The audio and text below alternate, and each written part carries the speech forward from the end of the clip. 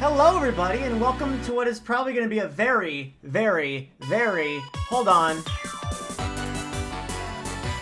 very, very, very, very, very, very, very, very, very, very, very crazy stream.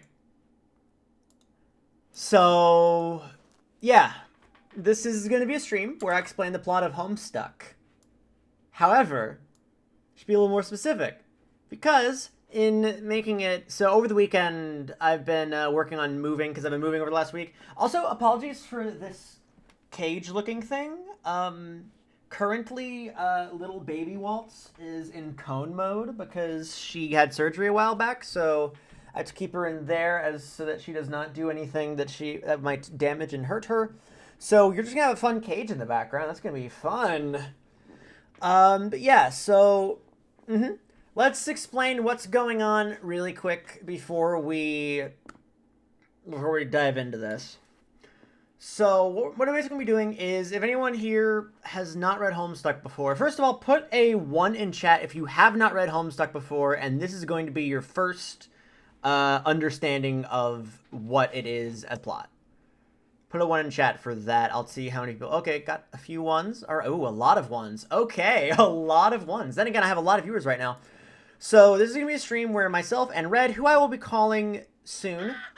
I'll be calling them soon. God, oh my God, there's even more. Anyway, Red and I are going to be going through this. However, both because I've been moving over the last week, especially over the weekend when I came up with the idea to do this, and because it's Homestuck, this is going to take a while. So in light of that, we are splitting this up into 2 streams. This is the first stream of 2 because I could not get this I could barely get this presentation done to get us up to where we are right now. Because right now this stream. So let me give you guys some context real quick. For those of you who have been following me for a while, you probably know that a while back I did a stream where I explained the plot of Blaze Blue, which is a very, very, very, very, very complex plot. I'm not gonna lie to you guys, and it's incomplete because like I never actually played the plot of the last game, but also it was pretty condensed. But that ended up chiming in around 76 slides. This one is 120 slides. And we get to about the halfway point in this presentation. So, yeah. Now, just as a quick heads up before we dive into it, parts are going to be incomplete because literally I got done with the writing it like 10 minutes before the stream started. So that was fun. I just realized I can make like a Q&A link, I think, for people to ask questions to. I don't know. I'll figure it out. What act is this through? This is going to go up to Cascade.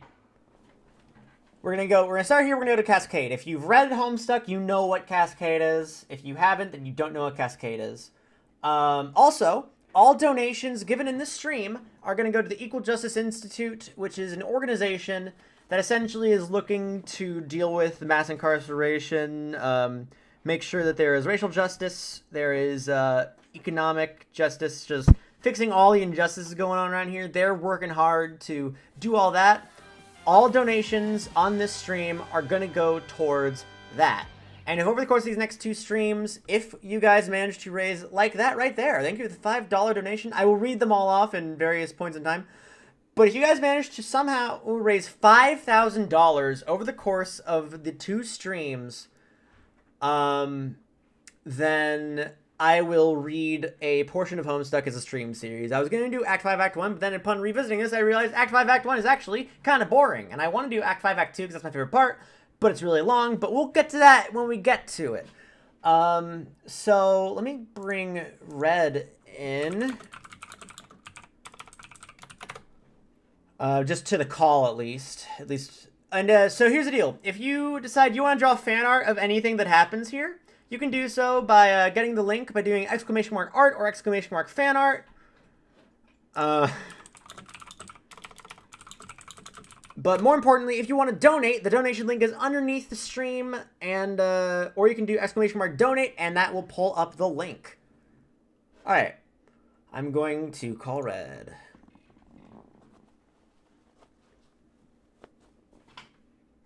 Hello? Ryan. Yeah? Ryan. Yes? What is it, Red, my good friend? I'm dying.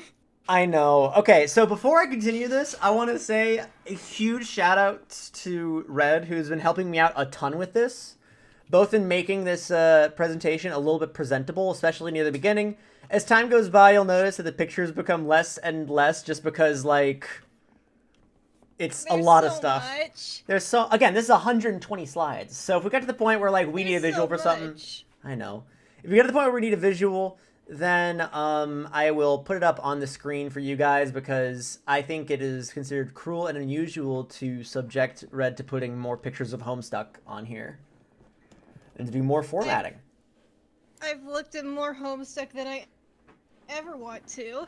Yeah, it's like that. But everybody go also, follow. I was about to say, everyone go follow Red on Twitch and Twitter. Sorry. I was just gonna ask that you screen share when you go through the slides. Oh yeah. I'm gonna do that. I'm just okay, cool. But first, everyone go follow Red on Twitter and is Red quiet for anyone else? Probably. I can turn Red up a little bit. I think I might have a Discord. Oh, sorry. Oh yeah, did you turn down your mic for podcast recording? I'm guessing. I didn't, but here. Ooh. How about now? Oh, that's a little too saucy. Okay, hang on. How about now? There we go. Let me add a little, I'm gonna a little text box just telling everyone to follow you because it's what you deserve. Thank you. And I can tell just what you want. You don't want to read Homestuck. No one does in this economy. You don't want to read Homestuck. I was about to say, your Twitter's Red Buddy, yeah? Yeah. Okay, cool. I'll make sure I got it right. Okay, let me get the screen. I can see just what you know. You don't know about Homestuck. Is there autoplay? You don't know about Homestuck. Yeah, so as you can tell, Red's having a great time. So I'm going to open up this thing called Audience Q&A. That way, if y'all have any questions about what the fuck you're looking at, we'll have moments where we can answer them. And it'll show up on the screen. So, all right. Let me do some screen sharing real quick so that you can see that, Red. Where's the button that screen shares for you first? Because you've done the work. You deserve getting it first. Oh, good. Hold on. That is the wrong screen. For you. Turn on... Not camera. Gross. Yuck. Screen share. You can do it. You can do it. Oh, come on. Oh, are you joking me? Is it not going to share because my computer's being a dumb boy? Okay, hold on. Let me... Sorry, guys. I'm just trying to share this. That depends. Is the PowerPoint 2 spinning blocks? You know what? It is. You figured it out. Okay, change of plans. Here's what I'm gonna do. I'm gonna... You might need to just restart Discord. That's usually what fixes this. Yeah, but this is also gonna happen on OBS. So I have an inelegant solution, and that is to have my dog do a squeakum. That's a good plan. You should carry it out. Tell me how it goes. Heck yeah! Also, thank you very much for the donation. Let's see. Okay, I'm just going to restart Discord and see if that helps. Sorry for the technical difficulties going on real quick. Homestuck had a rough transition to 3D. Jesus Christ. Let's see. Show Red my screen, Discord. I think I need to actually restart it, not this fake restarting. Yeah, I think you need to actually restart it. Okay. Can we not talk about the bull penis cane? We have struck the bull penis cane from the record. All right, let me, I'm gonna X out of this. So, for people in the audience, we're gonna be having a good time once we figure out how to make sure y'all can see my shiz. And I think I just left mid-conversation from Red's point of view. Okay, so here's what we're going to do. I'm going to first figure out if I can get... Okay, let's see if we can get a window capture on this. Come on, please work. For the love of God. Come on, you can do it. Nope. Okay, that's not going to work. Cool. Hello. Hello. I'm trying to... Yeah, my computer does this thing where every so often it's like, hey, that's my Discord. Epic. Okay, let's get display capture going. I just detest Just a man afraid to go home in the dark. All right. I always spend my evenings with In mind and song, but like a little life alone. I'm a I'll be singing that later. All right, so here we are, everybody. If you have any questions, you can ask them at the link up there. Okay, guys, let's fucking go. Let's do this. We're going to explain the plot of Homestuck, a presentation of the chunk with significant help from my good friend, Red. Oh, Ryan, you're not screen sharing for me. You know what? You're absolutely correct. Let me real quickly... I just need to prep this window so I can... Hello, that's the... You could just share OBS and I'll just see it from there. I know. Let me just do a share. Let's see if it works. That'd be great. Come on, yeah, application window's working, yay! Yeah, I'll just share OBS, why not? Buzzinga. That'll be fine. Absolutely, yeah. Let's and plus you can help me out and just be all like, hey, we are going to explain the plot of Homestuck. It's going to hurt a lot. But let's get it over with. Oh, don't worry, it already hurts. Yeah, and we haven't even started yet. Okay, so for everyone who has never read Homestuck before, welcome. And unlike my BlazBlue video, I'm not going to be doing any recaps. Okay, I might do... We'll see. We will see. Probably won't. Okay. We'll fucking see. So, I don't remember half of these slides. This is going to be very interesting. Okay, so let's fucking go. Let's do this. We're going to explain the plot of Homestuck. And by the way, the title of this presentation is I Do the Impossible. So that should give you an idea. Mm-hmm. Oh my gosh! I didn't know that you put in fancy little spinnies. So, you might be asking yourself, what is Homestuck? A nightmare.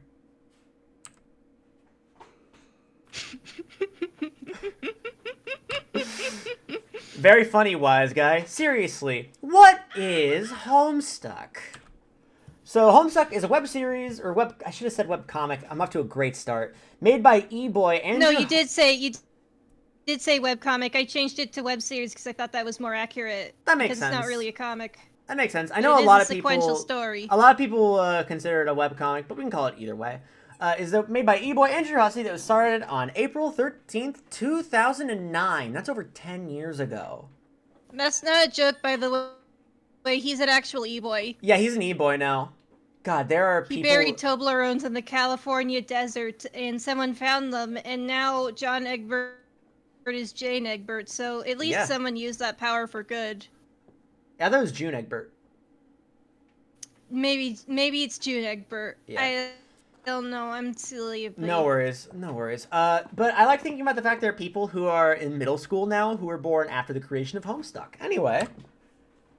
So the full experience includes GIFs over 4 hours, Ingrid Joe, worth of flash animations. 4 hours! 4 hours worth of flash animations, fully functional flash games, and 817,925 words, which is 125% longer than the entirety of the Harry Potter series. If it was published, it would be the 5th longest novel in the English language. Is known but for only slightly less eugenicsy than Harry Potter. Yeah, only slightly less eugenicsy. We'll get to that stuff later. It's known for its sheer size and the complexity of its plot. Which, hey, that's what we're doing. And yes, that's what we're doing. Also, your donation bar is blocking the bottom bit of the slides. Yeah, I should probably move that, shouldn't I? Thank you for letting me know that. I'm sure that later on, I'll put it right here. That won't block anything, I don't think. That's fine. That Cool. should be fine. Excellent. And then I'm sure my face is gonna interrupt stuff later, but We'll cross that bridge when we get to it. Also, did everything stop, by the way, on your screen? Because I minimized OBS. No, I can still see it. Fantastic. All right.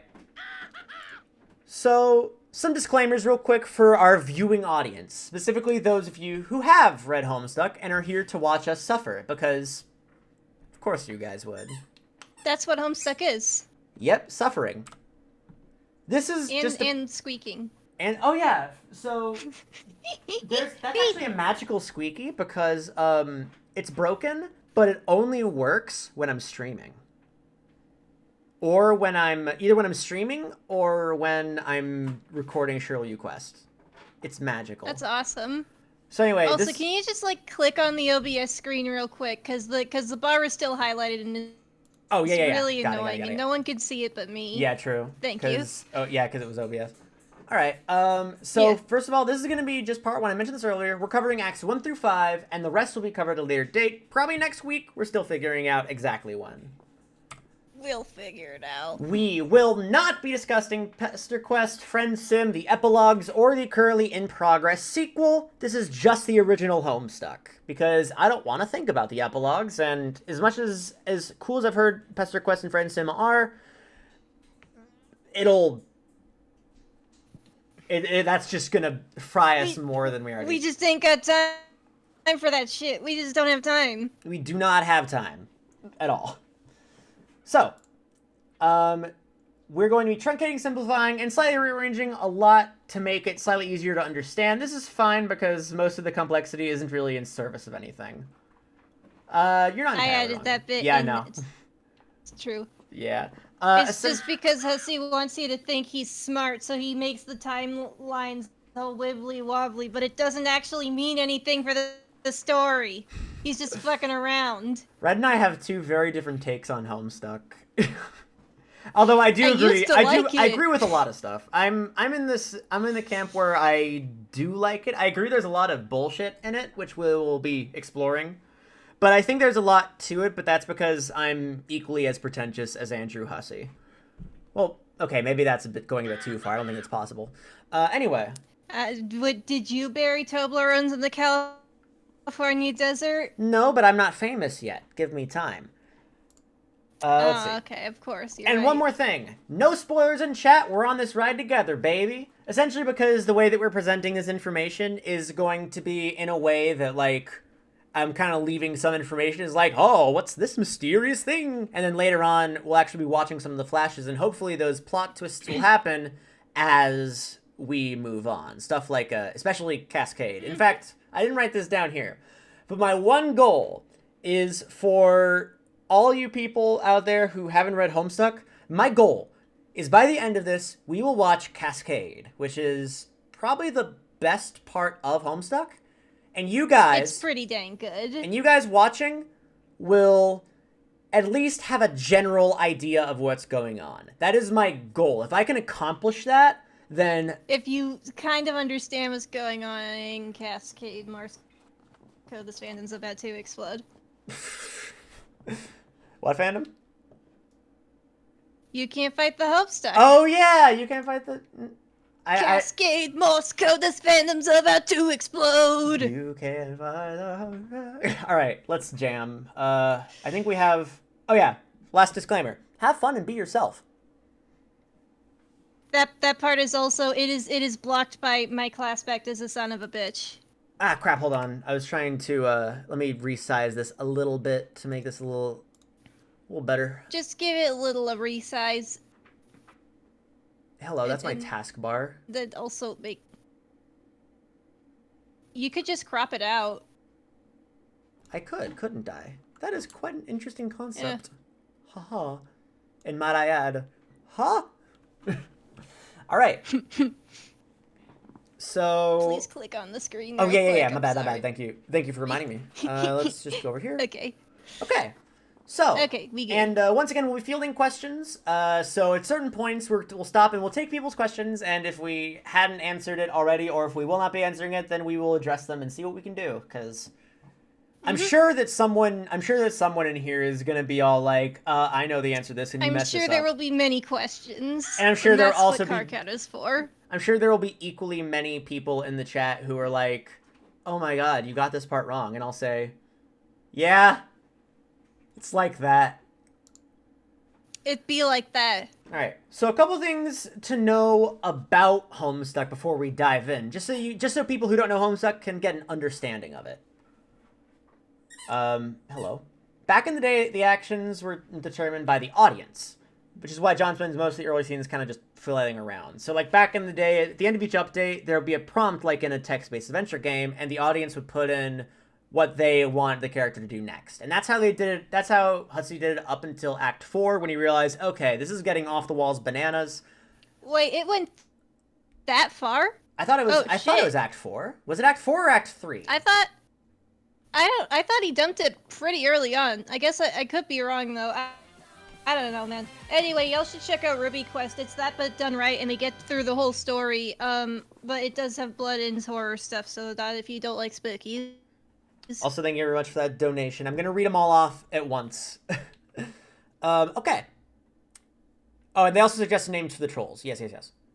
Up until the end of Act 3. Okay, end of Act 3 is when commands were no longer used or submitted. All right.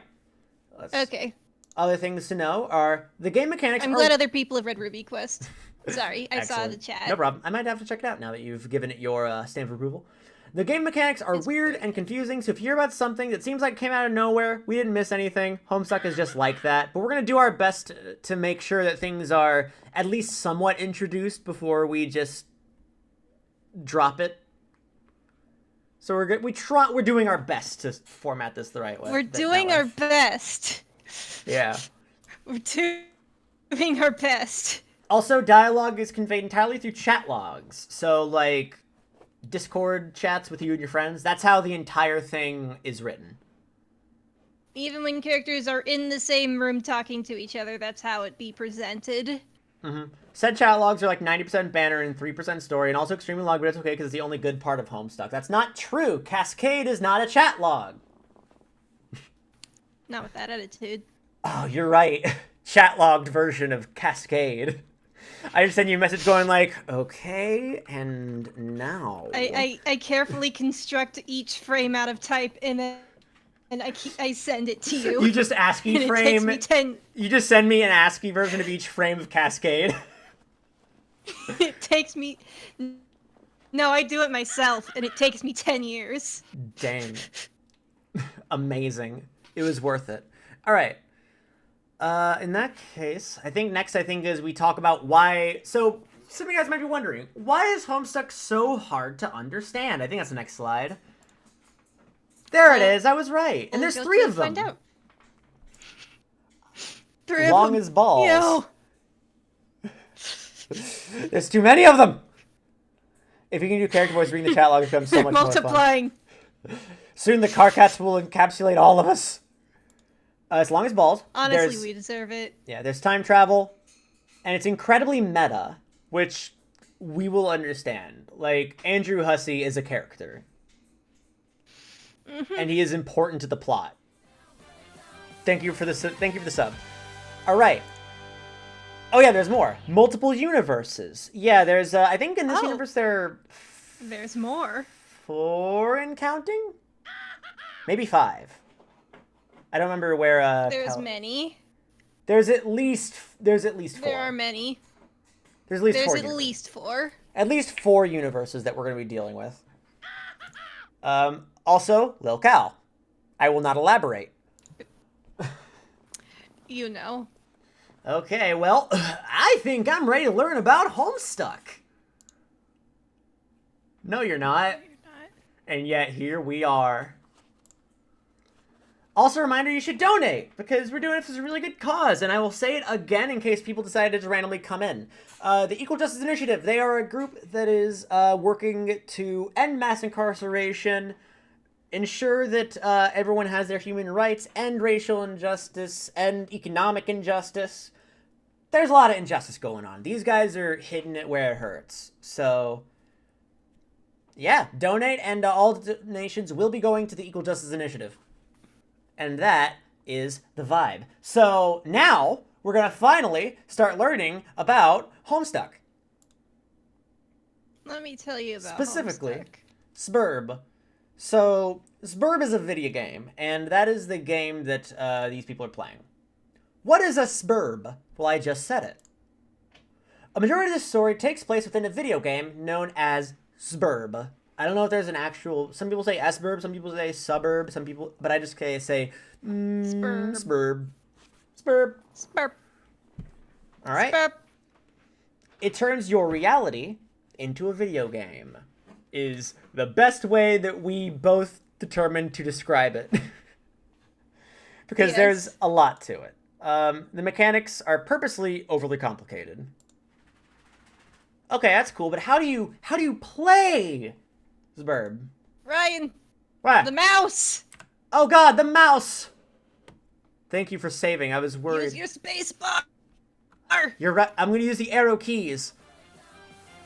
Thank you very much for the donation. Someone mentioned it's an isekai, and that is a true statement.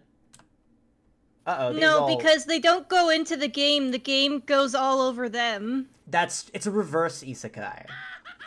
So It's a reverse isekai. So at its core, it's an RPG, but it has like 4,000 different other mechanics, like Sims and literal 7-dimensional chess. Although I guess technically it's more like 4-dimensional chess, because like Battlefield getting typed. I'll explain all that shit later. Managing inventory requires a knowledge of semi-advanced computer science concepts. We won't explain them here because they aren't important to the juicy lore, and the game kind of forgets about them. Like, that's kind of one of the things that actually drew me into it at first, because I'm a computer science major, and the very beginning of the game, it turns out that John has to use a Q, I think it is, in order to, I was about to say, is John the Q, or is he the stack? No, Rose is the stack. No, Rose is a tree. Whatever. Point is, he's a, oh yeah, because he gets a different modus that makes it a Q. Whatever, I'm being obtuse. They have silly inventory management, like purposely very weird and obtuse inventories. And honestly, I kind of like that, and I wish that he did more with it. But either way, oh yeah, John uses stack and Q. I mean, I do get that. I don't like giving credit where credit's due to Hussey, but I do understand that he can't. The joke can only go on for so long. Yeah. You know? Oh god, I read the donation message and I'm ready for it. It said, "Here's how Acid Cascade can still win." Am I getting another dog? Epic. Although then again, it would be delightful reincorporation if. Oh wait, no, I can't say it because it's a. If John is about to do final thing TM and accidentally throws everything in his inventory out at the final boss. I was gonna say that Dave. Like, once again, accidentally impales the final boss. Oh, yeah. Also, when you start the game, it destroys the world. Something that I think I should mention. Yeah, when you start the game, the world just gets... It starts a countdown to destroy the world you're living in. So, in playing this game, they destroyed Earth. Oopsie. Oopsie McFreakin' Doodle. Whoopsie daisy. Okay. So, Whack, how does the game start? So there are 2 players, and we haven't even started the actual story. I might need a diagram for this. So there are 2 players for each sort of for each space of the game. No, that's not a good way to describe it. I should have actually practiced it. Maybe okay, so every player needs the assist of another character. That's a good way to put it, yes. Every character needs the assistance of another player. The player who's just chilling out, vibing, me sitting here right now in my whole world, that makes me, if I were playing the game, I would be the client player.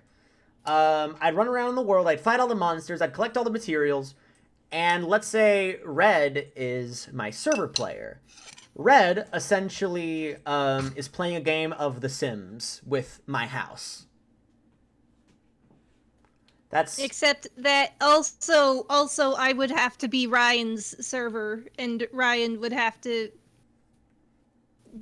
And yeah, it's you need an even number of players. Yeah, and in order to I mean, if you have a cycle going, you don't necessarily need an even number. If you do it cyclically. True. But essentially, if Red's playing the game, then Red also needs to be a client and run around in their whole space, while someone else, which, if it's just the 2 of us, then that would be me, is the server player for them. If that makes sense. It doesn't matter that much when you get into the later acts, so like if you don't understand, just don't even worry about it, man. Yeah, Albert, Ryan the mouse, just use your space no, bar. I'm getting paint.net ready. We're gonna be using this a lot. Okay. So Wait, no, use MS Paint. It's for theming. You know what? Because You're right. it's MS Paint Adventures. You're right. Okay, so here's our MS Paint at the ready. So essentially, you know how in The Sims you're God and you can like add stuff to people's houses? So essentially, let's say when you are a client, you are a Sim. I Basically. thought that was his legs for a second. I was like, huh, party boy. Client. I'm just making sure this is clear because I'm going to be using this terminology throughout most of this first half. And the person who's controlling like the house and stuff up in the clouds, that is removing your pool ladder, that is the server. Mm-hmm.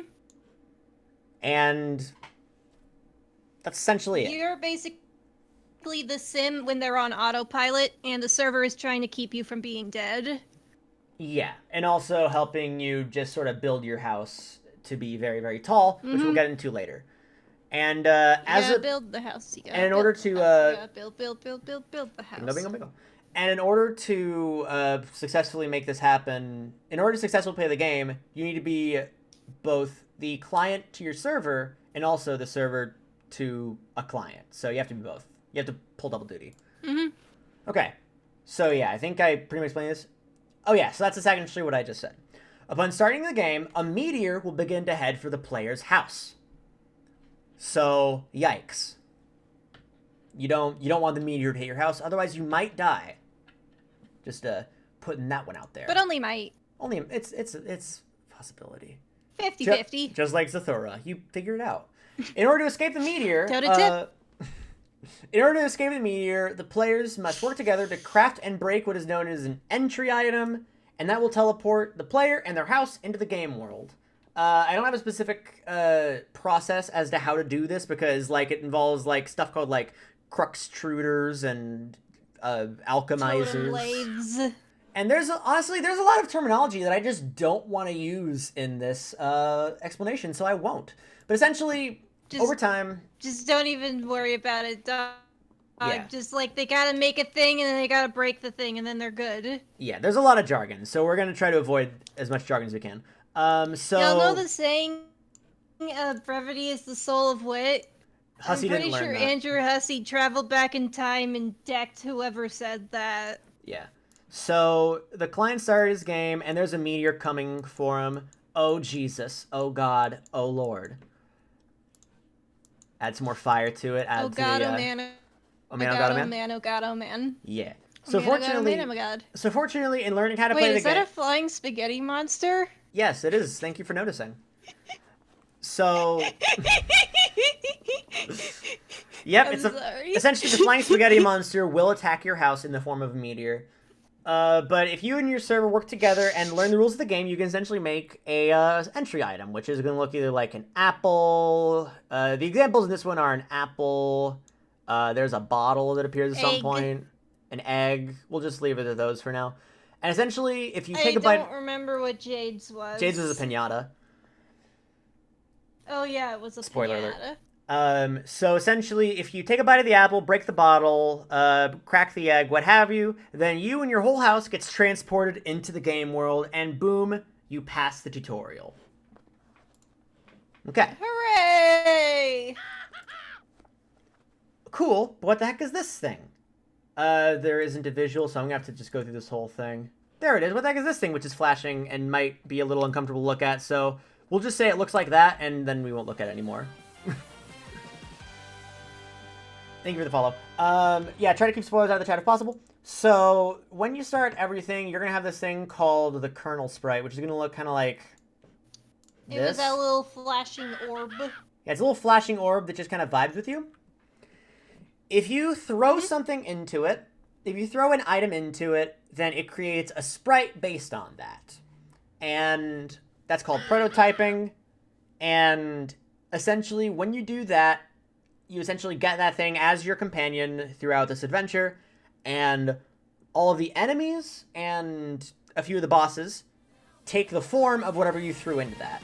So let's say, for the sake of example, I throw in a Super Monkey Ball for the Nintendo GameCube.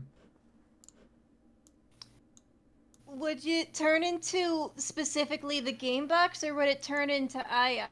For the sake, let's say for the sake of argument, it turns into I. So essentially, if you throw a copy of Super Monkey Ball for the Nintendo GameCube, if you follow that up with a copy of Pro Skater 2, it'll turn into an I. That's Crazy Taxi. Oh fuck! I fucked it up. Oh no. Here's my terrible drawing of what I sprite would theoretically look like. So you have I sprite, and now you have I, and he's going to help you out throughout the game. However, you will also notice that all of the enemies in the game, with their weird little... also look like I. It's okay though, because the controls are bad, so that's actually probably... yeah, the best thing you could toss into your sprite. all the bad guys are going to be rolling around in their monkey balls because they are taking the form of I. So that's how prototyping works. I hope that makes sense. All right, so I think that explains everything we know about the game so far. Let's see, is there anything else that we need to know about the game before we get started? Oh yeah, so as an example, here's what some of the prototypes for John looks like. First he throws in a Harlequin, which looks like this, and then then his grandmother's ashes fall in, so that becomes Nana Sprite. And Nana Sprite can talk to him and just be like, hey, how's it going? And, oh yeah, also something I didn't mention is, can you talk to the initial and secondary prototype? I kind of am doing that right now. The essential rule is the enemies don't take form unless they're prototype before you enter the game. But for the sake of moving things along and not getting too confusing, yeah, essentially if you throw something in there, then it will be prototyped and all the enemies will look like that. And you can prototype something multiple times. So like this one is you throw in a clown doll and then Grandma's ashes fall in. And some fake arms. And also, as a final note, this can be used to...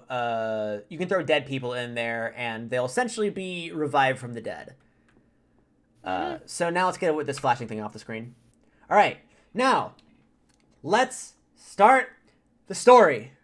Clown doll, it's a Harlequin. I know, but I want to say clown doll. Apologies for the thing being on screen for too long. There will be plenty more tutorials as the game goes by because there's a lot of mechanics, but for now, we can get started. Act 1. Homestuck is comprised of 7 acts, and this is the first act. And they are all of equal length. All of equal length. So, we see a young man standing in his bedroom. His name is Zeus Smell Poop Lord. His name is John Egbert. And today is his birthday. So yeah, today's his birthday. Happy birthday. And he's excited because he's not excited because he's currently stuck at home. John. You know, the name of his thing. Oh, there are intermissions too, but as he waits for the beta release of his new video game known as Suburb, which we just got done talking about. Wow. He's got 3 other online friends who live far away from him named Rose, Jade, and Dave, who we'll be checking in on later. And he intends to play this beta with his friends. So yeah, it's fun. He lives with his dad, who's just a little prankster man. Let me pull a picture of Dad, because I don't think we have a good one. Did you put one in later? I did put in a picture of... They'll get to see Dad, don't worry. Okay, yeah, I was about to say, like, I know that there's a picture of Dad later on in, like, Act 3, but I'm just gonna... No, like, in these early slides, I put in a picture of Dad. Okay, awesome. Like, if not in the next one, then, very soon. All right. And his weapon of choice, I just like putting weapon of choice because I like that little thing about him. His weapon of choice is a hammer. He'll be using hammers in this. Act 1. So as you can see, there's a little package in the car. After a raucous is raucous. We discussed this, Red. It's raucous, right? You're the one who put that word in there, man. And then I think I tried to figure out if it's pronounced raucous or raucous, and then I figured out it was in fact pronounced raucous. Anyway, after a raucous skirmish with his father, John manages to get his copy of S-Burb, or Suburb, or whatever. Unfortunately, leaving a couple things in Dad's car, such as his server copy and a mysterious green package from his friend. There's Dad! That's what Dad looks like. There he is, pieing his son in the face. And by the way, yeah. I know that it's confusing because, like, there's a set of glasses which is hiding identity, but he is the one on the left. That is John. I know that the disguise is confusing, but if you watch, you'll if you watch really closely, John, see, just a sec. you can tell it's John before he equips his fake glasses. I know it's hard to tell because they just look so different. Mm-hmm. But you're just gonna have to trust us on this one. Yeah, absolutely. And that is the raucous skirmish that we were referring to just a moment ago. Mm-hmm. Okay, Act 1 continued. I forgot about that. So John undulates in his room. Did I put undulates or did you put undulates? I'm pretty sure I put undulates because I really like that word. Okay, because I don't think I've ever used the word undulate in my life. John undulates in his room. Well, I love that word. It's a good word. And casts a couple things out the window due to hilarious inventory shenanigans. But then the game starts. Wow. And he gets started with the help of Rose, with John as the client and Rose as his server. So as you can see here, Rose has dropped a bathtub in the middle of his staircase, as one is wont to do. That's one of my favorite scenes, so I had to make sure it was in here. You can see me, right? Tell me what's wrong with this picture. He just climbs in the fucking bathtub. So John gets his cool Colonel Sprite and throws a creepy Harlequin he got for his birthday into it. And later on, he accidentally throws his grandma's ashes into it, which creates Nana Sprite, which looks like we saw it earlier, but it's right here. And I see that the they/them is blocking it, but you'll see more Nana Sprite later. The meteor comes flying for his house, but he manages to make it in time. Yay! And I put in this thing because I want to make sure the Jokers knew about their Nana Sprite. And then a text box appeared. And then I think you put yell ha ooh ooh, to which I made sure that we kept... hey! Yell ha! Link. Yell ha! Ha! Alright, Red. You want to ask the question that's pictured here? Say it. No, you have to ask the question. Okay. Hey. No, read it. Hey. Read it. Why does moon rock taste better than earth rock? I don't. It's a little meteor.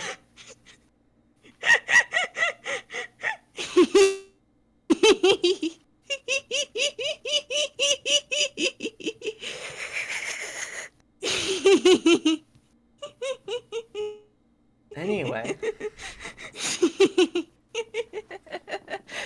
So we did it, everybody. We got through Act 1. Well, no, we need to do this first, because this is Rose. We meet her in Act 1. A young girl in Act... I forgot that you put... I didn't see that you put in Act 1 as if to rub it in my face that I got it wrong. Thanks, Red. Savage beast. Speaking of that Rose girl earlier, meet Rose. Here she is. A lot of people like Rose. Meet Rose. I think Rose is pretty radical. She This is John's online friend from far away, helping him play the game.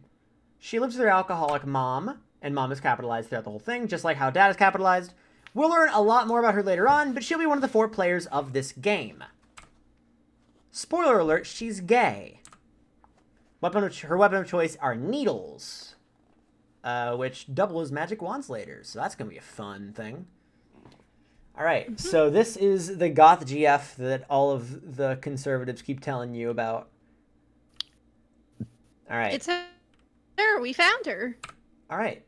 Alright, we made it to Act 2! And we'll keep on moving. We're not going to take the questions yet because Act 1 isn't too big, but hey. Act 2. Oh boy, we're Act 2 already? Wow, this is probably going to be a very quick stream. Yeah. Yep. So John's house is teleported into the game's dimension known as the Inciposphere. That's what the game world is called, the Inciposphere. where Harlequin-themed imps are attacking and they kidnap Dad. Oh no! Once again, they are Harlequin-themed due to the fact that he dropped the Harlequin into his Colonel Sprite. So yeah, that happened.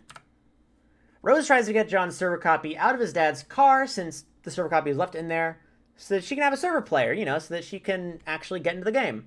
But her laptop loses power and she drops his dad's car into the abyss.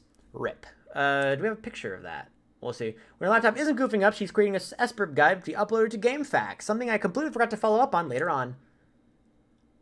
That's a picture of the car falling through. Oh, a GIF of the car falling through. So yeah, right now, John's house is just kind of on a big pillar of land. Mm-hmm. So that's the thing. Also, spoiler alert, I'm not going to be saying the medium because fuck that. Wait, why though? But it's easier to say. Because the reason is because the medium is technically like, I guess I could have used medium instead of, because the medium technically only refers to the planets in Skya. While Incipisphere covers stuff like the Veil and Durst and stuff. Who cares? I know. Either way, Incipisphere is a fun word. I'm just going to keep on saying Incipisphere. It is a fun word. You got me there. Mm-hmm. It is a very fun word. So, yeah, I think there's another one. Oh, yeah, and there's John being... Oh my fucking god, I just noticed! Yeah. In fact, if you save the image, it's the original name _ retcon. Yeah. Yeah, you'll get what we're talking about later. Yeah, you'll get what we're talking about keep next that in your stream, brain pockets. Yeah, keep this part in the brain pocket if you're so inclined. This is oil, by the way. In the little crevices in your brain wrinkles. Yeah. I mean, I know that they show it to you, but this is spoiler stuff. This is something that like they show, but I completely forgot about that, and I'm just like, oh, that's nice. All right. Mm-hmm. It's a secret that'll come in later. It's a secret. Meet David, or Dave. This is Dave Strider. He's a sunglasses kid that all the Homestuck fans kept warning you about. He lives with his bro and his brother's puppet named Lil Cal. And he created the webcomic that we know as Sweet Bro and Hella Jeff. Now, the reason I'm bringing this one up is because my friend told me about Sweet Bro and Hella Jeff, not telling me it was from fucking Homestuck. So, I just had to live with that one.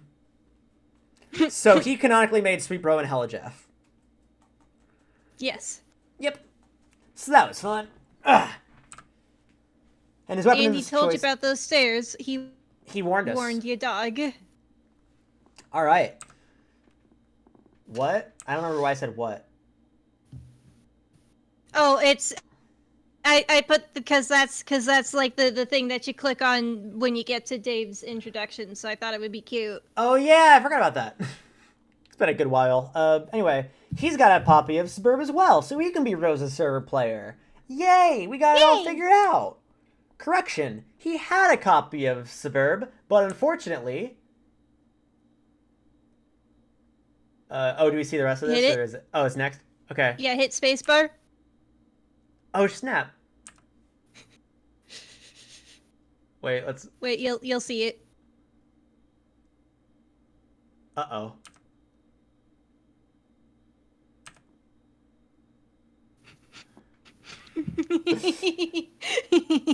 For context, he lives on like the 20th story floor of an apartment complex.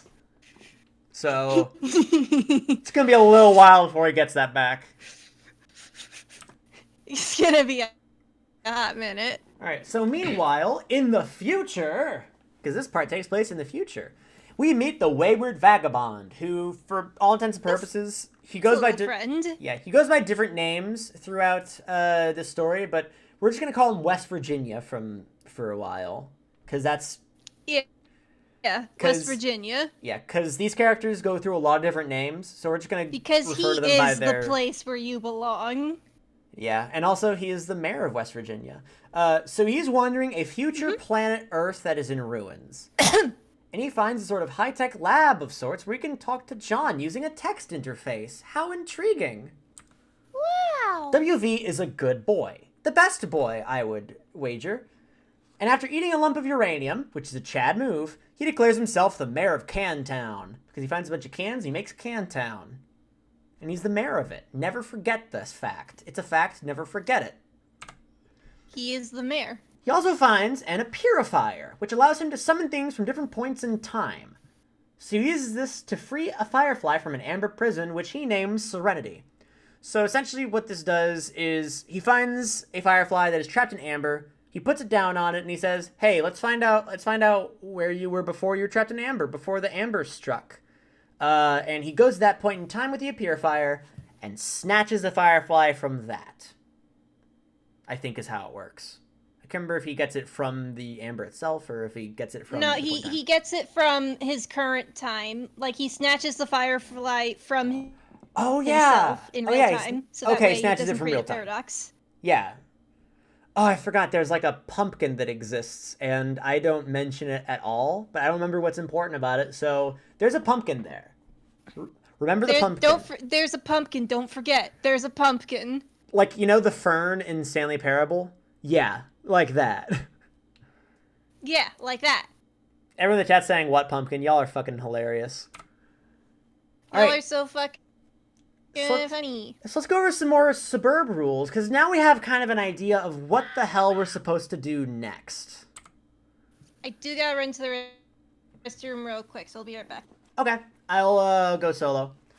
So, in the story, these particular rules are explained to John through Nana Sprite. I don't remember how Nana Sprite knows about it, but she sure does. In the center of the Inciposphere is Skaya, which is where the forces of light and dark wage constant, unending war. And it seems like getting there is the goal. And we'll have a whole diagram of what the Inciposphere looks like, just once we have everything else noted. Because there's a bunch of other stuff I need to talk about first. The first step to getting to Skaya is to reach the first gate, which is a portal found hundreds of feet above John's house. I totally stumbled on that.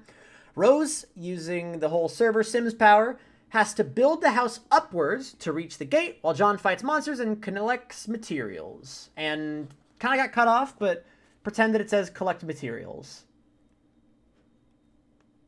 Okay. The battlefield is in Skaya. Yeah, I'm kind of conflating Battlefield and Skaya. Because I don't want to differentiate between two different things. Because it's like that. Okay. Just like Minecraft, kinda.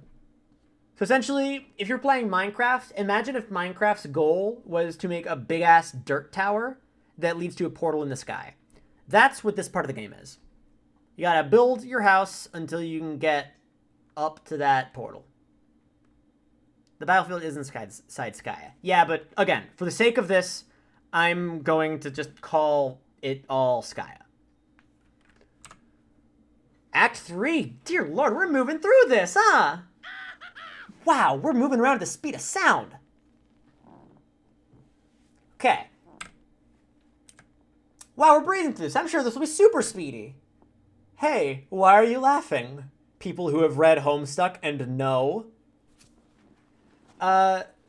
So, once again, I don't know how many people have not read Homestuck here, but the reason this is a funny joke is because the acts get longer as time goes on.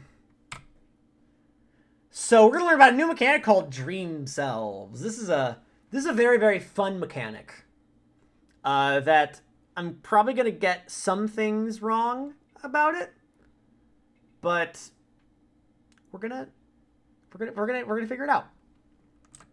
So in the game of Suburb, when you're asleep in the game, you can awaken your dream self, which is another version of you that lives in the kingdom of forces of light, Prospit, or the kingdom of the forces of dark, Durst. Epic! Hey, I was just explaining dream selves. Okay, Yeah. Yeah, if a mod wants to do a poll on if you've read Homestuck or not, feel free to do that, chat.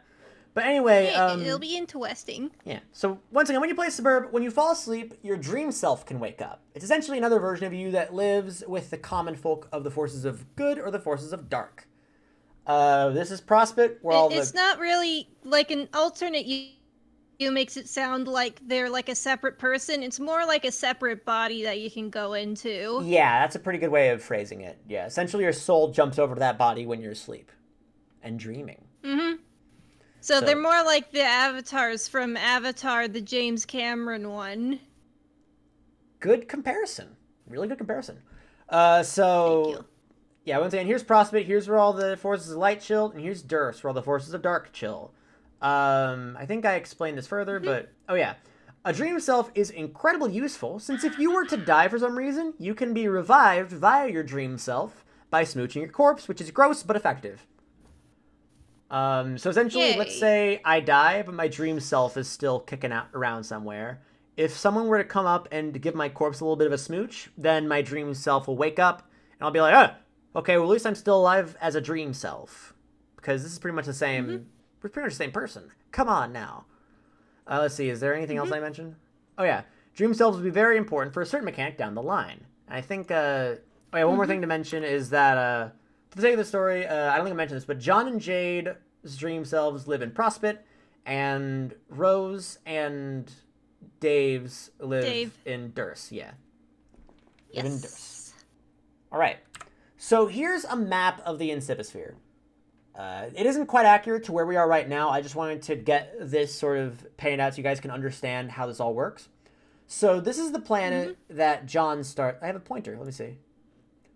Oh, I like this. Ooh. So this is I like that a lot. I know, right? So this is the planet that, oh my god, I love the little trail! I am enamored by this. Good. This stream is now dedicated to watching this little boy go. Look at that little boy go! Alright, let me see the poll real quick. So, by the way, the Have You Read Homestuck poll is done, and we have 47% with yes, finish it even, 19% for yeah, but I didn't finish, 1% with one vote on I read Sweet Brown LHF, and 33% have not read it. So this is going to be interesting. Yeah. Looks like we're going to get a pretty mixed bag of reactions, so that's good. Absolutely. So this is the plan. These planets don't exist yet because they haven't gone to their game yet. Hey, is there a way to keep that bar from popping up while you're mousing around? I don't think so. Like in the bottom corner? This one? Yeah, I don't think so. Wait, let me see it. I mean, like, yeah, I don't know how to do it. Oh, well. Dang it. Okay, that's fine. Dang it, indeed. Okay, so essentially, this is the planet that John is on right now. Here is 7 gates. Gate number 1, 2, 3, 4, 5, 6, 7, and that leads all the way up to Skya. This is where the big battlefield is. Yay! Prospect chills right next to Skya, so if you were to chill out in the moon, then, which is where the people live, you can kind of get a glimpse of Skya every so often. Just go like, hey, how you doing? Hey, Skya, what's up? Surrounding all this is the Veil, which is essentially a big ol' asteroid belt. And then the other side of the Veil... But the asteroids have fun surprises inside. Yes, which we will explore as time goes by. Thanks for the follow-up poll. I warned you about the stairs, bro. Also, it's I told you, dog, not I warned you, dog, you fool. Yeah.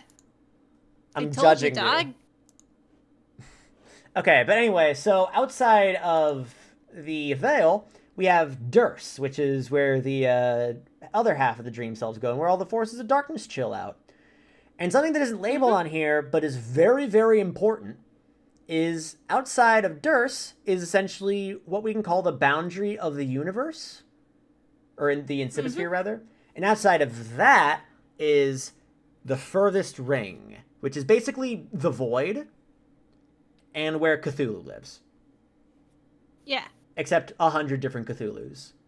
Over there in the void, over there in the furthest ring, time doesn't flow normally at all. Space doesn't flow normally at all. Time and space are just a clusterfuck. And they're horror terrors, which are just big ol' monsters that are very, very spooky, and also gods. Fun tentacle boys. Fun tentacle boys. They just want to be your cuddle friends. Yeah, they're just all hanging out here. Anyway, so that's the Inciposphere. We have Skya in the center, Prospect on there. The gates that lead to different planets. This one will be Rose's planet, this one will be Dave's. The Big Veil, which is a bunch of meteors, asteroids, what have you. Durst, which is where nighttime people go. And then outside of that is the furthest ring, which is the Cthulhu void. Cool. I can just keep this. Oh, and here's Jade, I guess. You know, that one character people seem to like for whatever reason. Oh, wait, I remember the reason. It's because she's good, and I love her. She good. Jade Hey, look, is it's a very pumpkin. good. Hey, look, a pumpkin. Wonder what that's about. Anyway, I promise you guys I'm being coy, but I do not bring up the pumpkin once. Mainly because I forgot Yeah, about like, we just now remembered the pumpkin. Okay, I do remember one thing that it does. I remember one thing that it does. Well, I'll bring up the one thing when we get to it. So Jade is an animal-loving gal who lives on her deceased grandfather's faraway island that houses a mysterious froggy temple. Very mysterious. She's kept safe and out of the frog ruins by an immortal teleporting dog named Becquerel, or Beck for short. Did you put a picture of Beck in here? I did not, but I'm pretty sure you'll get to see Beck in a later slide. Yeah, Maybe. I still want to show the world this good boy. Yeah, I actually am not sure. Go ahead and grab a pic of Beck. Okay. Send your best Beck peck. I'm just getting the first one that I got. I'm just gonna get this full size image. I'd be careful because certain other things come up when I search Beck. That is spoilers. Hey, so if you prototyped a fun 2003 Nickelodeon actor with Becquerel, would you get Josh Beck? I think you would, Red. I think you would. Anyway, okay, this is sure. Anyway, this is Beck. This is good dog best friend. He is good dog best friend. I was about to say he is good dog best friend, and he emanates this weird green energy and teleports. You know, like most dogs do. But don't worry about that. Don't worry about that. I'm sure. As most dogs do. I'm sure we'll discuss this later. By the end of Act 3, she manages to finds out that inside the temple is a time capsule set to open right about when she arrives there, conveniently. But we'll get to that later. Yeah. And her weapon of choice is a rifle. Yay. Enough of this, furry. Is Dad okay? Dad, after being captured by the Force of Darkness, is brought to the archagent known as Jack Noir, who will be showing up later in a picture. The Queen likes to dress Jack up in silly clothes, and boy howdy, Jack doesn't like that. Dad destroys one of the silly jester hats, winning the favor of Jack Noir, so Jack lets him go free. Hello! Ryan, you moved him! I thought it was a mistake. I didn't know it was a thing. Also... No, it was on purpose! I thought it'd be fun, like, oh, here he is! Also, thank you to Clubs Deuce for gifting, dear lord, how many... Oh, 5 tier 1 gift subs. I do love that the subscribe tone played at the exact same time as Jack rose from the bottom, so it was like celebrating his arrival. Would you say when Jack ascends? Here comes a boy. So here's Jack Noir. He's being forced to wear silly clothes by the Queen. I think we have one more to give out before the alerts are done. Either way, that's Jack. He doesn't like the Queen, who is huge. He doesn't like the hits. Who is blah blah huge bitch. Also, I just realized something. It says shared rewards to 25 others in chat. So, we'll see if this keeps going. You 100% skip the intermissions. The intermission happens after Act 3. Don't worry. We're gonna do the intermissions. We'll get there when we get there. Unless you mean on my first reading, which I did skip the intermissions because I'm an idiot. Yeah. Yeah, I skipped it in the first one. By the way, Clubs Deuce, thank you very much for gifting those subs. And Clubs Deuce is a character from Homestuck, who we'll talk about soon. So Dad's been let free by Jack Noir. What about Dave, though? Dave? Dave's bro calls him to the rooftop as meteors continue to fall from the sky. Because, you know, John started the thing at the end of the world. And he says, hey, bro, meet me on the rooftop, bring Lil Cal. What? Where are you whoopsing at? Oh, the whoops to the end of the That's thing. it. John whoopsie daisied. Yeah. No. And they're about to fight. How do you think it ends? And then what?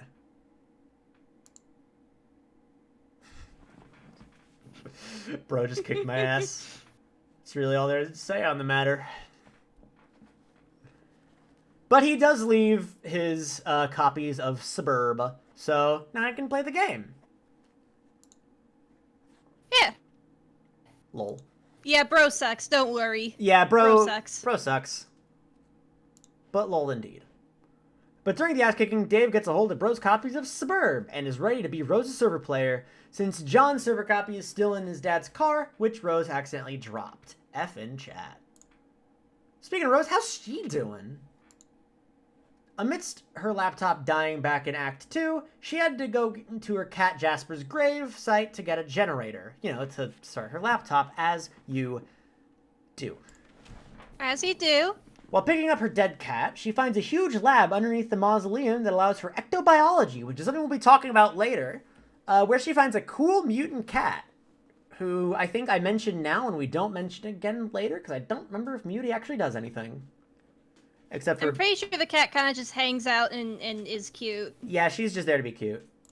But Muty's cute. Short version, Mom's doing some crazy stuff. Do we have to pick a mom available soon? Or did you put one?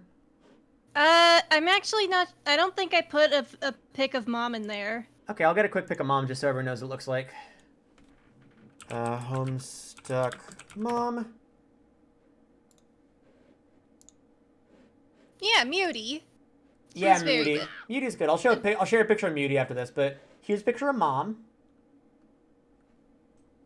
She's just vibing. She doesn't have eyes. Don't worry about that. Let's get a picture of Muty real quick. Don't worry about it. I'm going to take a guess and say when I search this, I won't get any spoilers, but I could be very wrong. I'm rolling the dice. I'm going to switch it back. The only spoiler is that you see Carcat, but I think people know that Carcat exists. Here's Muty. We already saw Carcats, so it's fine. We already saw 3 Carcats. Here's Muty. We saw like 6 Carcats total. We are good. Mm-hmm. So here's Muty. Muty has 4 eyes. Because Muty's a nerd. Nerd cat. Anyway. She's very good. She is very good, not gonna lie. And Mom is... Oh yeah, but now, Rose and the deceased Jaspers are ready to roll, with Dave on the server side ready to jam. And now, we're gonna watch our first flash together, everybody. This is... Here we go. So I hope you understand what's going on. So, as I mentioned before, I'll give commentary as we go along. If you guys so desire it, and by if you guys so desire it, I mean it's happening. Sorry, I won't pause. Also, Rose's house is burning down, so just... Yes, due to the meteors. Just keep that in mind. Yes. Okay. I was about to say, I might do occasional pauses if we need, but I think we'll be fine with just me saying, like, that's XYZ. Okay. Yeah. Here we go.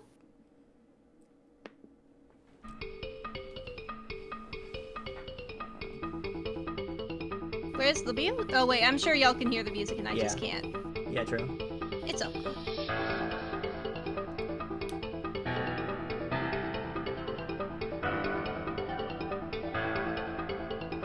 There's Muty. Jade's in the jungle. I'm in the temple.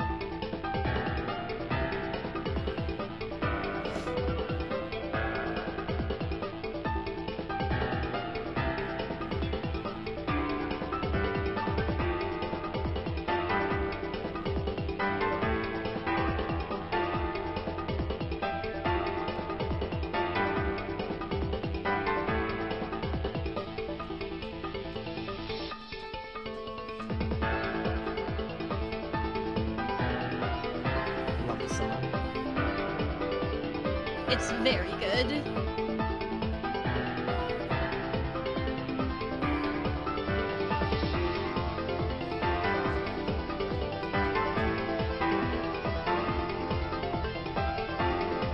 So Dave puts that on the roof for some reason.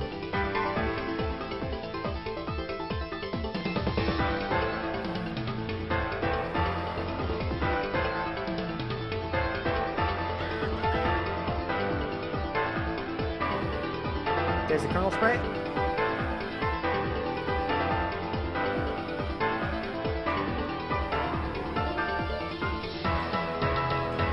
Jesser's been prototyped, and the entry item is a bottle.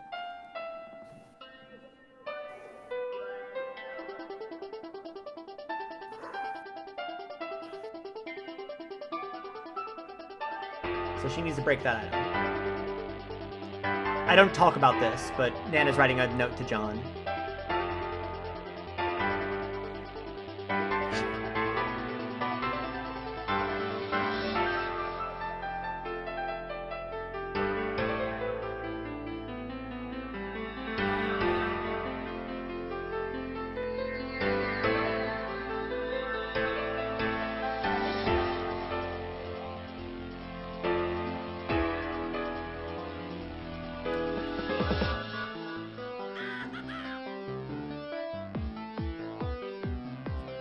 so the squid thing went into the sprite as well.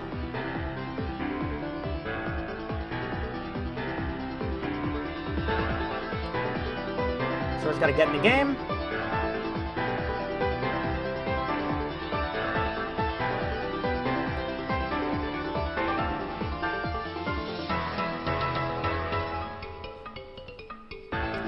So now we're back to John. He's going to try to get to the gate.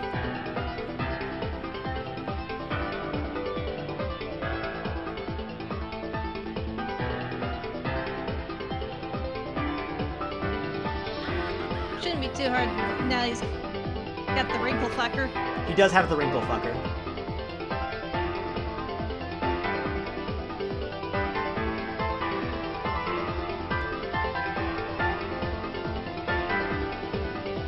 That was a Bill Crosby top, just don't even worry about it, man.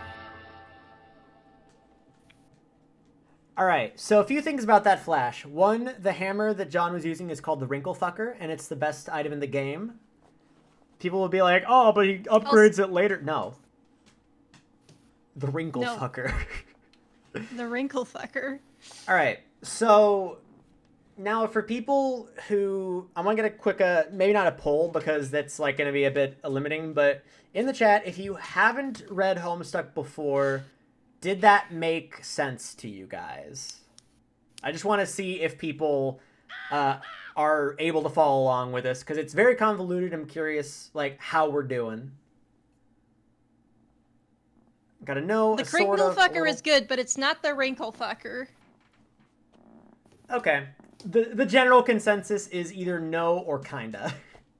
Which, honestly... I feel like that's the best we can do right now. Yeah, so I'll give a quick play-by-play real quick. I'll pause it at various points and just...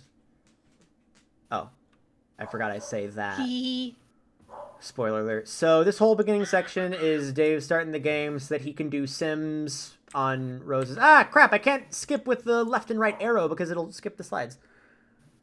If I could pause and like take notes, some of it would make more sense. Okay, I'll pause and take notes for future flashes. For right now, I'm gonna do a quick just play-by-play real quick here, so that y'all are fully understanding. Right now, essentially, the game is starting up. Rose is trying to get in because a meteor's trying to fuck up the house. I know it's not my fault, but I want to make sure that everyone's doing as good as possible. This is all just a startup sequence. And Jade exploring the cool temple near her house. And then Dave's making some sweet bro. Dave's drawing some sweet bro. Yeah. And this is the time capsule that Jade finds. This is a time capsule, and essentially the way it works is if you put something in it a long time ago, like years and years in the past, and set it to open another certain time, then it will open at that time, and what's inside doesn't really change. So, yeah, it doesn't like age or rot or anything like that. Yeah, no aging, no rotting. In stasis. Yeah. Essentially, yeah. No aging, no rotting. All right. So Rose. In order now, and we'll send you 2 of them. So Rose has started up the game. The meteors are coming, and Rose is trying to get Dave to help out. And most of this is just like the process that we were talking about earlier. Starter stuff. Yeah, stuff to create the all you really need to know is that thing right there. Specifically... Yeah, that thing right there that he's about to crack open and has the kernel sprite in it. Yeah. So the kernel sprite's right here, and she throws her dead cat into it. So now, because of that, we have Jasper sprite. And also, they flash this for like a quarter second for some reason. But this creates what is the entry item. In order to escape the meteor hitting the house, she needs to break this bottle. But she knows wait a minute, that's a flying hand. From the wizard statue that got thrown earlier. And also, quick thing to note right here, because this only plays for like a second. This is so fast-paced, it's ridiculous. Yeah, they happen like 100 miles an hour. I would not be surprised if y'all didn't understand what was going on. So this is a Squid Princess just plush that they have, and they decide they're going to prototype it with that as well. I don't remember their reasoning for it, but also some of them are 20 minutes long. I don't think think there was any reasoning. I think you just have to prototype like 2 things. Yeah, I think over time you got to prototype 2 things, yeah, but I know that like Nana Sprite wasn't in until after they entered. Either way, Dave is just like, hey, let's put this squid friend in there. So that's gonna get prototyped. This knocks the bottle away, and Rose thinks, oh beans, I need to get that bottle and break it so that I cannot get hit by meteors. Okay, Crystal Quick says when it's prototyped twice, it functions immediately before entering. Okay, so if you prototype the first time, it's just a face, but the second time it becomes a fully functioning being, which isn't true for some of them, but whatever. We'll just get moving. But Hussey doesn't follow his own rules, so like, Yeah. just let's not even fucking worry about it, man. We'll be done. We'll be fine. So Rose is like, beans, I gotta get that. We don't care about this part because it's just Nana caring about her grandson. You know how it is. Dave being attacked by crows, which isn't really relevant. Rose decides she's gonna jump off a cliff, as you do. It's cute, but it's not that important. Yeah, it's cute, but it's not important what we're talking about. I don't want to confuse too much stuff. So, and she jumps down, grabs it, and gets saved by Jasper Sprite, which has all the tentacles from the Squid Princess. So that's how that happens. She's like, thanks, kitty cat. And then she has 20 seconds to break it. She's like, what? New pussycat? Whoa. There's 20 seconds until she has to break it, but also Jade notices, wait a minute, 20 seconds until this time capsule opens up. What's going on? What's inside there? What's in that funky little time capsule? I don't know why she takes so long to break this. I think it's just like slow motion Yeah. or something. I don't know. This part right here is just something that has to do with those dudes in the future, but like, we don't need We'll get to it. Don't worry about it. I don't think I discussed like the whole correlation between the entry item and the ships, but we don't need to worry about it too much. Oh snap! Marble, your rating radiates hubris? Oh god, shit. You know it. Bubble. You know I'm radiating hubris. Hey Marble, welcome.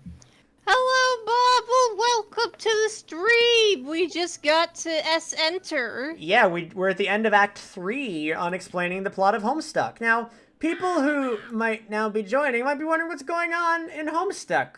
Which means that in order to fully let you guys feel right, I have to give a recap. Looks like we gotta start from the beginning again. I will give a very, very quick recap.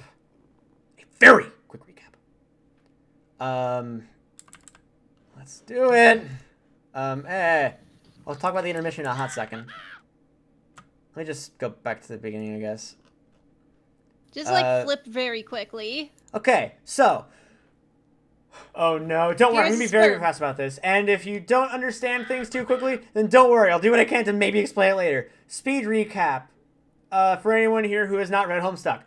It's about a bunch of kids who play Suburb, which is basically Jumanji but a video game, and also a mix of Jumanji and Zathura, because it turns your reality into a video game, and there are a bunch of game mechanics that are just absolutely nuts. Essentially, it's an RPG where you grow as a character, but there's also a bunch of other stuff, like Sims are involved, and there's 7-dimensional chess later on down the line. I'm not even going to talk about the inventory, because it doesn't matter. There are 2 players. One of them is the person who is the sim in a game of Sims. The other one is the god player. And everyone has their own server who helps out and moves, essentially builds up their house to be taller. They can just do that to your house. So if like the server is like, I want to add a new floor to your house, then they can do that. But in order to do that, they need materials. And you can get materials by, if you're the person who is the sim, you fight the monsters, get the materials. There's also alchemy involved, but I'm not going to touch that. But once you start the game, a meteor's going to start heading for your house, so you better learn how to play the game quickly, because you have to craft something called an entry item, and if you break the entry item, then you and your house are teleported into the game world before the meteor can hit you. Okay, but cool, what the heck is the kernel sprite? Essentially there's a thing called a kernel sprite. If you throw something into it, it's Navi. It's Navi. Yeah, it's Navi. It's Navi. It's Navi, and you can throw things into it to determine what flavor of Navi it is. So, like, it starts out looking like this, all flashing and junk. TF Navi. Yeah, it's TF Navi. It starts out flashing like this. You throw a Harlequin into it, it'll look like this.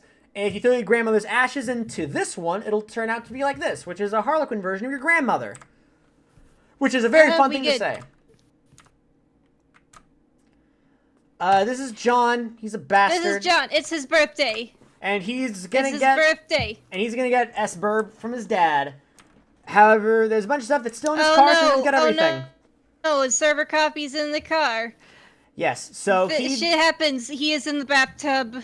He is in a bathtub, and he puts his grandmother's ashes into the Sprite. Yeah, and the meteor comes flying for his house, but he manages to make it just in the nick of time. He takes a bite out of the apple, which is his entry item, and he gets in right before the meteor hits. I also make a very good pun, and y'all miss it, and I'm sorry. It's okay. This is Rose. She lives with her mom. She's one of the 4 players that she's playing with. Okay, so there's this girl. She is gay. So this is Homestuck. Pretty cool, right? No, not wrong. Okay, so John's house gets teleported into the game's dimension known as the Inciposphere. And all the imps are Harlequin themed because he put the Harlequin into his little sprite, because not only does it create a Navi, but also everything you throw into these sprites, the enemies and the bosses are formatted to be like that. So since he threw Harlequin in, all of the imps have little jester hats. Rose tries to get John's server copy out of his dad's car, but her laptop loses power and the car gets dropped into the abyss. Like that. F. This is Dave Strider. He's the bastard that everyone won't shut up about. He has sunglasses, and he lives with his bro and his brother's puppet named Lil Cal. He created the webcomic known as Sweet Bro and Hello Jeff, and he has a sword.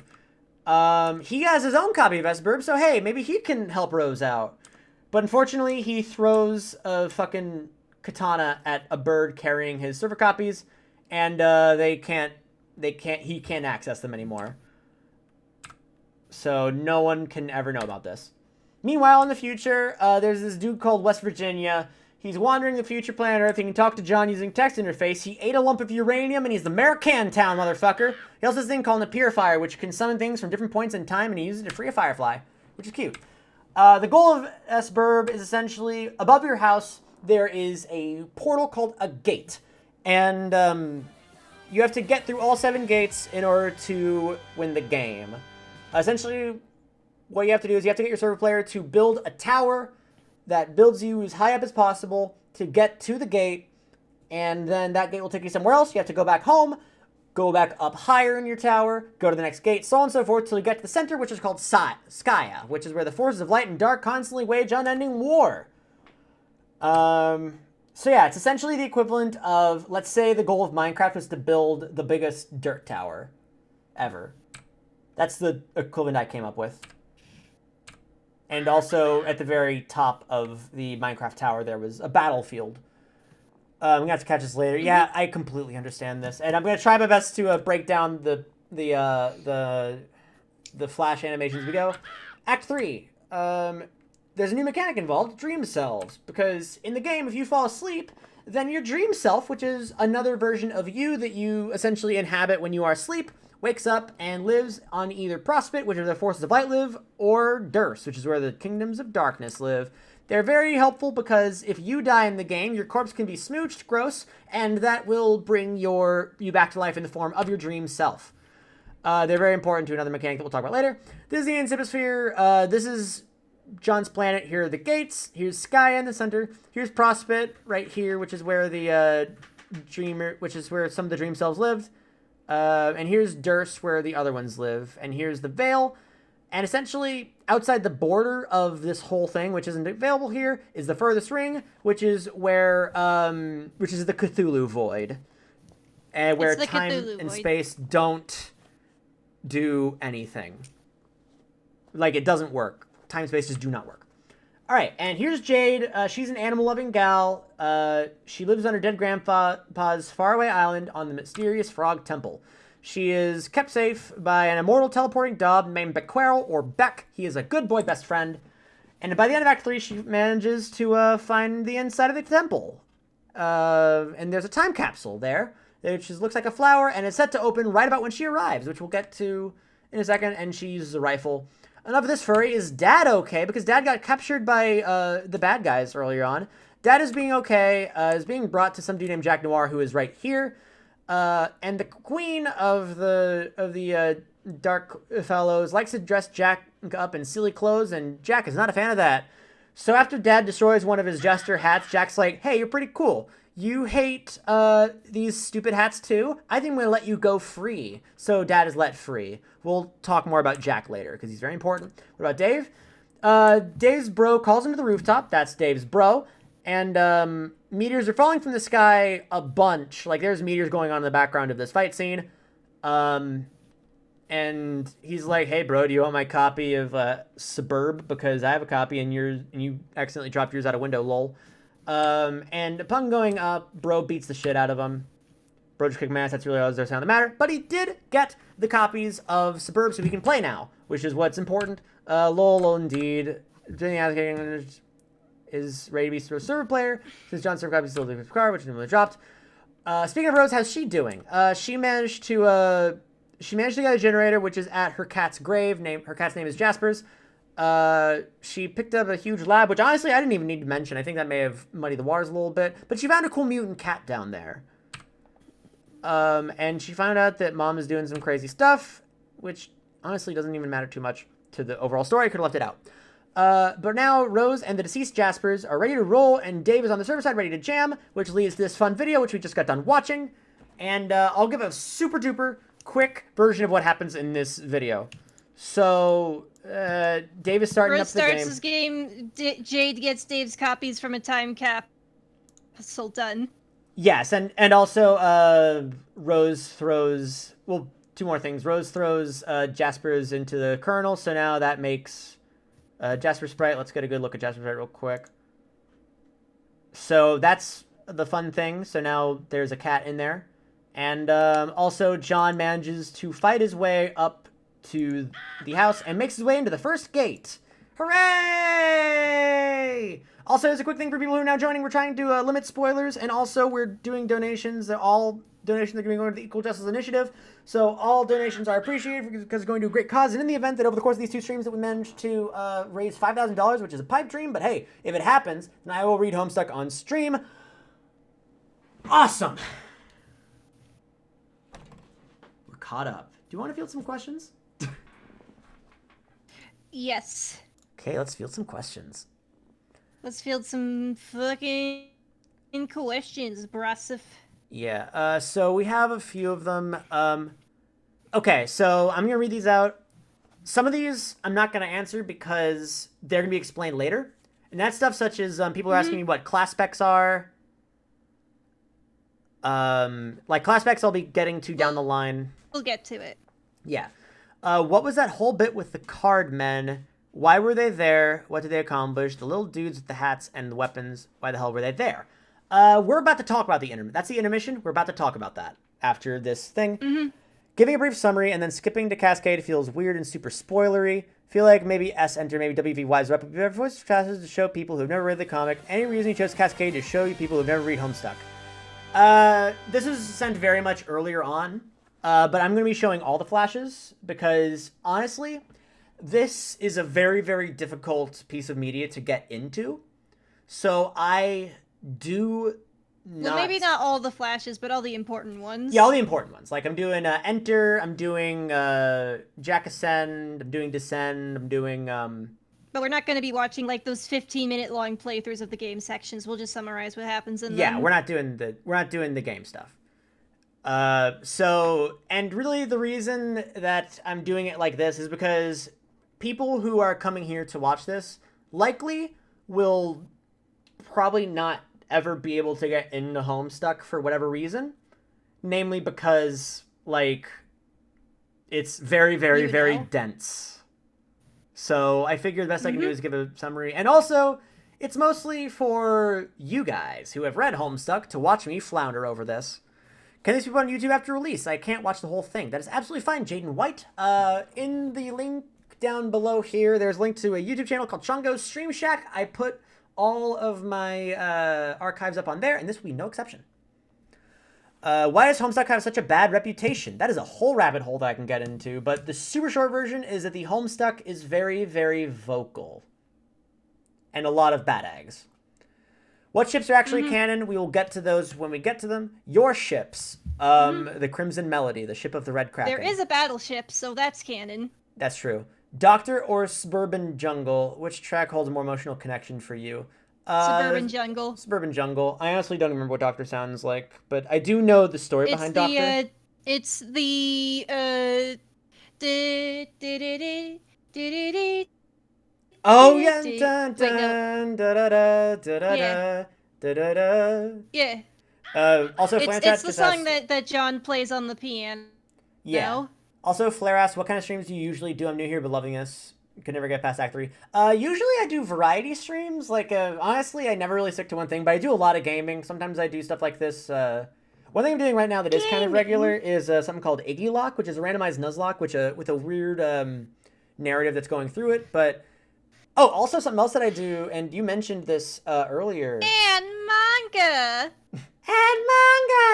Another thing that I do outside of this, which Red, you mentioned this. Jesus.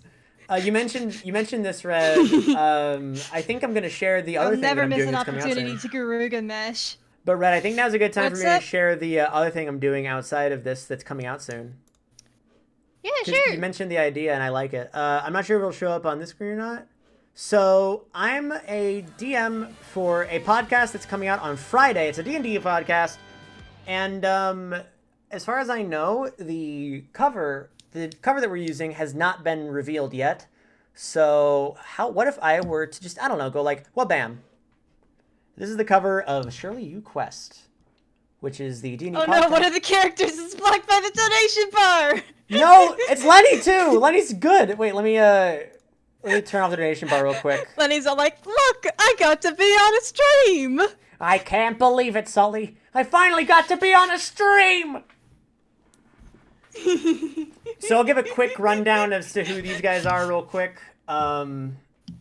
Just because this is completely separated from Homestuck. This is a D&D podcast. It's coming out on Friday. Follow me for more information. I'm the DM of it. This is Pidge, who is played by Blue. This is Jenny Blizzard, who is played by Haley. And this is Lenny, who is played by Mikey. It's been a blast so far. We've recorded, I think, 7 or 8 episodes. I think it's 7. Oh my god, and he's an orange turtle. I just got it. That's so good. Wait, what's the joke behind it? Ninja Turtle. Son of a... Michelangelo. He's the orange one. No, Mikey's the name of the player. His name is Lenny. I know, but that's still very good. It is pretty good. I don't know if that was intentional or not, but I love it. I don't think it was, but I can ask him. He's a lot more of a Muppet kind of guy. But you should tell him, because it'll ruin his life the way you ruined mine when you told me my character looked like Billy Hatcher. Oh yeah, I did. I'm sorry about that. Okay, let's go over a couple more questions, and then we'll move on. You just ruined my life. Let's go over a couple more questions. Yeah. Will you use the slides to use ourselves as a PDF or just something to use? I might share the slides later. Maybe. I know Undertale was made in Hussy's basement or something, but I was wondering if is there any other media you can think of significantly inspired by / influenced by Homestuck? Not off the top of my head. Although I can imagine that there are people who... Oh yeah, Prequel was inspired by it. Prequel was definitely inspired by Homestuck. Yeah, I can't think of anything else off the top of my head. I'm going to do a few more because we got a lot of questions, and I want to make sure we keep on moving because otherwise... Oh, donation bar back up. Thank you. Bop. Bop. All right, I'm going to speed through these questions, just speed run it. Is this Explaining the Lore thing going to be a new series you're doing? Not a regular one, but at the same time, I'm having fun doing it with BlazBlue and Homestuck, so maybe. I would love to keep doing it. I've always wanted to do a series where I explain the lore. And I figure, hey, why not do it? We could talk about Ninja Turtles lore. There's a lot of it. Oh boy. In your opinion, which Homestuck character has the most obnoxious voice? None of them have canon voices, so I'm going to go with the one I hate reading the most, and that's probably... I mean, some of them have canon, like Hussy has confirmed that Solix does have a lisp, where Aridin does go like, what whenever there's 2 W's. I guess Aridin, because I hate Aridin. Yeah, we all hate Aridin. What did Vriska do? You'll see. Everything. Literally everything. Can we just avoid spoilers past Cascade until tomorrow? I haven't gotten past that. Don't worry, we're not going to be talking about anything past Cascade. That's where we're leaving off. Will there be an art showcase? Yes, there will be at the very end of this. So if you do !art or !fan art, then you can draw fan art of stuff going on in the stream. Does the creator even understand the lore? Probably not. Good one. Explain Syllodexes more. They're fun. What would yours be? I'll explain them. Okay, I'll explain them super duper quick, just because they are fun. Essentially, They are fun. Yeah, you know how in video games you have an inventory? So instead of like opening up an inventory and just being like, ha, here's my thing, you know, like a normal fucking human being, everyone has a different Sylladex where they have different fun, festive ways in order to get items out of their inventory. As I mentioned before, John's is a John's changes. Like first it's like you can only take one from the leftmost side or the rightmost side. Yeah, and then it's like a stack. I think it's a stack and then it's a queue and then it's a combination. Someone sent the lyrics to Carcalicious also, thank you. But essentially, and all the different ways, and then later on it gets really, really creative in the ways that they do it. Like I think one of them is like an 8-ball as their Sylladex. Yeah. Yeah, someone, Large Cube in chat put it best, Sylladex is inventory but fucked up. It's like, you know that thread where they found the worst way to input your phone number? Imagine that, but for your inventory. Basically. It's very good. I like it a lot, actually. Also, someone in chat is very set to give a correction, saying not all Sburb sessions have meteors. Well, that's something that comes later, you dingus. Which one's Sweeper? Yeah, which one's we'll Hella get Jeff? to it when we get to it. Why is every portal in the sky? Because otherwise you could just walk to it, and then you wouldn't have to actually do building. Did that video have a poggers? I think Sweepro and Hella Jeff are like constantly pogging, so yes. And then someone, and I just because I saw it in the just because okay, 2 more because I saw one that interested me. Someone said whispered weapon type of the game. I mean, like Solix is my favorite character, so I'm a bit biased towards eye lasers. And then someone asked, do you hate it when people shit on Homestuck in premieres? No, I know exactly why they do it. Homestuck sucks. Anyway, let's move on to You're not Homestuck if you like Homestuck. So, now that we're done with all that, let's do an intermission. It's time for this! So, we go to a completely different story. We interrupt the story to bring you the Midnight Crew. Would you like to do a brief duet of the chorus of I'm a Member of the Midnight Crew? I would love to, but what about the delay? True. In that case, I'll take it, I guess. I'll do a fun solo, unless you really want to join. I can. It just won't be fun to listen to. I do love that song, though. All right, how about this? I'll go first, and then you can sing it. We can both sing it. And we'll just the chorus. So the chorus goes. The chorus of their very fun song is based on a real song by some douchebag. They're not actually a douchebag. It's just a joke in the comic, but it goes, I'm a member of the Midnight Crew. I'm a night owl and a wise bird too. Home with the milk in the morning, singing the same old song. Rise with the moon, go to bed with the sun. Early to bed and you'll miss all the fun. Bring your wife in trouble, it will never trouble you. Make her a member of the Midnight Crew. Ba ba da da ba da ba da ba ba. All right, Red, your turn. The fun it doesn't start till 12 at FPR Broadway. So what's the use of going home until the break of day? Now something confidential whispered not above a breath. I once went home, was 3 a.m. and scared my wife to death. I'm a member of the Midnight Crew. I'm a night owl and a wise bird too. Home with the milk in the morning, singing the same old song.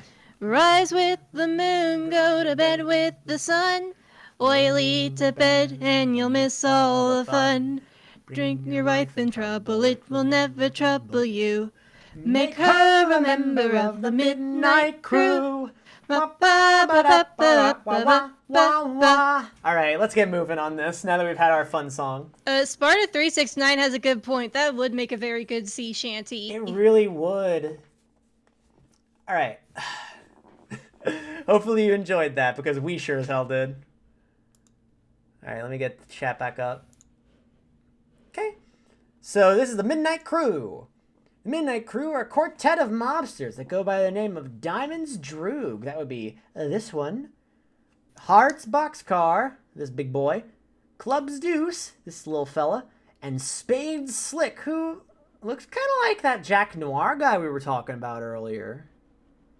Weird. There's probably no reason. I'm sure it's unrelated completely. Also, thank you very much for the kind words. And yes, this part is important to the plot. Well, the end of it is.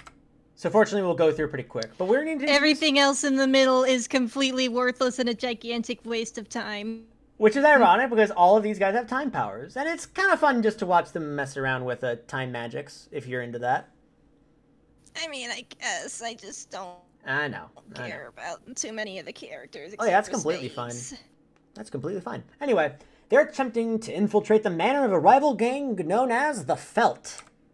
As you can see, they're all based on a billiards motif, and they're under the leadership of a man named Lord English, who shows up again. For lack of the white bull. Well, no, that's Doc Scratch. But he does have a cue stick. Oh, right. Yeah, come on. Right. Most of the Felt have a time-based gimmick of a superpower, and the Intermission is mostly dealing with them. Hey! Knock it off. She's trying to correct you. I think you got something wrong. Oh God, what did I even get wrong? I'm gonna go. Hey, how's it going? Are you about to head out?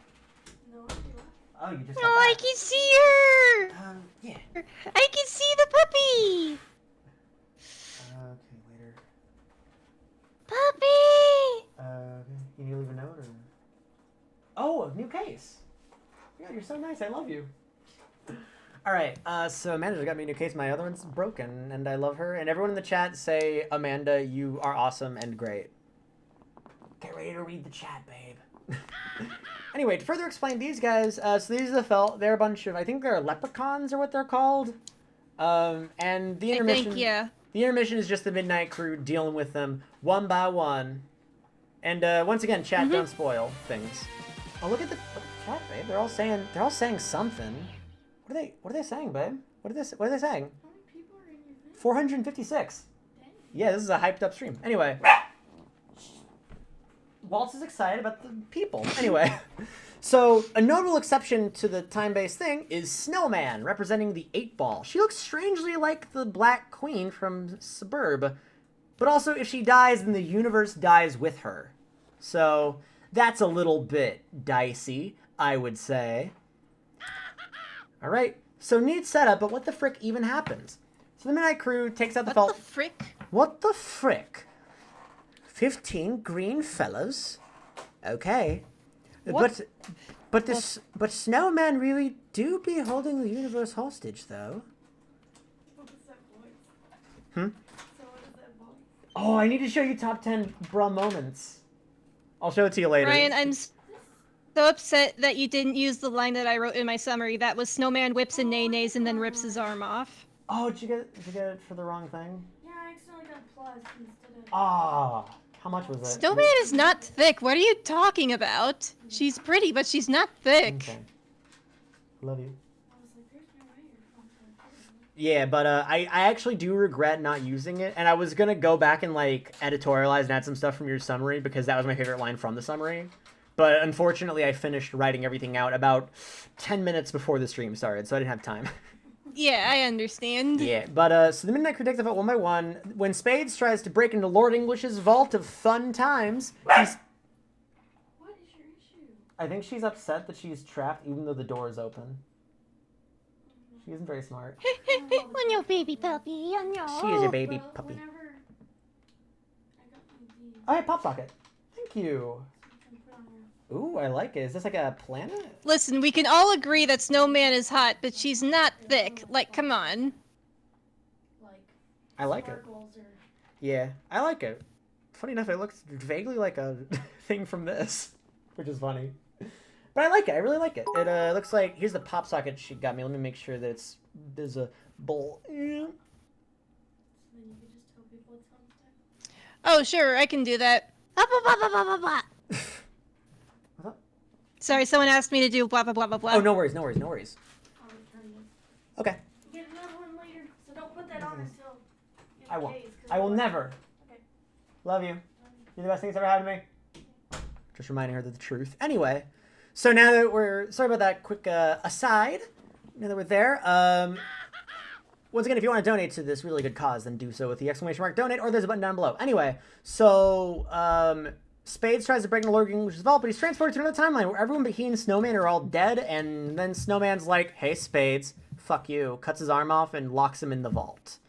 And something I forgot to mention is he comes across a screen kind of like what the dudes from the future saw, but it's one that sees a troll? Weird. Anyway. A silly little gray boy. A silly little gray boy. Alright. Just a silly little gray boy.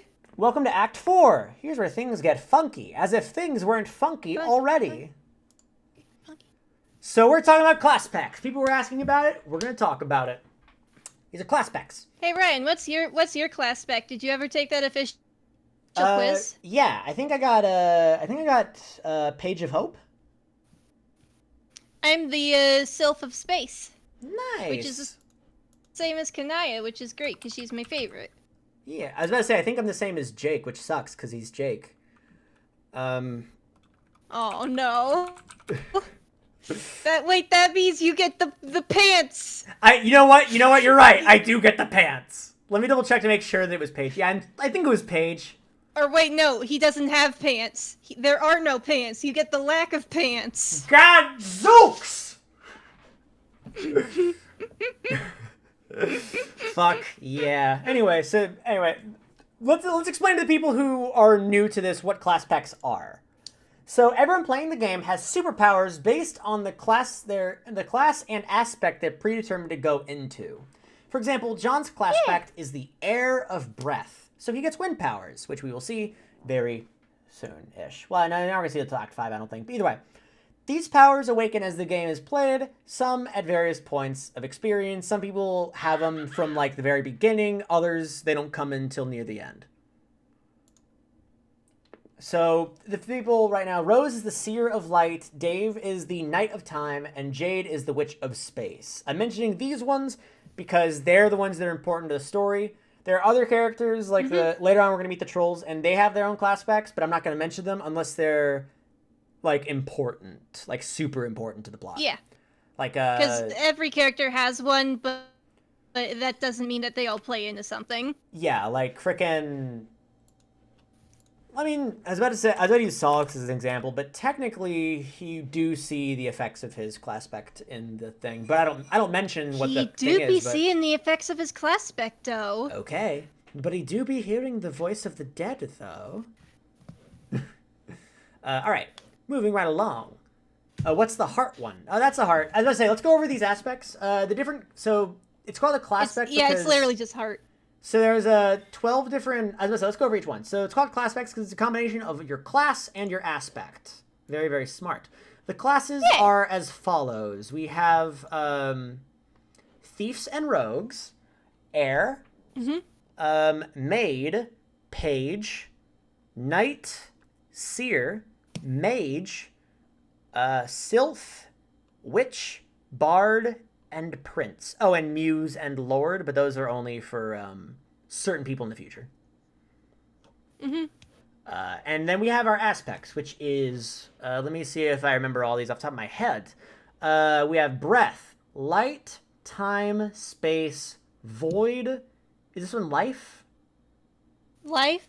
Yeah, it's Life. I was trying to remember. Yeah, it's life. Okay, cool. Heart. Yeah, it's life. Yeah, Heart, Mind, Hope, Doom, Blood, and Rage.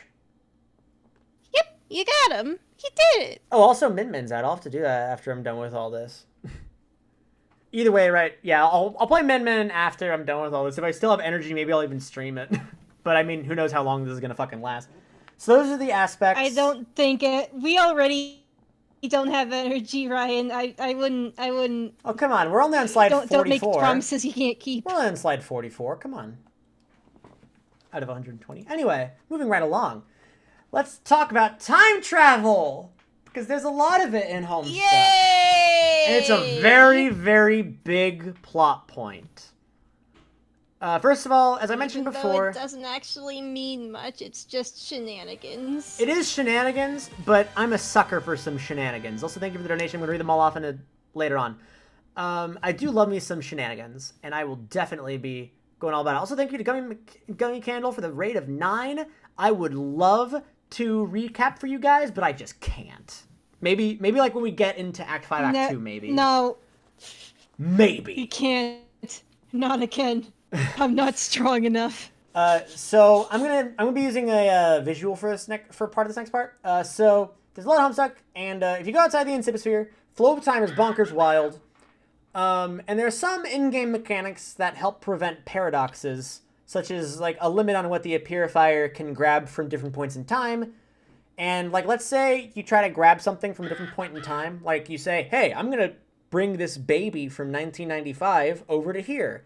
If doing that would cause a time paradox, the thing goes like, no, and turns it into slime. Are you going to have some matchups for Homestuck? I can't confirm or deny this.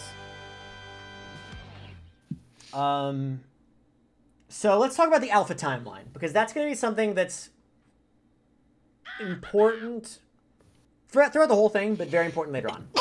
And I'm going to have a visual for this. So the timeline that's considered canon, where everyone wins the game, is known as the alpha timeline. And if an action is taken that either ruins a closed time loop, like someone dies before they're able to finish up a time loop, or otherwise deviates too far from the alpha timeline, they are in what is called a doomed timeline. And everyone in that timeline is destined to die. So here is the best way I can describe it. There's a metaphor, but I do want to... No, I'm not Paint.net. What am I doing? This is Homestuck. MS Paint, baby. Here's my art of... Yeah, adventure on MS Paint. Okay. So, essentially, we have... This is the alpha timeline. The best way I can describe it is... This is... Let's say this comparison comes up a lot when Hussey talks about it, but this is a game of Super Mario Bros. And this timeline is essentially saying, okay, at the start of the game... Now, let's talk about parallel universes. I hate how true that is. So let's say this is the alpha timeline, and Mario is playing this little game. Hee-hoo, Mario. Toe to tip, just like Mario. Yep. Here's his mustache. He is a ball. He does not have overalls. He is just a ball. If you squeeze him, he squeaks. So... He's just a silly little squeak man. This is the alpha timeline. Here's what happens in the alpha timeline. Mario starts at World 1-1 and goes through the worlds, wins the game, goes through World 1-2, 1-3, the first castle, goes all the way to World 8, and in the very end, he saves the princess. That is the alpha timeline. The alpha timeline is Mario starts off by going through the game, and he makes it to the end. Huzzah. Now, let's say you are playing, and you're not great at Mario, and you die. A doomed timeline is a timeline where you fall into a pit. So let's draw him suffering and dying. I'll just draw a little frowny face to show this in his little Mario hat. He's not happy about it. He's not happy about it because he's fallen into a pit. So that's a doomed timeline. And if you're in a doomed timeline, you're destined to die, and that's not the one where the happy ending happens. Now, here's where things get weird about it, because this is an example of something that kind of happens. Let's say Mario has the ability to travel through time, go back in time to right here, and tell his past self, no, Mario, jump, there's a pit right here. then this is still a doomed Mario. He's still destined to die, like a bullet bill's gonna fly at him and hit him in the face. But he's still a part of this alpha timeline.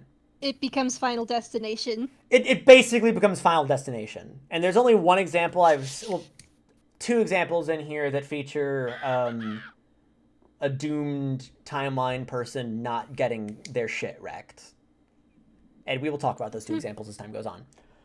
So yeah, essentially this Mario is still very much doomed to die. Even if he goes back and is like, hey, I'm on the alpha timeline. Yay, I'm back on track. Then a bullet bill will run into his face and he will die. And this one will still keep on going. Like this Mario will be like, haha, you are a loser. Ha ha ha. So essentially, as a doomed timeline, when you go back, your goal is to just help your original self continue on. So hopefully, that makes sense. If there are any questions about it, I will not be taking questions. And we experience some doomed timeline shenanigans down the line, but yeah, that's essentially the big rule of the alpha timeline. That's how it works. Oh, and you can prototype people. Yeah, we'll get into that.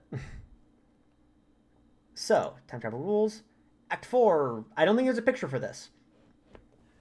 Epic. So, the first gate takes John to the surface of his planet, known as the Land of Wind and Shade, where he meets some friendly salamanders, such as Casey. Everyone loves Casey. Casey's a good salamander. I'm going to pull a picture, because I don't have a picture of Casey.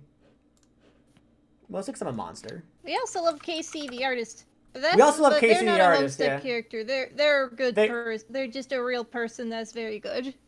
Yeah. I'm going to show something that's slightly spoilerish. Actually, wait, no. This is normal. Actually, yeah, I'm going to show a future version of it because I don't really talk a lot about Casey. So I'll just show that down the line, this is Casey. Casey learns how to summon the dead. Yeah, Casey learns how to summon the dead over time. But this is Casey. Casey's good. Casey is good. I got the blood aspect. What does that mean? I think it should tell you. I think it'll tell you in the description, but I can't tell. I can't give you a read on that. All of it has to do with your class as well, but we'll cross that bridge later because there's a whole lot of other stuff to talk about. Yeah. Now again, I'm doing some things a little bit out of order, so bear with me. So he goes down to the Land of Wind and Shade, he meets some friendly salamanders, and asks the mail system to deliver the server copy from his dad's car. He goes hey, mailman, or mail woman, rather, get my server copy from my dad's car. The mail is powerful. You can do that, right? So he talks to the parcel mistress, who we will know later as PM, who is a very, very good girl. Which can also stand for postmaster, which is a very cute little pun of theirs. Or, I can't remember what the other thing is called of it, but whatever.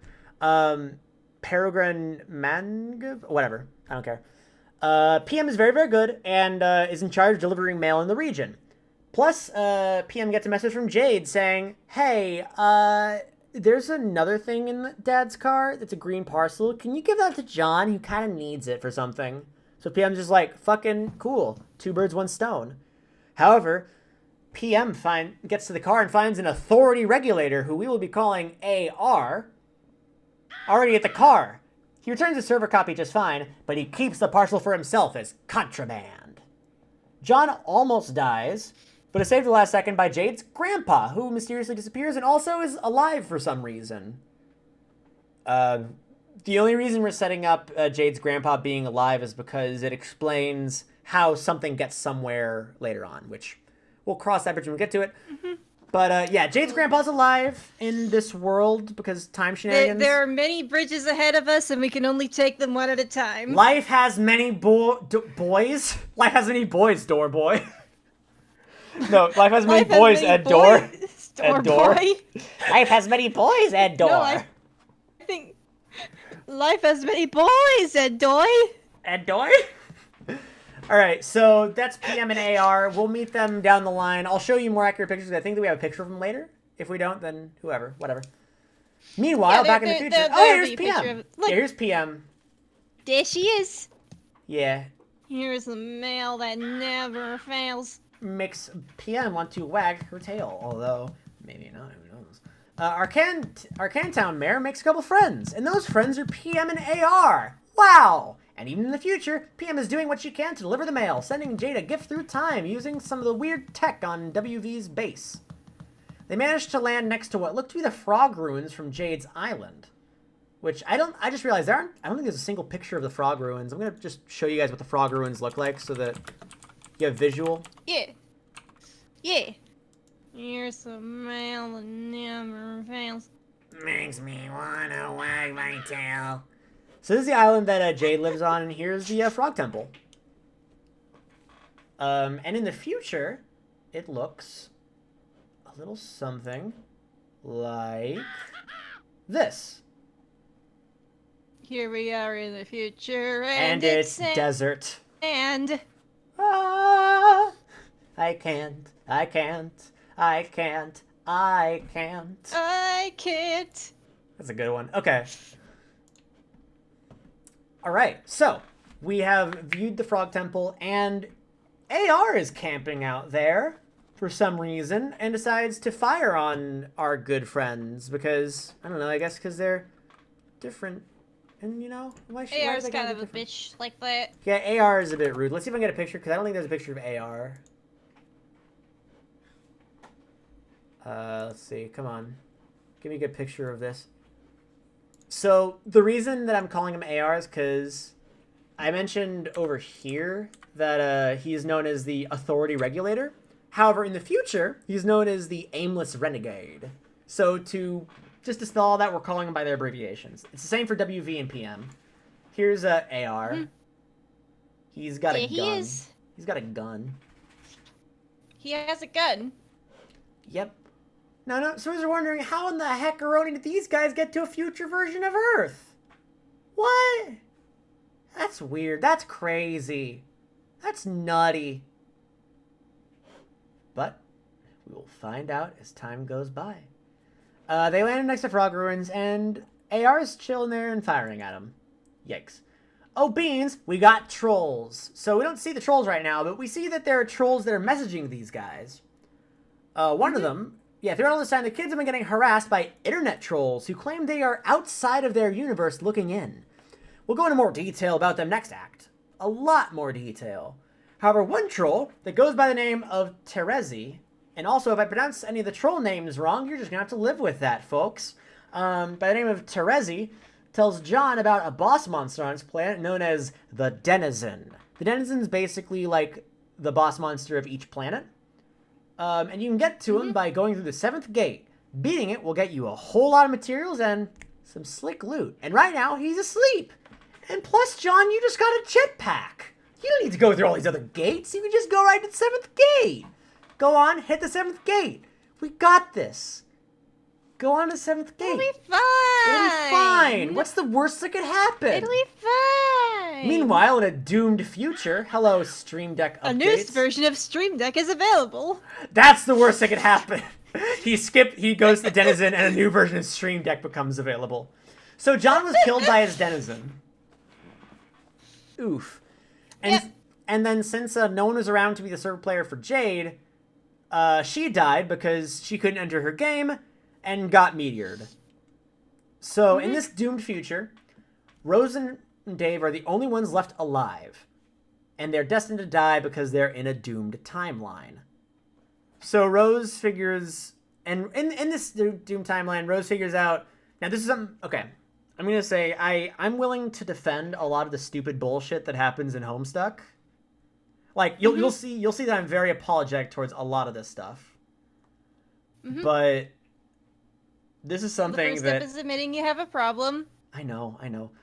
So, essentially, Rose goes like, oh, hey, in my sleep, I've been writing things on my wall, and I haven't noticed it until now because I have suppressed it.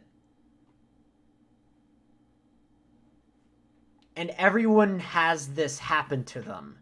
Everyone's been writing on their walls and have just... They can't see it because they've suppressed it. I don't know why. This is the one thing... Well, not the one thing. There's a lot of things in Homestuck that I'm not going to be able to explain. But this is like the first point you'll see where I just kind of call bullshit. And I'm just... Essentially what I'm going to say to this one. It could be just like a dropped plot point. I mean, the 'Cause that writing on the just wall happens is sometimes when important. you're The telling writing on the wall stories. is important, but like You gotta look at the writing on the wall. Hey. yeah, it's something that's actually I don't think Jade writes on the wall. But the writing on the wall, good okay go song, is Very good. Very good. I mean, it's an okay go song. Seems like forever since we had a good day. Mm-hmm. So that's something that's very important later on. But Rose is like, oh hey, I've been writing on things on the wall, but now I finally notice it. Hey Dave, can you go back in time and prevent this whole Doom timeline thing from happening? And Dave's like, oh yeah, sure. So he does that. Wait, what'd you say? I said he's on it. So right after Dave gets into the game, which we don't see yet, but right after Dave gets into the game, he jump. Oh yeah, we need to go for a lot of stuff. So Dave's starting up, getting ready to go, and when he first starts the game, before he enters, Jade gets the crow he'd killed, and puts it into the kernel, giving him Crow Sprite. He finds out that his entry item is an egg, which the Crow Sprite immediately swoops up, grabs, and puts it on the roof in a nest. And then, which we'll see in a second. We'll see later on. Dave makes it into the game, and as soon as he makes it into the game, Dave from the future shows up and goes like, "Who are you? I'm you from the future," and then jumps into Crow Sprite and becomes Dave Sprite. That way, he isn't destined to be fucking killed, and he escapes death, which is interesting. And Dave Sprite tells John, he basically gets on the freaking I am with John, going like, John, are you thinking about fighting the denizen right now? And John's like, well, maybe. And Dave Sprite's like, shut up. Don't do it. You're gonna die. Yep. And then also, I think this part isn't fully confirmed, but since Rose is a seer, we said she's a seer of light, she receives the memories of the doomed Rose, mostly just so that she can finally notice, oh, hey, shit, there's writing on my wall? The frick? And also her mom's just going out to fight some monsters. Did Ryan read your Homestuck? Is this from memory? I was about to say, okay, something I forgot to mention is this is a whole lot of help from the Homestuck Summarized YouTube series, along with Rafe Saltman. Wait, there's a YouTube series? Yeah, it's essentially just reading off that website I sent you. Oh, okay. Yeah, some guy named Rafe Saltman wrote this really, like, good summary of the whole story, which you can find at rafe.name/Homestuck. It's super helpful, and I give them the highest of praise. And then someone on YouTube did a reading of it if you're not good at reading large walls of text, which is why I'm probably not going to reread Homestuck. So thank you to Rafe. Oh, snap, Rafe's your homie? Nice. Tell them that I appreciate their work. All right. Tell them that they're gay. Tell them that they're gay. Do it. You won't. Let me see. Are we on Descend yet? No, we're about to do some chat. Hey, homie, Red said you're gay. Oh, wait. No, we have to do the other flash here first. So, how's our friend Jack Noir doing? You know, so last time we saw Jack Noir... God. Last time we saw Jack Noir, he was being forced into really ugly clothes by the Black Queen, who is currently wearing this Ring of Power. And since she's wearing the Ring of Power, it has all the attributes of Rose's cat, the weird tentacle monster that was also added to the sprite, the impaled crow that was put into Dave's, and the harlequin that John put in. If you're wearing the ring, then you get the powers of everything that was prototyped. That's important to know. Very important to know. So essentially she's wearing the ring, so she has all these powers, and it gives her a big power boost. So she's like, haha, I am super powerful, so you can't say no to me, Jackalus No-Ire. I am the strunk. And just makes him try a bunch of silly clothes. And Jack's like, no! I don't like it! I don't wanna! I don't want it! Meanwhile, PM comes by. I don't wanna wear his yelly clothes. So, meanwhile, AR brought the green parcel from John's dad's car to Jack Noir, and PM's like, hey, excuse me? I need to deliver some mail. Can I have that parcel, please? And Jack says, hey, yeah, if you can bring me the crowns of the White King and Queen. And then PM just goes, Okay, yeah, I got it. I'll be back with the crowns, no problem. And Jack's like, what, seriously? BM's like, yeah, I want that freaking parcel. And Jack's like, what the fuck? Is this guy, is this girl for real? So, since PM actually accepts the mission, Jack's like, what the heck is in here that can... He opens it up. We don't see what it is, but he's like, oh, I have a fun plan. And it might just help Jack ascend. And the way we're going to do this one is I'm actually going to go to the... Actually, no, I'm not going to... I was about to say I'm going to go to the original page for this, but I want to be sure I can pause it so I can... The original page is just going to be a YouTube video anyway. No, it's a flash. Well, yeah, that's right. It'll show the flash, but if you don't have a flash enabled browser, it'll go to a YouTube re-upload. Okay, cool. So here's Jack Ascend. I'm going to maximize this. That way you don't see anything in the recommended videos that might spoil. Actually, wait. Close your eyes if you don't want spoilers. Okay, you can open them. Cool, I put it in theater mode. That way we can't see it. Unless you're worried about there being all flashes. Ah! It's scary. Let's... Also, a lot of these cutscenes have a lot of bright flashing light, so if you're sensitive to that, then pretty much any time we're watching a cutscene, you're gonna want to proceed with caution. Mm-hmm. And at the very end, I will be pausing as we go along to explain what's going on. Because last time I took a poll on when we did Enter, and a bunch of people were just like, "What the fuck?" What the fuck was which I'm that? like, understandable. This is going on at a million miles a minute. Hey, this one doesn't have as much to do with the game mechanics, so it'll probably be a lot easier to understand. Yeah. Well, there's like those cuts to the kid. Well, we'll watch it. Yeah. Also, it starts with the best sample. Watch it and see. Oh, nerds. also, one thing to mention. Yeah. The background music of this song is known as Black. It is by some loser named Tobias Fox, I think. So that's interesting. Ugh, what did he ever do? I think he did that one song that comes up in Homestuck later, Megalovania, I think. The Baby Is You? He did Baby Is You! That was it! Alright, so this is Black. Yeah, he did The Baby Is You. So this is Black and Jack Ascend. Actually, I might just go through it once so we can jam to Black, because Black is a fucking bop. Yeah, I think we should let them like legit see it, and then we can go. And through then we'll it do just quick piece by piece. These are cool. Okay. Yeah. Also, it starts with a really good sample. Mhm. Make her a member of the midnight crew.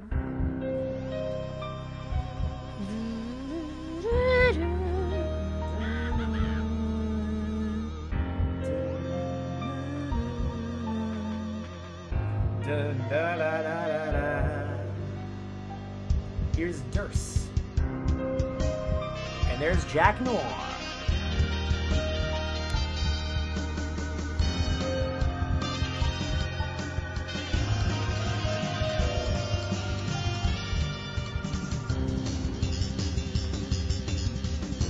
Love this fucking bass line.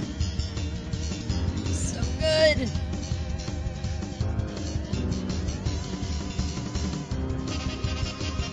Here's the Black Queen.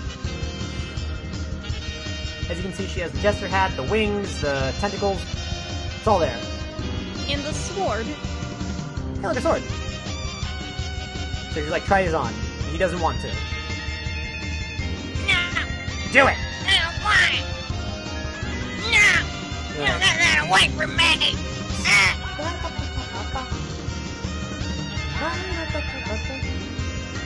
He's very mad. No. Alright, wait, here comes the first song. She's remembering stuff.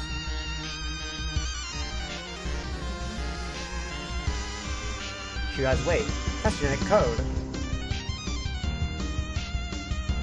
There's Mom.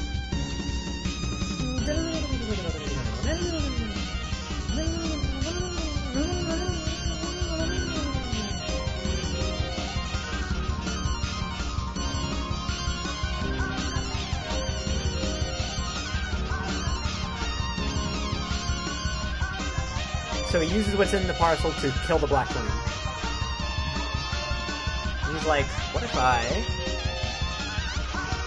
What if I just, do this?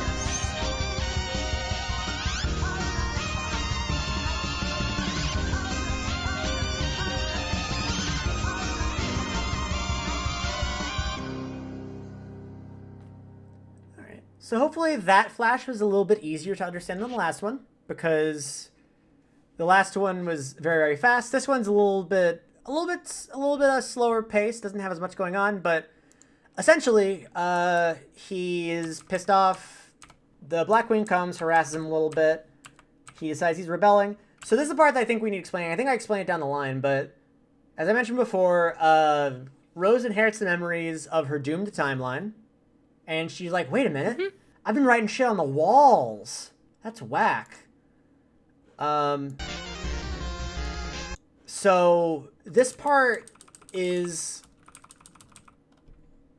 I'm trying to remember why this part's important. I think this is essentially like when she was a kid, she did a psychiatry session on her pet cat because she was a nerd. And then Jasper's whispered sweet nothings into the ear, which is... And this part, I'm going to be really shaky on. Someone's going to correct me. Was essentially, wait a minute, meow, that's 4 letters. You know what else is 4 letters? GCAT, which is a DNA genome. So essentially everything she's writing on the walls are just a big DNA genome. Also, yes, the OST of this fucking kicks ass. It's so good, dude. So she realizes that the writing on the wall is a genome of some kind, so she writes it down. This part isn't too important. It's just that, hey, mom's still here kicking ass. Hey, dad's still here kicking ass. I do not remember what the hat is, but it's a hat. Bro's still here kicking ass. It's a hat.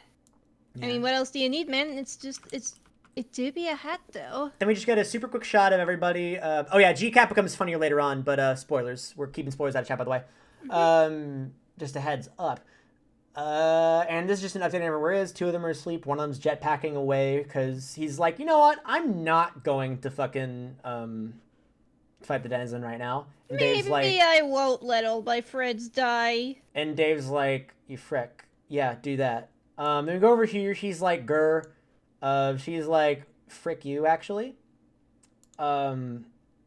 Reaches into the package, and the thing inside the package knocks off the ring, and then destroys all of her. So the thing in that package is packing some serious heat.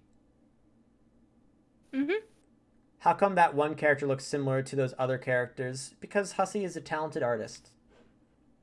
And then to finish it off, he puts on the ring, and now he is the one who has all of the wings and the sword and the wings, sword, jester cap, tentacles. Is that why it's contraband? Yeah. Now he's the special boy. Now he is the special boy. Okay, so that is Jack Ascend. I think we're pretty close to the next one too. Oh, we have to go over. I think I know what we're going over next. Yep. Ectobiology. Okay. Ectobiology. So, have you ever wanted to watch your ready own... for some fun times with y'all- slime? Have y'all ever wanted to watch your own birth? Because that's what happens here. So... And also have a propensity for slime. Slime, anyone? Slime, anyone? Okay. Are you laughing at me? Okay, so... If you remember earlier on, I said that if you try to purify something, if you try to grab something from a point in time, and it would cause a paradox for you to do so, it'll say, no, I'm turning that shit into slime. So, if you manage to find the genetic code of that slime, then you make what's called a paradox clone, which is essentially a baby version of that living thing. And as part of the game, John is instructed that he needs to make paradox clones of himself, John, Jade, Rose, Dave. I almost said other characters' names, which, anyway, and also his grandma, Jade's grandpa, Dave's bro, and Rose's mom. So he makes them as babies. Babies! The babies! Yeah, I was about to say that reference is incoming. Thank So, you. however, I'm so glad to know that you like get me, you of know? course. So, however, there is one catch though.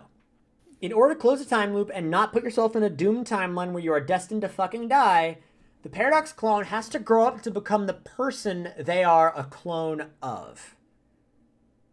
So, this John right here, yeah, this one's John. Fuck, wait. No, that's not John. What? Is that Jake? Bottom middle. Okay. Also, That's fuck. that's John. Yeah. Okay, so that's John. Yeah, because the hair's more quicked up. Because the hair. Yeah, because the hair. John's got 3 little You gotta prongs. play the song. I'll play the song way later. I'm gonna play Rex Duodecim Angelus before I play Baby Is You. I know I accidentally did a spoiler, Play but anyway. the song. Who's Jake Ryan? You'll find out next week. Okay? So anyway, this is John's birth. John was, well, Sweet whenever we do. maybe. Yeah, whenever we do the rest of this. Anyway, so this is John being born. So John was just born. John was just born, and John watched it happen. And there's a Con Air reference that happens as well. John made it happen. John made it happen. John gave birth to himself.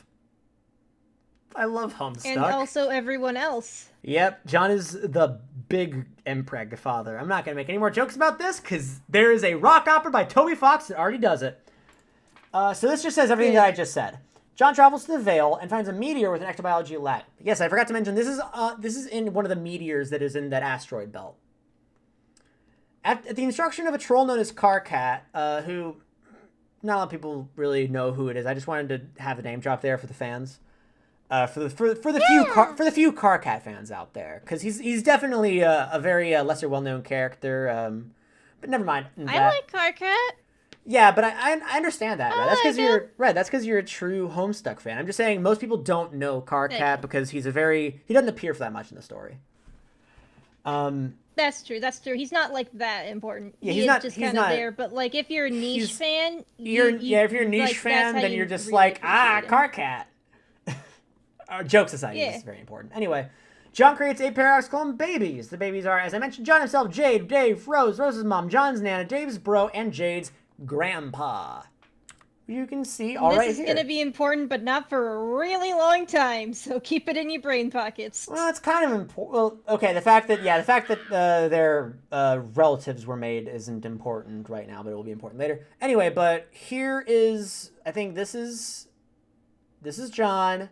This is Jade's grandpa. Yes. This is Jade. This is John's grandma. This is Dave. This is Dave's bro. This is Roxy. Yes. Roxy's mom. Yeah. No, other way. Wait, no, yeah, you got. Wait. Wait, who the fuck is Roxy? Where Ryan. did I get that name from? This is Rose. This is Rose's mom. I don't know who that person is. Ryan, you fucked it up. I did it again. Spoiler alert, we learn all their names. We learn all their names later on. Sorry, I was naming the character I like more. Anyway, long story short, we learn all their names later. And I'm just going by that, but I'm not revealing them right now. Anyway, God, I'm such a bastard. This is It's okay, Ryan. Shame on you. So that's in the Vale, and each baby is placed on a different meteor with a different object with them as they prepare for the Reckoning. Now, what the fuck is the Reckoning? The Reckoning is Endgame. Everybody dies. Reckoning is Endgame. So after a long battle in Skya between light and dark, the forces of darkness will eventually win out, with the White King being slain. And upon obtaining the White King scepter, the Black King can use the White King scepter to initiate the Reckoning, causing meteors from the Vale to rain down upon Skya in an attempt to just destroy the whole goddamn thing, making the game unwinnable, because you gotta get to Skya and do a bunch of stuff up there in order to win. But he's just had it with all this nerd shit. Yeah, so Black he just King. wants... Black King's get rid of like, it all? I'm causing problems on purpose, and will cause the reckoning, which causes all the meteors in the Veil to just go boom, boom, boom, boom, boom, boom, boom, boom, boom, boom, boom. Is this like a prophecy? Essentially, yeah, it's fated to happen in time. At least in some way, shape, or form. There's a lot of weirdness in terms of like fate in Homestuck, which I won't get too far into. Essentially, there's a whole in-universe explanation saying, hey, how come exactly this happens when we expect it to happen? And the answer is a very, very roundabout way of saying because. Yep. They give because I said so a name. Because the author said so a name, rather. Yes. Yes. Yeah, they give it a name, but I'm not going to go into that because that's crazy shit. So yeah, essentially, to defend itself from these meteors, Skya opens up portals around itself to defend itself, sending the meteors to another time and another place. That place being Earth. And those meteors land on... Yeah, those meteors are the ones that land on everyone's houses. And that also bring the 8 children to Earth, and also brings the Frog Temple to Earth. So, essentially, imagine Delta episode from Pokemon Omega Ruby and Alpha Sapphire, if you remember that. Wait, did Omega Ruby and Alpha Sapphire steal from Homestuck? This requires further investigation, Ryan. I take a look and I see that Zinnia has a troll Sona. Anyway, but Honestly, wait. I fucking would. Ah, no, Zinnia has 7 letters. I was about to say, oh no, is Zinnia a valid troll name? Wait, no, it does have 6 letters. Oh no! Oh no! Oh no! Ryan! Oh no. You've learned the forbidden knowledge! I thought it was 7, it was 6. Oh no. Anyway, Oh no!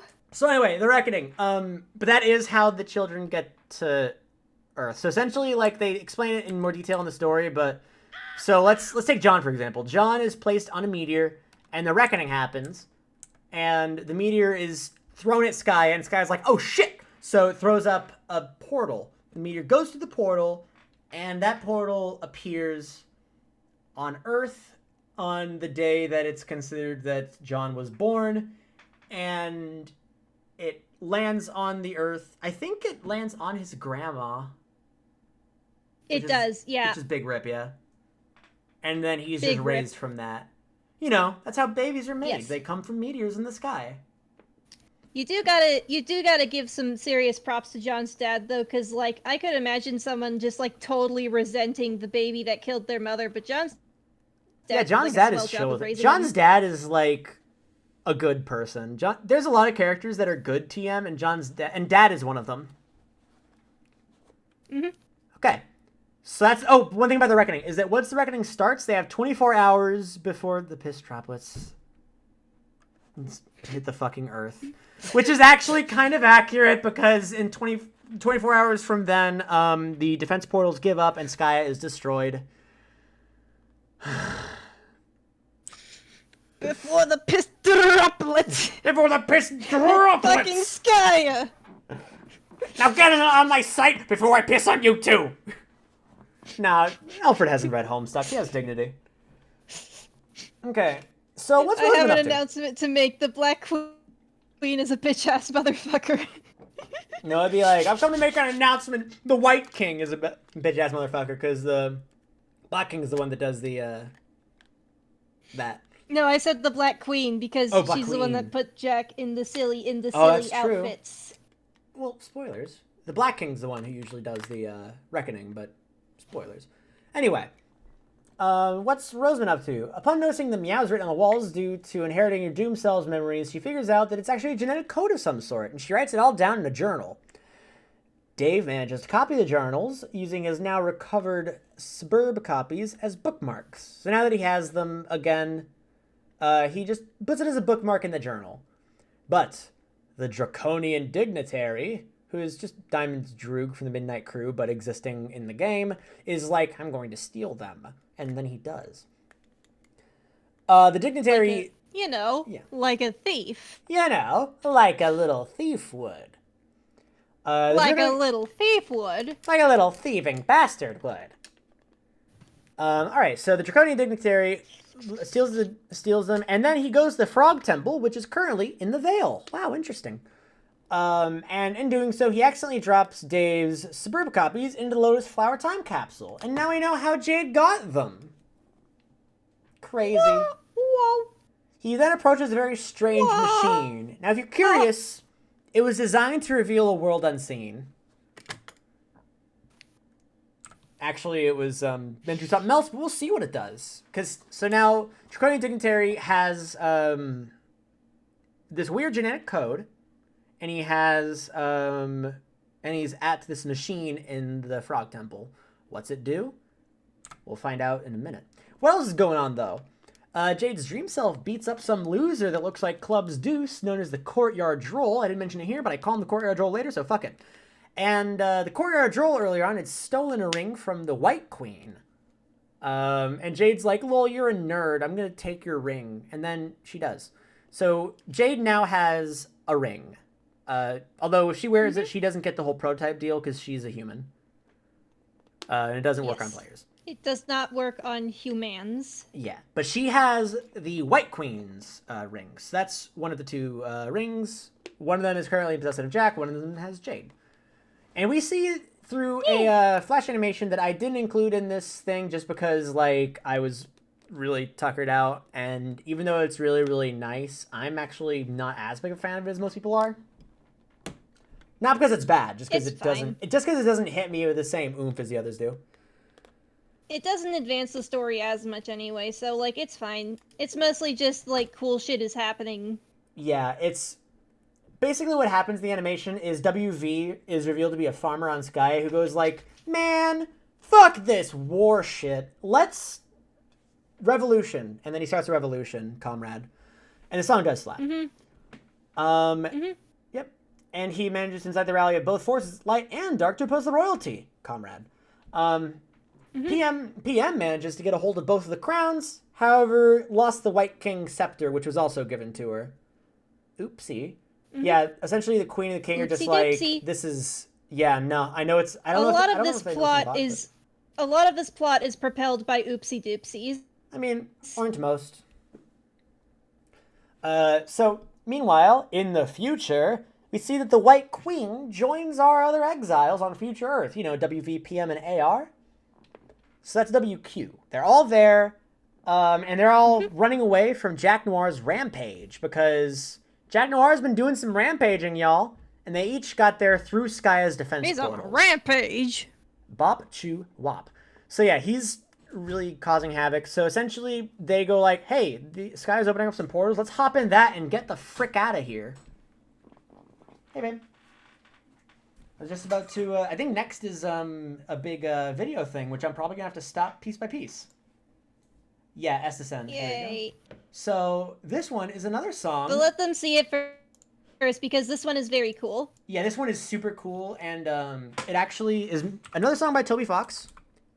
And and what it does is actually, instead of just being an original track, it just takes from a bunch of other tracks, like in this big medley. It's really neat. Like you'll hear a sample from Black in there. And fucking good, dude. Yeah. Okay. So we never saw Dave Hubbins. So let's give a quick recap before we go into this. So this is going to show what Dave's entry into it looks like. Last we checked, the egg is sort of up on a crow tower. Up on the crow tower. Up on the crow tower. Crows nested it up. That feel when egg is on the crow tower. Bottom text. I'm trying to remember what everyone's doing here, so Jack's arrived on the battlefield. He's ready to just really dink some stuff up. I'm trying to remember if there's anything else that I should keep up to. Oh yeah, Diamond's Droog has a bunch of weird genetic code. So let's see what all that's about. And again, people who haven't seen this before, you probably won't understand it at first, but if you need to, then I will go through bit by bit as we watch. But at the very least, it'll be some cool shit. Best Flashes collide, though. Cascade is right there, my dude. Anyway.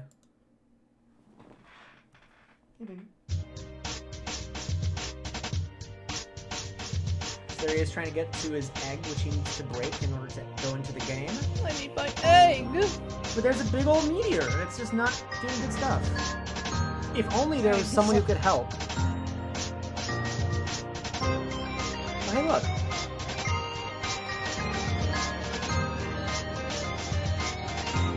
He just does this. Sometimes you just gotta. Yeah. Unfortunately, his entry item does break amidst all this. And he makes it into the first realm. Ready to throw down. This is just a thing saying, hey, Rose's mom and John's dad are vibing. They're chilling. They do be vibing though. There's that black sample.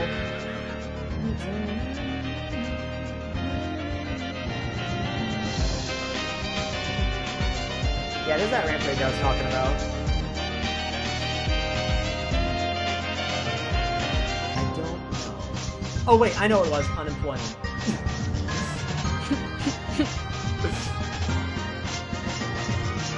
God. So here's John. He says the reckoning's happening. So no. These little babies going in spots.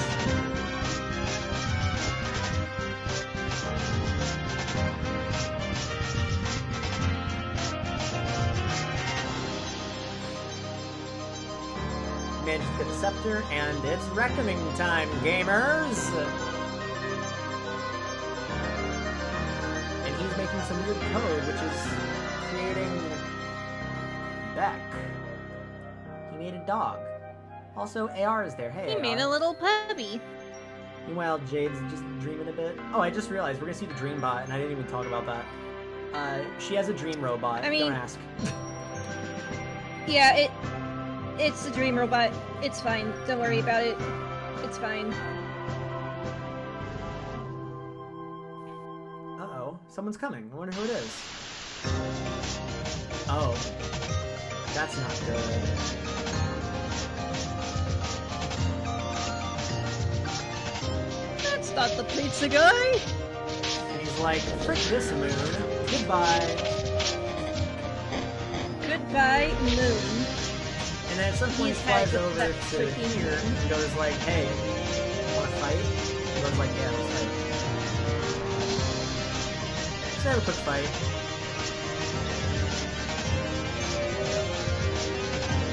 Do not forget that. That's really Yeah, don't forget that. Don't Don't forget that. That's forget. important. Don't forget this either. It's very important. This part is Don't not forget this is important. very important. This part isn't important at all.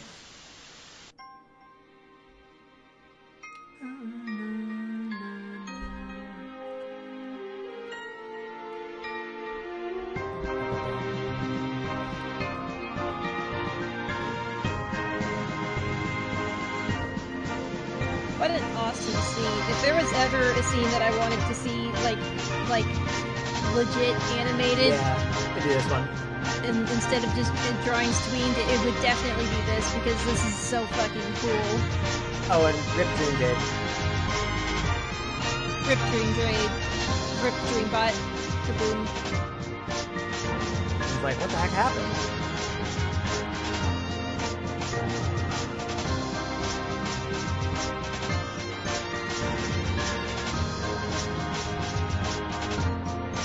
Representing how they're each going through the thing. Rose says, fuck you, gate, and destroys the gate for some reason. Dave goes through his.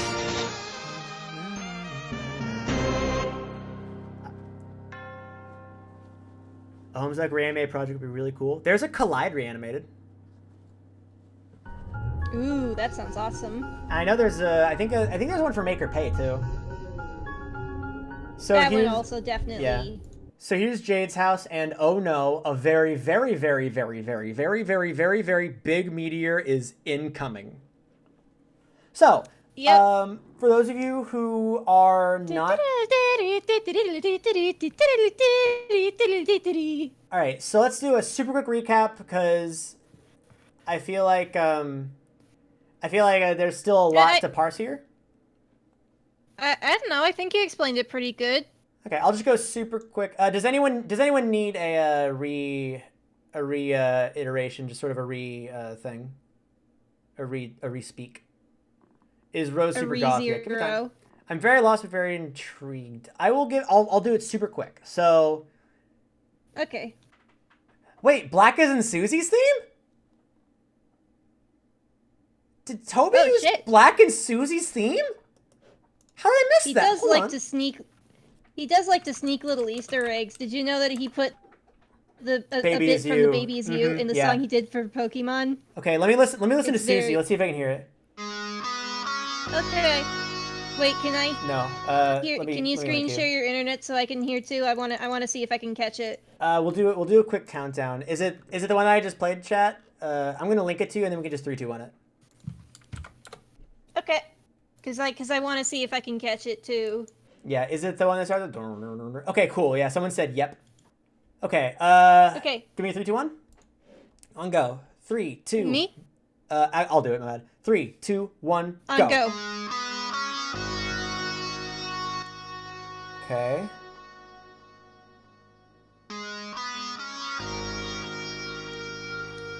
Oh, is it the next one?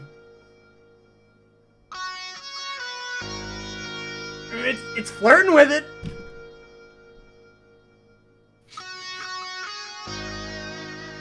Come on.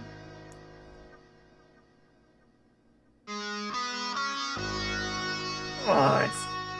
Come on, do it. I'm waiting for...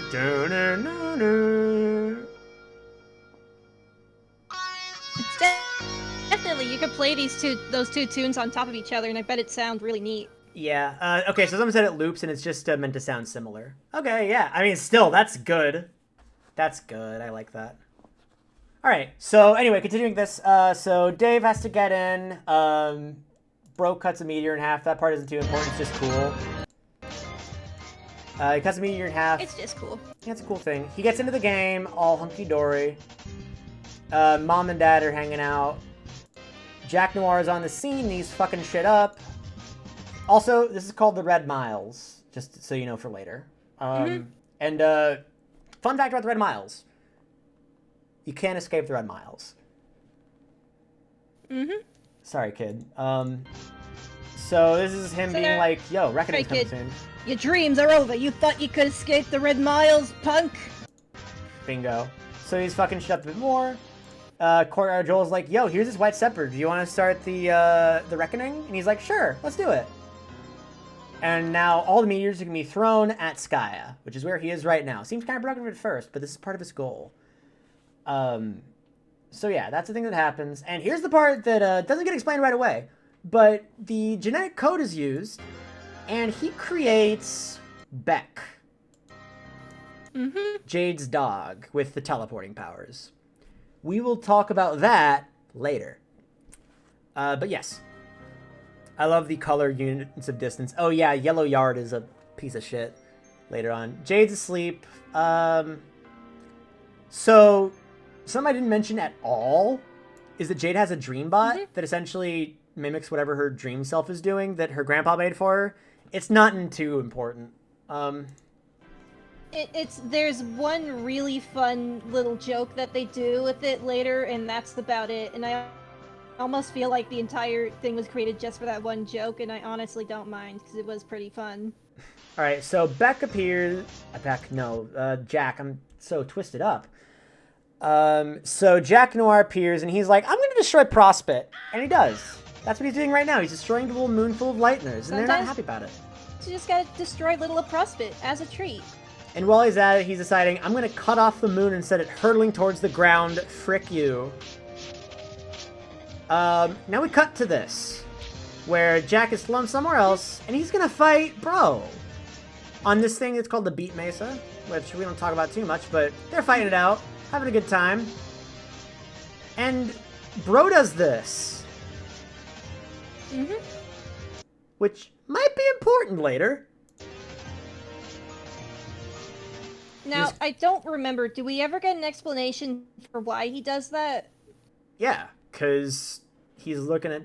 I mean, like, I think he knows more than he's letting on. Okay. Yeah, like Yeah, that would make sense. like between that and the fact that Rose's basement has an ectobiology lab, I think like there's a central theme of the Guardians knowing a little more than they let on. Yeah, I think you're right. Also, Blow on the Radio, I just realized what that is, but it's spoilers. Yeah, you figure it out. We'll talk about it before the stream's over. This is nonsense. But it ends with the moon is falling, and Jade's like, hey, John, wake up, wake up, wake up, wake up. And he doesn't, so Jade throws John out of the way at the last second, saving his dream self. But Jade's dream self is lost in the explosion. Jade's falling. She's caught. I don't mention it, but she is caught, so she doesn't die. We get a little bit more stuff. Oh wait, that's right. If her dreambot explodes, then they already did the fun bit. Basically, there's a part where Jade is messaging Dave from the dream zone, and Dave wants her to wake up. And I forget how he knows about the dreambot, but he knows about the dreambot. So he's like, hey, can you just like wave your arms to the left? And Jade's like, okay. And that makes the dreambot slap the real Jade into waking up. And I thought that was funny. Yeah. Alright, so this is, as I mentioned earlier, all of the different babies are on different meteors, and they're going to be sent to Earth through these meteors being sent to Earth. Because essentially, when these meteors are flying, the central planet's like, shit, I gotta protect myself. And then, yeah, which we'll see in the last shot, which is very, very, very low FPS. This is the start of Rose's development, where she's like, you know, this game actually kind of fucking sucks. Fuck it. And she blows up the gate. Meanwhile, Dave is like, okay, cool, and uses Unreal Air to get through. Yeah, Rose's character arc in these early chapters is pretty much just fuck it, chicken wearing shoes. Yeah, so here's a quick slowdown version. So a meteor goes into this portal that's defending Skya. Portal spits it out right above Earth. Right towards... Oh, we don't even get, like, a close-up shot. Right towards John's house. For some reason, this shot is, like, over the course of 4 frames in 1 second. But yeah, that's essentially just a visualization of how, hey, this is how the meteors hit the house. Okay. Y'all are doing a really good job of keeping up, for those of you who are new here, I think. Yeah! I think that when we hit the cascade, I think y'all will be new people. All right, and there's a couple more things that happen in Act 4 that well, Beans, now what? Run. Oh, hello, I got a donation. You know what, after we're done with this, I'm gonna read off some donations, because I've gotten a lot of donations. I think like almost $200 worth already. You have been getting a lot of donations, yeah. A lot of really good donos, so I'm gonna read them off after this. But You're definitely gonna need to take a minute to like read them off eventually. Without a doubt. So John gets the ring from Jade's body, and PM is now holding both crowns, and is like, hey, Jack, you piss man. I have your crowns, idiot. Give me my package. So then Jack's like, oh, okay, sure, here you go. And then PM's like, here you go, idiot. Here's the package. And just like shoves it into his arms all angered and flustered. But then Jack's like, oh, hey, it's John. I'm going to murder him. But then then we find out what's in the box. And this is something that's been like it's been discussed beforehand, like through a lot of stuff that I didn't mention. So it's going to seem like it came out of nowhere, and it does still kind of come out of nowhere. It's a stuffed rabbit named Liv Tyler, who is full of overpowered weapons. And he defends John from Jack. So yeah, it's a killer bunny, and I'm not sure if you have a picture of Liv Tyler later on, but I don't think I have a picture of Liv Tyler, sorry. No problem, I'll pull it up real quick. To be honest, I kind of forgot what Liv Tyler's use was. I thought it was just an extension of the Buddy in the Box bit for a while.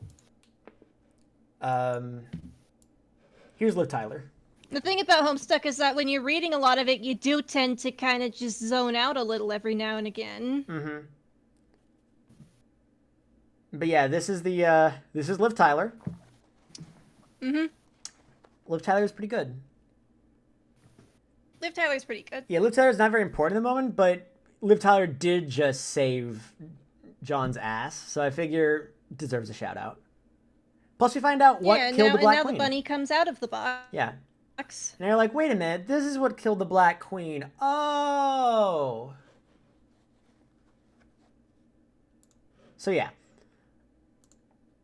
All right. Act 5, Act 1 is next. Yay! That's right. Act 5 contains 2 acts. And if you think that's dumb, just wait until Act 6.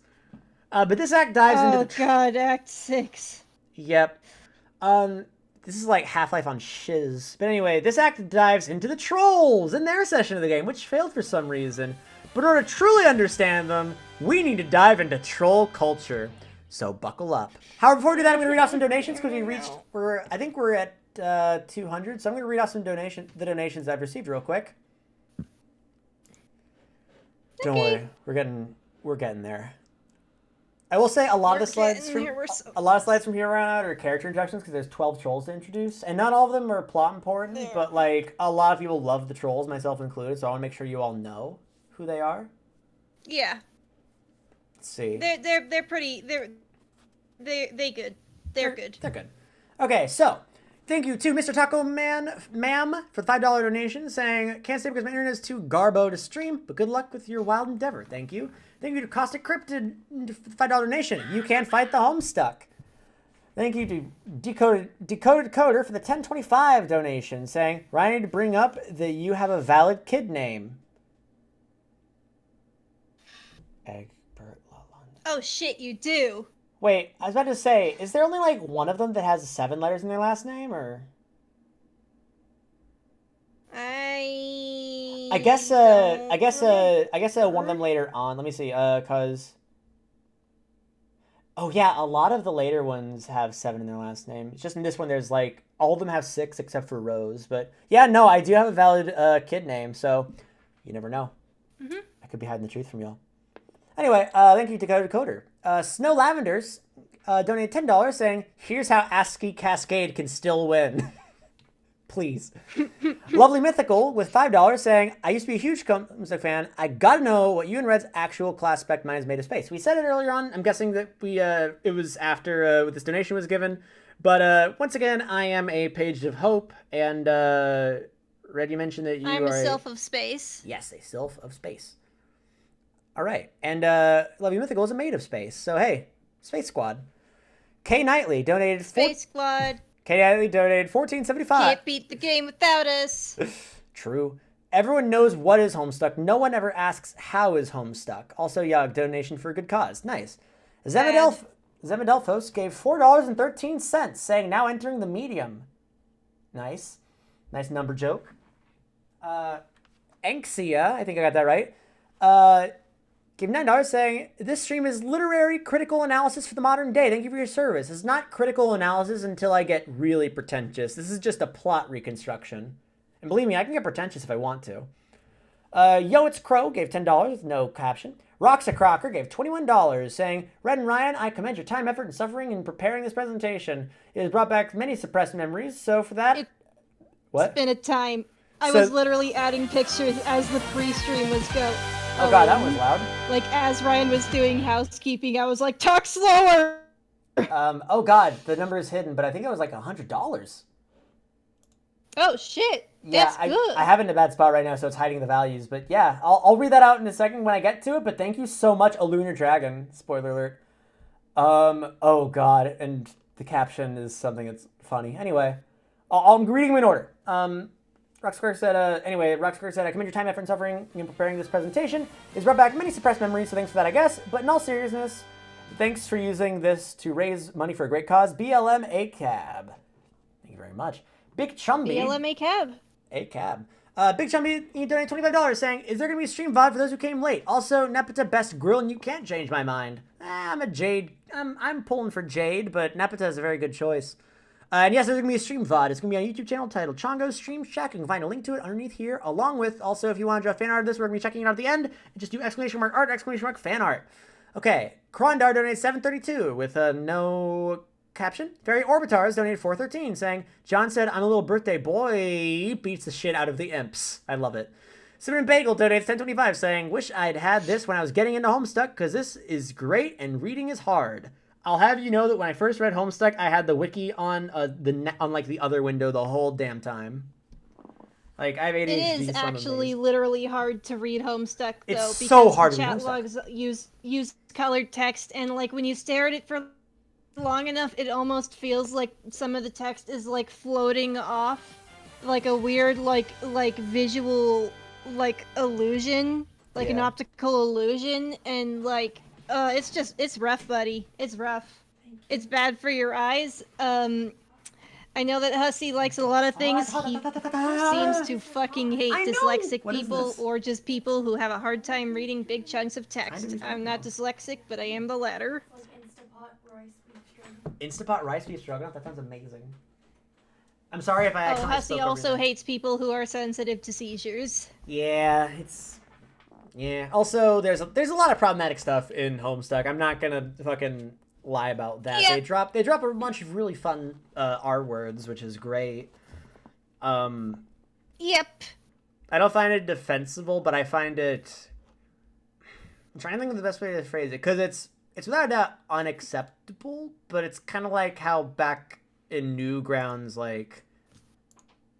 But the Homestuck yeah. came out in 2009. Like, we were already getting tired of that Yeah, it's shit true. by then. That's true, yeah. That's very true. I know that I was an edgy boy who didn't really stop using it until I got to like college because I sucked, but either way, that's not what we're talking about right now. We'll talk about the in-depth review like later. that doesn't mean you shouldn't be better than that. Absolutely. I think that you definitely should have been better than that, but I don't put it as hard as if he were to put it out today and do that. Either way, it still sucks. I don't know. I shouldn't be nothing to play devil's advocate about. Either way. Moving on right along. I mean, JRL. Hussey is a devil, so... Uh-huh. She gave me a watermelon cigar. Yeah, she. JRLC donated $50 and said, I'm not going to stay. I just wanted to donate. Have a good stream, everyone. Thank you, JRLC. Simon, 101 with Thank you! 586. That was nice of you. Simon 101 with 586 saying, I'm too tired to think of something funny and way too tired to fully understand all this, but good stream so far. I'm glad you've been enjoying it. Gowan Drum donated $10 saying, just a Homestuck, checking in, doing my part. Thank you, Gowan Drum, and thank you, Homestuck. Something I didn't think I'd be saying today. Kinetic Squirrel gave $10 and said, good luck on your Homestuck explanation quest for charity. Sounds V-daunting. It is V-daunting.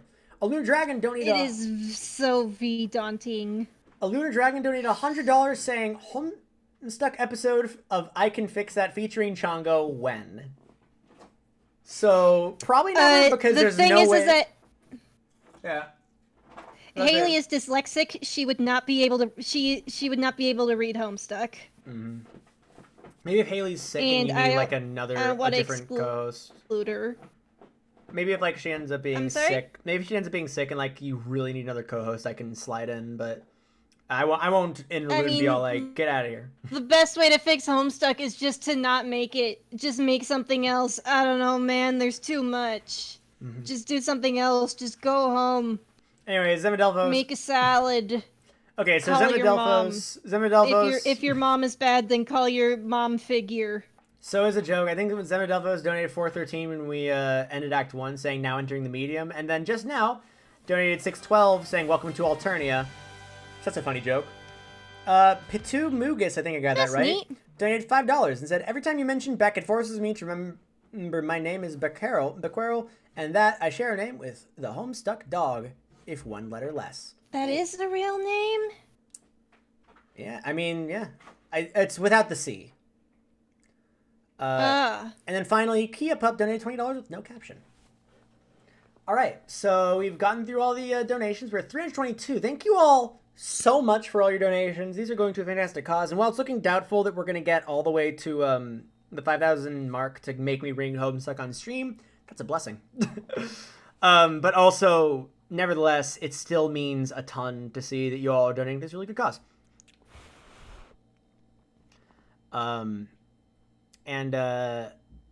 Also, the reason that I can't read Homestuck isn't as much because of like being unable to read. It's a lot more because of my ADHD, and I just can't read all that stuff. I'm just like, oh, there's so many words. I'm gonna skip it and watch the parts. God, same. I'm gonna skip and watch Descend, and then I watch Descend, and I'm like, I have no idea what just happened.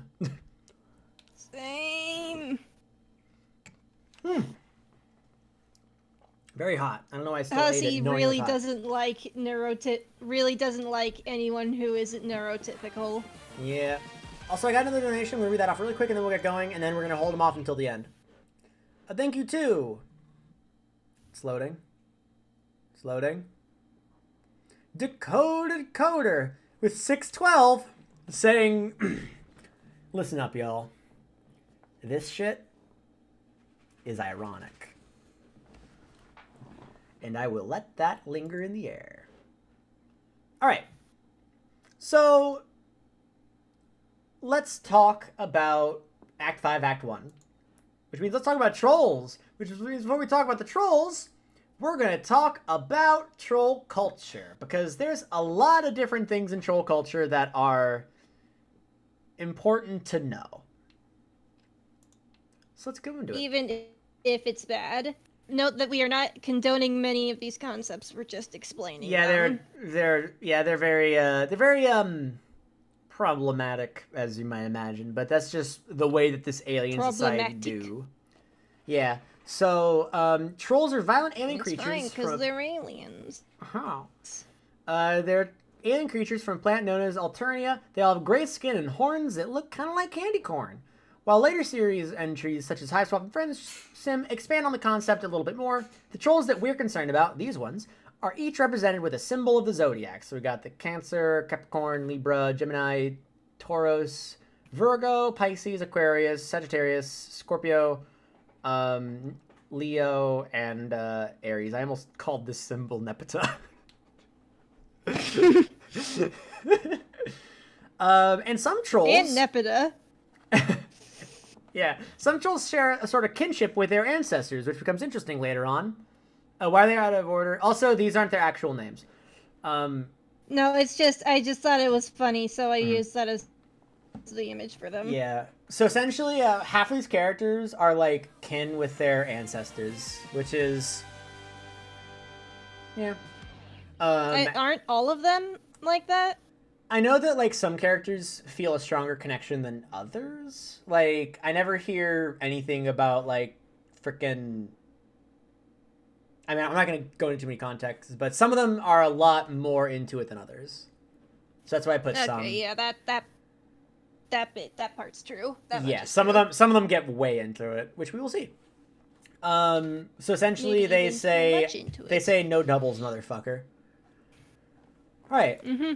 So let's talk about blood. Every single troll that we're dealing with, the social hierarchy of the trolls is based on the color of their blood. It's a caste system, with purple/fuchsia being the higher social class, red and orange are the lower class. And most blood colors get fun psychic powers. So that's nice.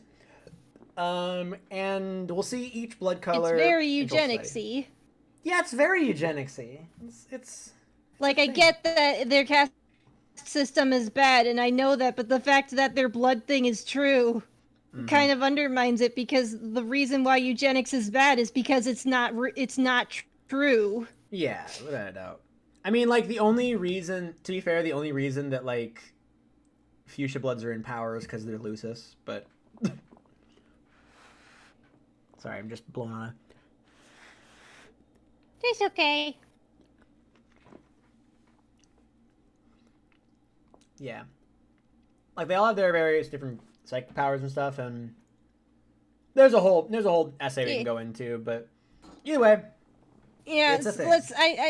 we're not gonna go too deep into it. I just want to make sure that the viewers know that we don't approve. We're just explaining. We're like, okay, Hussy, you do you, man. So yeah. Oh, by the way, I mentioned Lucis earlier. What's a Lucis? I don't have a picture of this. But it's their daddy and their mommy and their daddy and their mommy. Their daddy and their mommy and their stop. Yeah! Jesse Pinkman in the house. So, a Lucis is a babysitter for young trolls while the adults are taking over different planets. However, as the trolls grow up, it's essentially like a pet, almost, but it's a pet that's also your parent.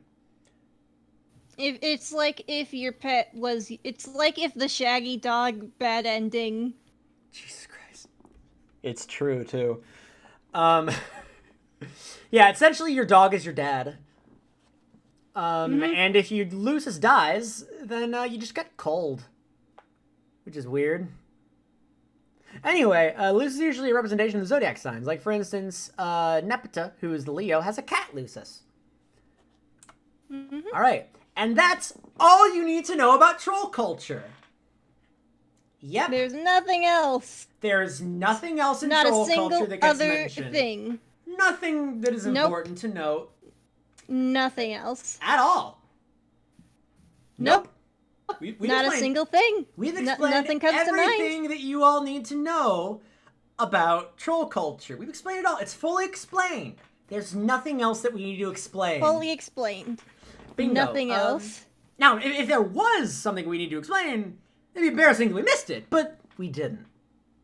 Because there's We didn't. nothing else to explain in troll culture. It's fully explained. There's nothing else. Ryan, please, you don't have to do this. Ryan, as your friend, I'm letting you know that you don't have to do this.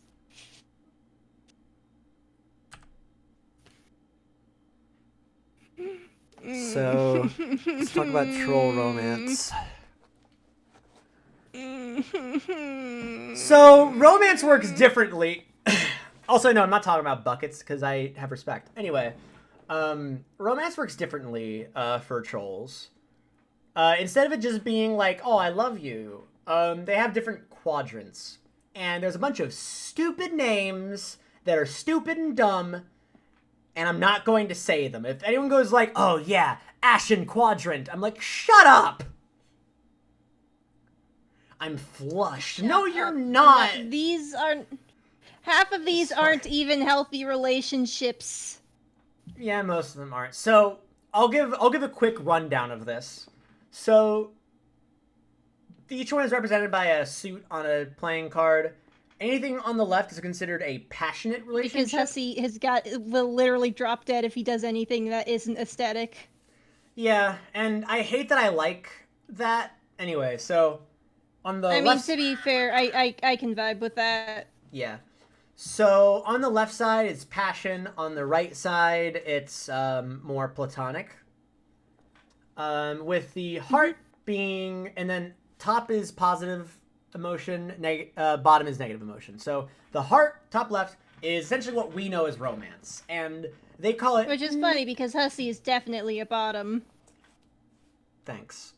You know it's true. Thank you for that. And essentially, they call it mate sprit. I'm only giving you the names right now in case, like, one of your Homestuck friends just goes like, oh my god, this person is my moiral, then you can understand what the fuck they're talking about. I'm doing it for you. Speaking of, a moiral is the diamond section, and that's basically Biffle's best friend for life. Yep. So it's represented by a diamond, and it's called a moiral, or moiralegiance. Spade is where things get interesting. Essentially, it's what I would describe as an eternal arch nemesis. And apparently, like, there's implications of, like, hate snogging going on there, which I'm not going to touch. And then the club is weird, essentially. Like, have y'all seen the Genghis Khan music video? That's it. That's what a spade is. Yeah, and that's called Kismesis, or Kismesis 2. Spades. Kismesis. I don't give a shit. It's all dumb. And the club is even dumber. So a club essentially represents, if there's two people who hate each other, then there's a third person who is a mediator. I don't know why this is considered romance. It's the iCarly relationship, you know, Sam and Freddie, and then Shut Carly. the fuck up. Don't do this to me. That's it. Don't tell No, me you that Carly's know it's true though. auspicicized. You know I'm right though. Don't you tell me know that I'm Carly fucking is right. auspicicizing. Come on. Yes, she is. You fucking know she is. You can't, Okay. Sarah. You cannot convince me that she isn't, though. Yeah, okay. It is the best way to explain it. I hate it. Thanks, I hate it. Okay. It's the best way to explain it. Alright, let's just keep moving before I scream. Okay, let's meet the trolls. I was like, I'm gonna text Amanda and tell her that I like it.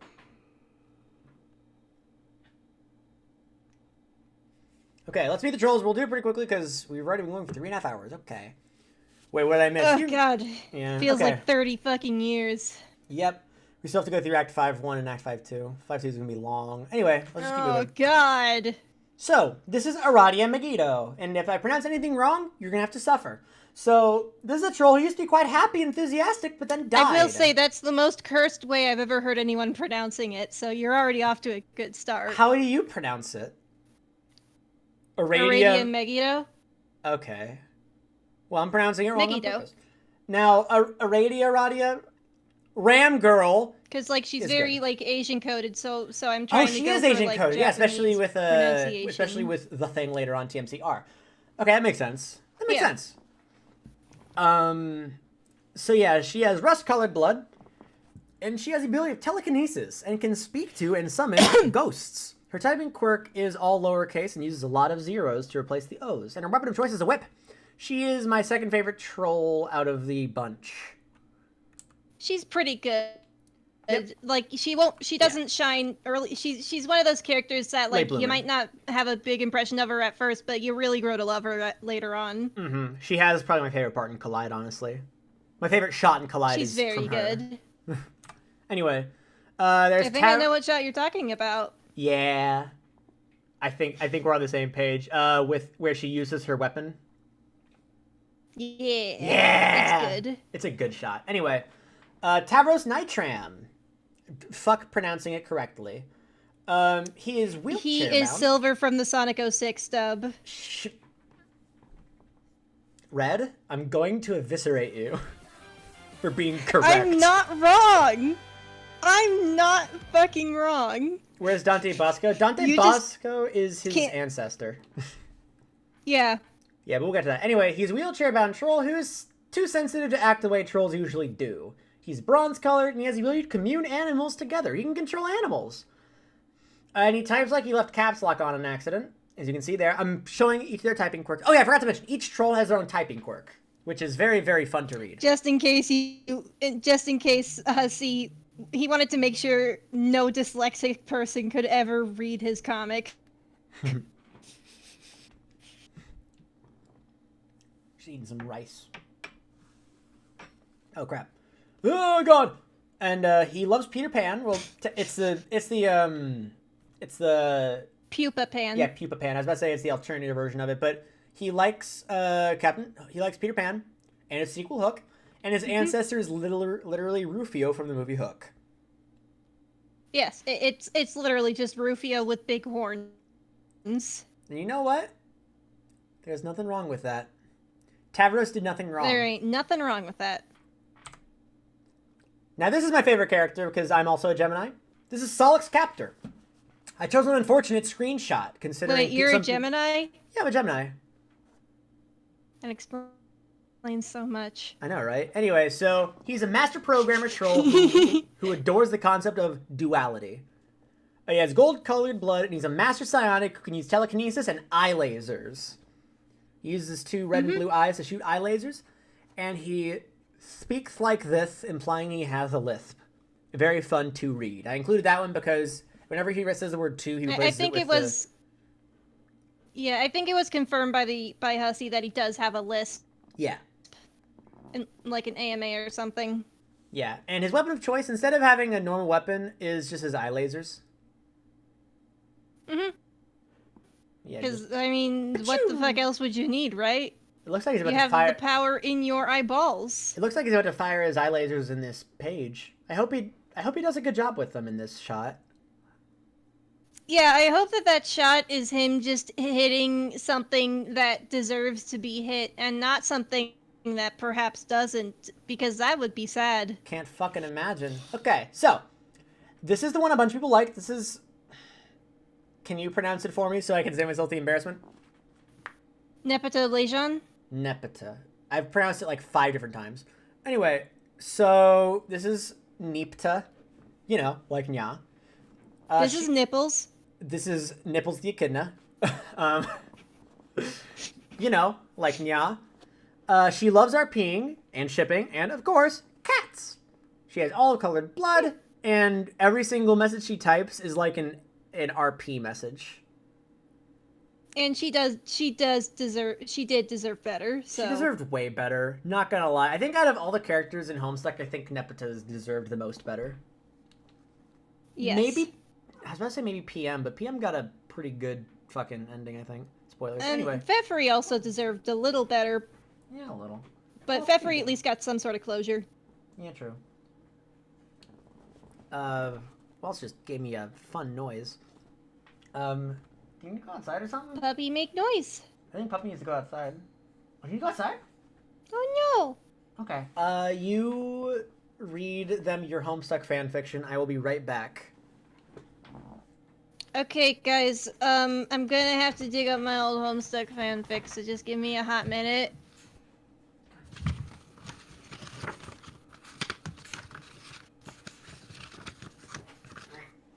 Here it is. Okay. Here is my Homestuck fanfic. I hope you guys like it. So, once upon a time, there was a boy. He was named John Egbert, and he could run very fast. But one day, he gets captured for some unknown reason, because he has done nothing wrong. So we see a helicopter that is transporting John, and John is like, "What? No food or movies? I'm out of here." So he busts out of the helicopter and he rips a chunk off of the helicopter, and then he dives down toward the city below, and he avoids pursuit from the authorities, only to be accosted by a robot. He is able to beat the robot with his skills. He jumps on boxes and stuff, but then he sees Carcat, and Carcat is holding a green gem, and Carcat is like, I'm gonna do bad things with this. And John's like, "You better not." And Carcat's like, "Okay, bye." And then John's like, "Aw, darn it."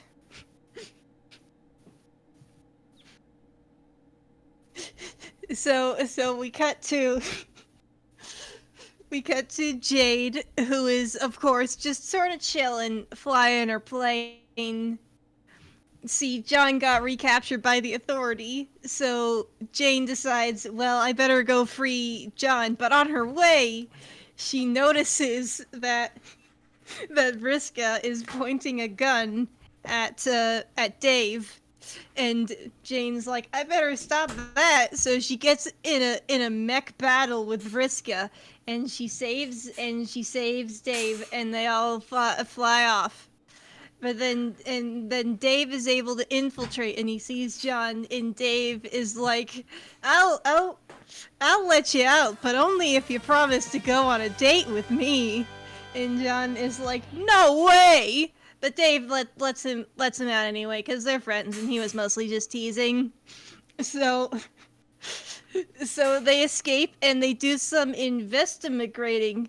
Meanwhile, Rose is sitting protecting the giant emerald, as she do, when all of a sudden, Kanaya shows up and tries to take it, but Rose is like, don't take my emerald. What? But then while they weren't looking, Gamzee took the emerald, and so Rose jumped up Hey, how and we doing, guys? smashed it with her fisticuffs. And And that's now the she end of has the to story. collect the pieces of the emerald. Are you just retelling the plot of Sonic the Hedgehog 3, except with Homestuck characters? No, or is it Sonic Yes. Adventure 2? It was Sonic Adventure 2. Okay. So, apologies for taking a while there. Little baby is, since she's on pain meds, she's lost a little bit of bladder control, so I picked her up. She accidentally let out a little bit, and I was like, ah! Anyway. Oh no. Okay, so, back to explaining Homestuck to everybody. I mean, I don't know why I'm doing that. You just told the rest of Homestuck. I did just tell the rest of Homestuck, and I'm sorry about that. No worries. But we're gonna explain it anyway. So next is this one, who a lot of people like. I don't know what's wrong with this picture. I don't know why her eyes are all weird and red like that. I They don't normally know look why like that. either. I just tried to find a picture of her in I think- hero mode, but that's the only one I could find. And Probably just some weird JPEG compression or something. also, Clear But Bacon, yeah, thank you no, for the this is sub. my favorite. Everyone in the chat She's saying my lesbian. favorite. That's proof that you all are smart. I mean, she is lesbian. I mean, she has a chainsaw. She's got those vibes, and I mean, look at that hair. And she's a vampire. And also vampire. Mm-hmm. She's a Have big you golden. ever seen a single vampire that isn't just a flaming homosexual? I don't fucking think so. I was gonna mention something else, but I forgot. Oh yeah, she types as if her statements are tweets from Jaden Smith. Mm-hmm. Right. Let me think. I think next is Terezi, I think is next. Yeah, Terezi Pyrope. A blind troll who is Terezi is also very good. Is it Terezi or Terezi? I like to say Terezi. Okay, well it's Libra. Ryan, you're just gonna have to live with the fact that you pronounce all of these in a very cursed way, and I think you're just gonna have to learn I'm to leaning embrace into it. I'm leaning into it. Yeah, good, Also, good. I'm proud. she's also you. she's also potentially an Arrested Development reference, which is fun. Potentially. She's a blind troll. She is an aspiring lawyer, and she hopes to find justice. She has teal-colored blood, although there aren't any powers associated with that.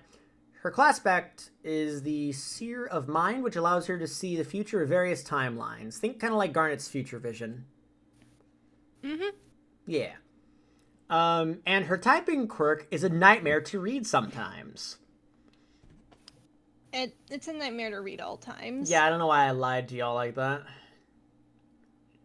Why isn't there, like, official pronunciations? Because no one ever speaks dialogue with their mouths. Pyropes are a kind of garnet. Oh, fuck. Okay. That's hilarious. What? Someone What? said, hey, Ryan, fun fact, pyropes are a kind of garnet. Which is funny Oh, because I that's mentioned cute. the Seer of Mind is like a Seer Yeah. of Mind in future vision. Yeah. That's Yeah. good. Latila's type and quirk is so much worse. Oh, I don't even go into the Dancestors. But Oh God. we go into acknowledging their existence, but I think we haven't done the second half yet. Okay, whatever. We're getting ahead of ourselves. We'll get to it. Oh, hey, it's to it. Bastard! It's you! Look, it's garbage. It's you! Ryan, why did you put just a photo?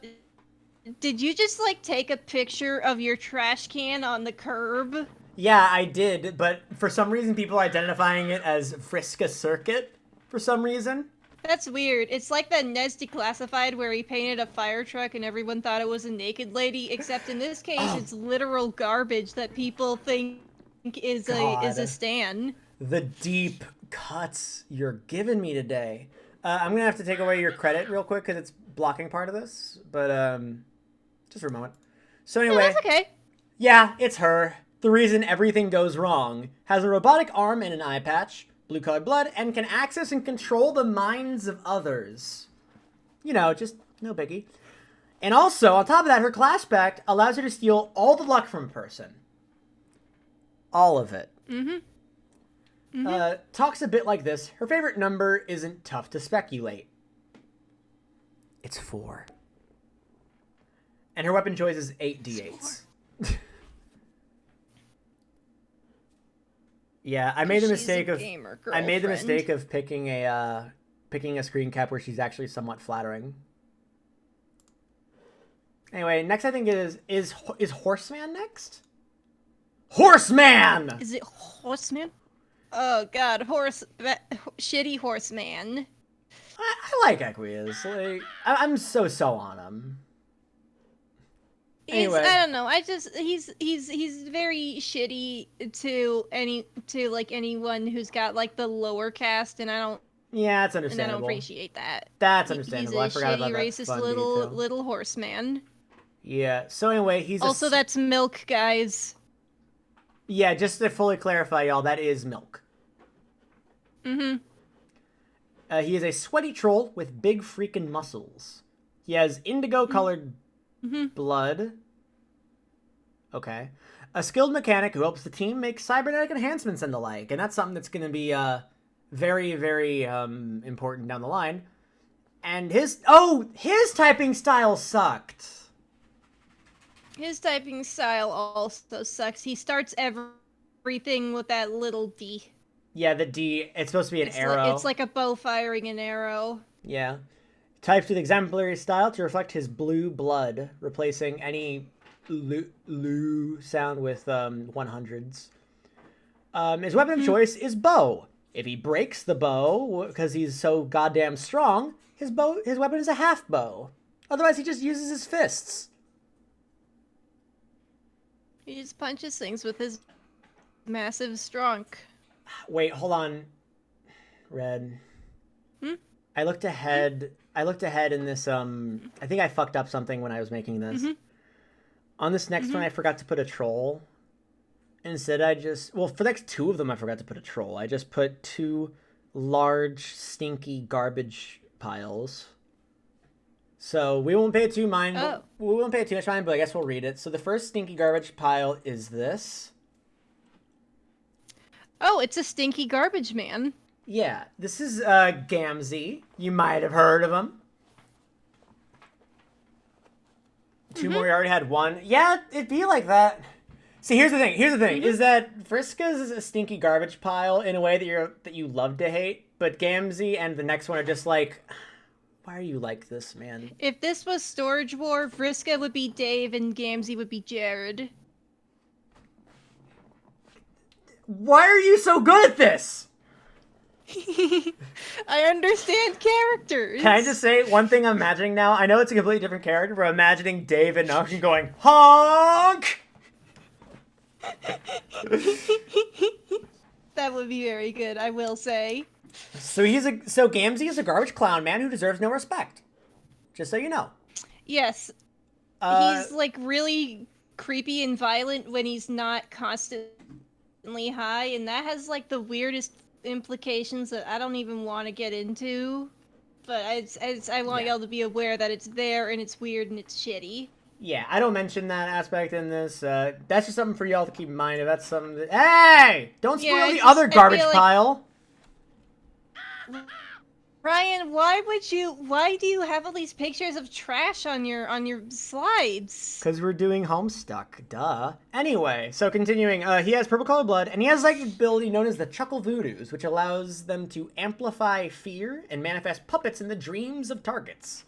He, at one point, he does make a puppet appear in someone's dream.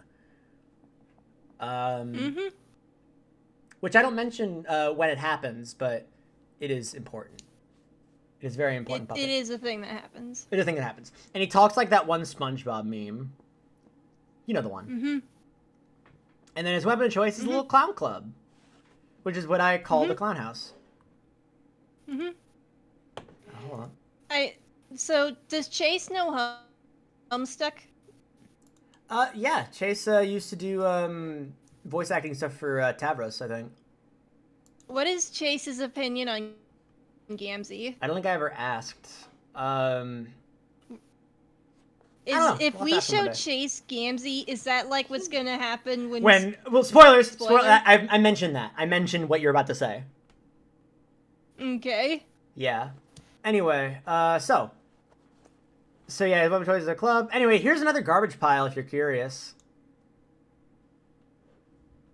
Look at that! It's just a stinky little garbage bitch man. He's an incel wine man who nobody likes and also is racist. I don't mention that in here, but I was wrong. Gamzee isn't. Gamzee isn't Jared. Aridin is Jared.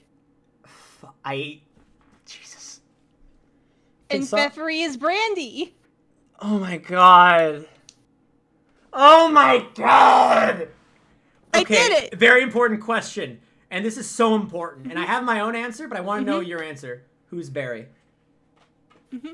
Who's Barry? That's such a tough one, because he needs to be cool and old. I would say Barry would be... Out of the 12 trolls, I'd put it at John's dad. Solix. I'd put it at Solix. Oh, Like, out just of the trolls? Yeah. I don't know. Solix is smart, but he's not... Barry is just a chaos... Terezi! Jesus Christ! You're so good at this! Okay, anyway, so... Aridin is an incel wine man who nobody likes.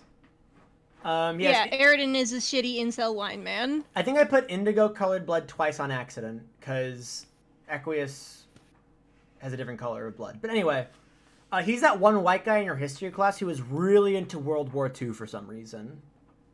But he also likes magic and wizards. He's that guy that you overhear at your campus who's still talking about Anita Sarkeesian for some reason. Jeez. Why are you still winning? Would. Why are you still winning? Yeah, violet I blood. always win, remember? Oh yeah, I forgot. Yeah, this one, he's a violet blood, and then the next one's fuchsia.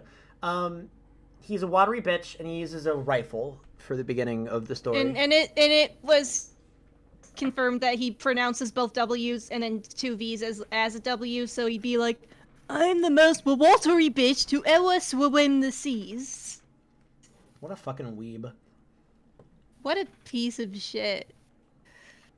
If he died, I'd feel nothing. Just kidding, it's a lie. I'd feel If he joy. died, I would feel joy. Alright, let's keep going. Yeah, let me take a sip of this Coke real quick. Ryan, it's not good to drink Coca-Cola when you're doing a lot of talking. I know! Anyway, here's It's Pfeffery. bad for your vocal cords. Here's Pfeffery, and fuck pronouncing the last name. It's like Pixis? Pixies. Pixies. Pixies. Oh, yeah, that makes sense, because they're fucking... Okay. Because she is Pisces. Yeah, she is the heiress to the throne and a very cheerful princess troll. Essentially, the closest thing you're gonna get in this experience to a Disney princess. Mm-hmm. She is a fuchsia-colored blood, and if her Lucis dies, it does this thing called the Vast Glub, which kills almost every troll on the planet. So that's fun. She also deserved better. Yeah. She's all about making nautical puns as far as the eye can see, because the ocean gets her hype. Meant to represent that her H is represented as sort of like a symbol, a Pisces symbol, and the E is supposed to be a trident. And her weapon choice is the trident. Okay, let's see. So I think... Oh, one more. This guy. It's an Angie boy. He's a loud and angry troll that is surprisingly cinnamon roll. It's a funky little Angie boy. He's just an angry friend. He's just a funky little Angie boy. And he ended up being a mutant, somehow getting candy red blood, which he finds to be embarrassing, which is why his shirt is gray, not red, like his blood.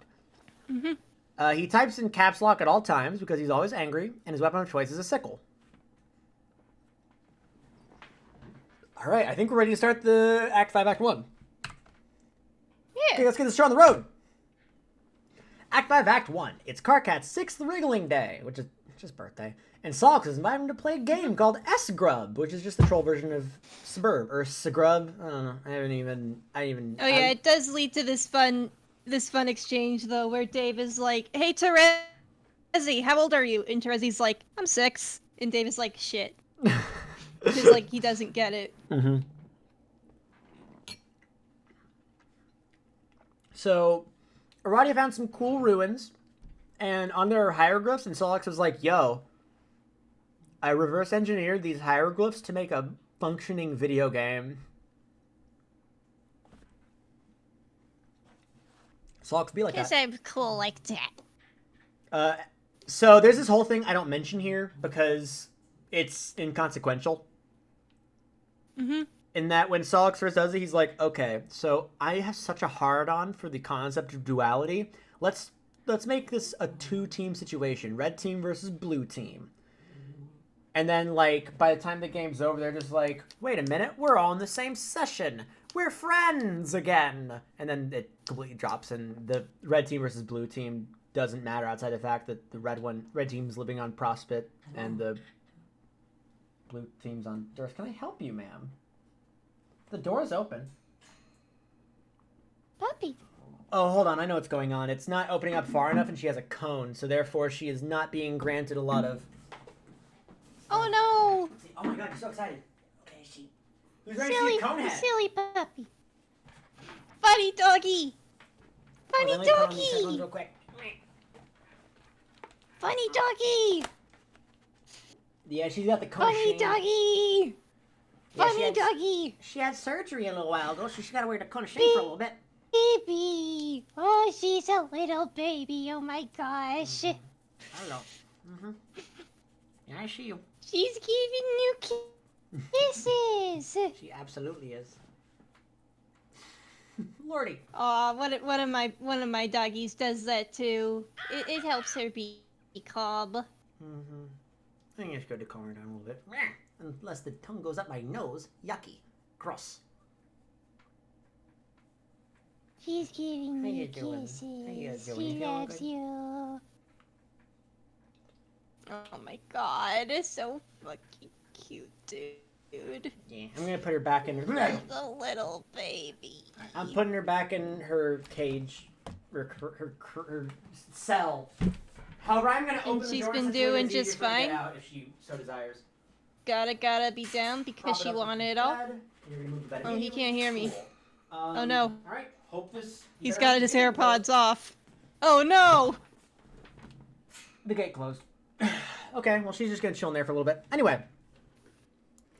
I totally lost the train of thought. What's her name? You're That talking little baby's about name is the Waltz, by the way. red-blue team. Yeah, yeah, it doesn't matter, so I Is don't mention it. Waltz. Yeah, it doesn't matter the overall story, so I don't mention the teams. That's more so just to cover for, like, any fans who are like, how come you don't mention Team Scourge? And I'm just like... No one cares, man. Yeah, I'm like, listen, I'm on slide 80. I'm not gonna talk about Team fucking Scourge. Oh, what did you say? The dog's name is Waltz, like the dance. Anyway, and she is a cutie pie. Anyway, so Equius makes a 6 soul bot for Aradia. So now Aradia is a robot. Cool. And Aradia And that's all he does. He just makes the... That's not true. He also does creepy things. Anyway, so after Aradia admits, hey, actually, fun fact, this game's gonna doom the entire world, lol. Solix is like, hey, you know what? Carcat, I changed my mind, let's not do this. And then they get into a little bit of fight about it. And Carcat accidentally opens... Hello? I'm saying that to Aradia. Oh, I didn't hear you. You got cut off a little bit. Sorry, yeah, my internet was roboting for a sec there. I was just saying that he just makes the robot and he gives it to Aradia, and then that's it, and that's the end of the scene, and nothing else happens. I'll bite. What else happens? Because I think I forgot. You don't. He programmed the robot to have feelings for him, and then Aradia was like, "What the I fuck? forgot That's about a that. really Never shitty mind. thing to Never mind. do." Never mind. Fuck Equius. He can go to hell. Yeah, that's. I forgot about that fun detail. Yeah, he's really shitty. Yeah, Shitman Deluxe. Shitman Deluxe. Glad I blocked it from my memory. Shitman Deluxe. Yep. Anyway, yeah. Why are all these guys incels? There's only like one Chad in all of. Because they were written by Andrew Hussey. Yeah, right. Well, you know, the only like male Chad in this is Solix. Because he's straight Chad at least. Carcat's a Chad too. He gets something later on. Karkat and Solix. Solix doesn't Chads. need love. He has bees and computers. And what else could you need? I mean, a good RAM GF.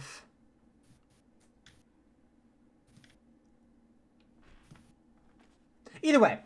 You got me there. Solix is a Chad. Solix is the Chad virgin that Centrist warned us about. Jesus. Oh no! Oh, yeah. Right, though. Oh yeah, I forgot. By the end of the story, Tavros does evolve into a Chad. Although he does start off simping pretty hard. But I'm not here to discuss simping because Vriska's going to be brought up later. Anyway. No, I never want to hear that word again. Which Ryan. one? Which one? Oh yeah, I remember? forgot. You have a negative. Reaction to the S word after you edited a whole video and then shitty. after you edited an entire video God. and then it wasn't used. It was really cool of that guy. It was really cool of him to not even use the video Yeah, what an epic lad. All right, that I slaved So- over. absolutely, yeah. All right, so continuing on, Karkat gets really pissed off and accidentally opens up a computer virus that Solix made called the Mobius Double Reach Around, and it places a curse on Karkat and everybody he knows because Solix is that good at programming, I guess, and it causes all of the trolls Luci to die. Whoopsie daisy. Um, Was another major plot element started by just a silly whoopsie daisy. I mean, like, the way I've heard it is random chance shouldn't end plots, but it should start plots. But then again, there is a difference between just a random event happening and also just people. No, I making get that. mistakes. I just do think that the insane amount of whoopsie daisies is very fun. Yeah. But Something no, else I I forgot do to- agree that random events can start plots but not end them. Yeah, absolutely. Something I forgot to mention here is that Solix finds another code, another program that was written out in like space. That was essentially saying when Universe 1 and Universe 2 both die, then execute, and that's just a picture of a bunch of pool balls randomly flying around. So that's something that might be kept in mind for later. Solix did not write that. Yeah, Solix didn't write the... Keep that in. I know your brain pockets are getting pretty full, but you are going to need to keep that in there. Yeah, did I accidentally say that he found... Did I accidentally say that he wrote it? Because he did not write it. He found it. Oh, the... No, yeah, you said he found it. He didn't. Okay, cool. Write Yeah, it. the Mobius Double Reach Around, he wrote that one. I think. If my memory does serve me correctly. And my memory has never been wrong before in my life. Anyway, all the trolls Luci are dead. F in chat. Don't F in chat, please. It'll flood. Unless you really want to. Anyway, oh shit! Wait, the Vast Glub! Because if you remember correctly, Fefri's keeping an eye on something, and if it dies, it's gonna glub and murder everybody. So everyone make like a tree and gets the fuck into their game session, mostly prototyping their dead Lucis, whatever. With the exception of Aradia, whatever, who prototypes a frog, for some reason. And they all make it before the Vast Glub, except for Solix and Fefri. And since Fefri is fuchsia blood, she's immune, but Solix is not. And Fefri gives Solix a corpse smooch, and he revives as one of his 2 dream selves, because this theme of duality is so strong, he just gets 2 dream selves. Frick you. Also, they can't find Aradia, Ram Girl's dream self, so they're just like, huh, fucked up. Oh, what does prototype mean in this context? Oh, when their kernel sprite appears, they threw their Lucis into it, so their sprites are all Lucis looking. Let me go all the way back to that real quick and just Sorry. no worries. I burped. No worries. So like all of their little ghost dudes look like they're Lucis, which I don't have any good pictures of, Yeah. but we're like 4 hours in. Let's get going. Oh, also Radia prototypes herself. Yes, she does do that. Yes. We gotta just. Yeah, we gotta just move. We gotta just keep going, y'all. Gotta keep on moving. We gotta just move and show me what you can do when you step into this. Yeah. It's just that thing. Solix stole Yeah. Ray's dream self. Yeah. Solix stole Ray's dream self. I won't spoil anything. Anyway, Fast Glub. Bloop. So they all make it in. Yay! Troll sessions mostly sped through. We don't get to see a lot of the details. They fight monsters, find treasures, and occasionally they throw hands with each other. Like we see a duel between Aridin and Solix, and a more one-sided beatdown where Robo Aradia beats the shit out of Vriska. Why? We'll find out later. Karkat befriends his game's version Also, of... just because it's Vriska. Yeah, I mean, come on. Wouldn't you? It's Vriska. Come on. Yeah. The only person who deserves it more is Aridin. Yeah. Mm-hmm. Karkat befriends his game's version of Jack Noir, forming a bond with him since they both have red blood, thinking that it's like, aw man, you're a mutant too, finally, somebody's just like me! And Jack's just like, okay. Anyway, you want to help me overthrow the Black Queen? And Jack Noir gives him a tip saying, listen, all of us over on Durst, we fucking hate frogs. Fuck frogs. Me and my homies hate frogs. And then you look back to Aradia who prototyped the frog, and you're just like, oh, cool. So now the Black Queen won't put on her ring because then she'll look like a frog. And she's like, no, it's gross and nasty, and it jumps a bunch. Me and my homies hate frogs. That's my Black Queen voice. Anyway, that's the Pretty story there. convenient that Aradia knew to do that. Yeah, I'm sure that doesn't mean anything. I'm sure that doesn't mean anything. I forgot why she knows it. Anyway. I remember. I'll tell you when we get to it. So, who's this douchebag?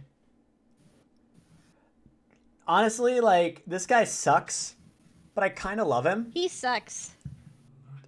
He is kind of lovable, even though he definitely sucks.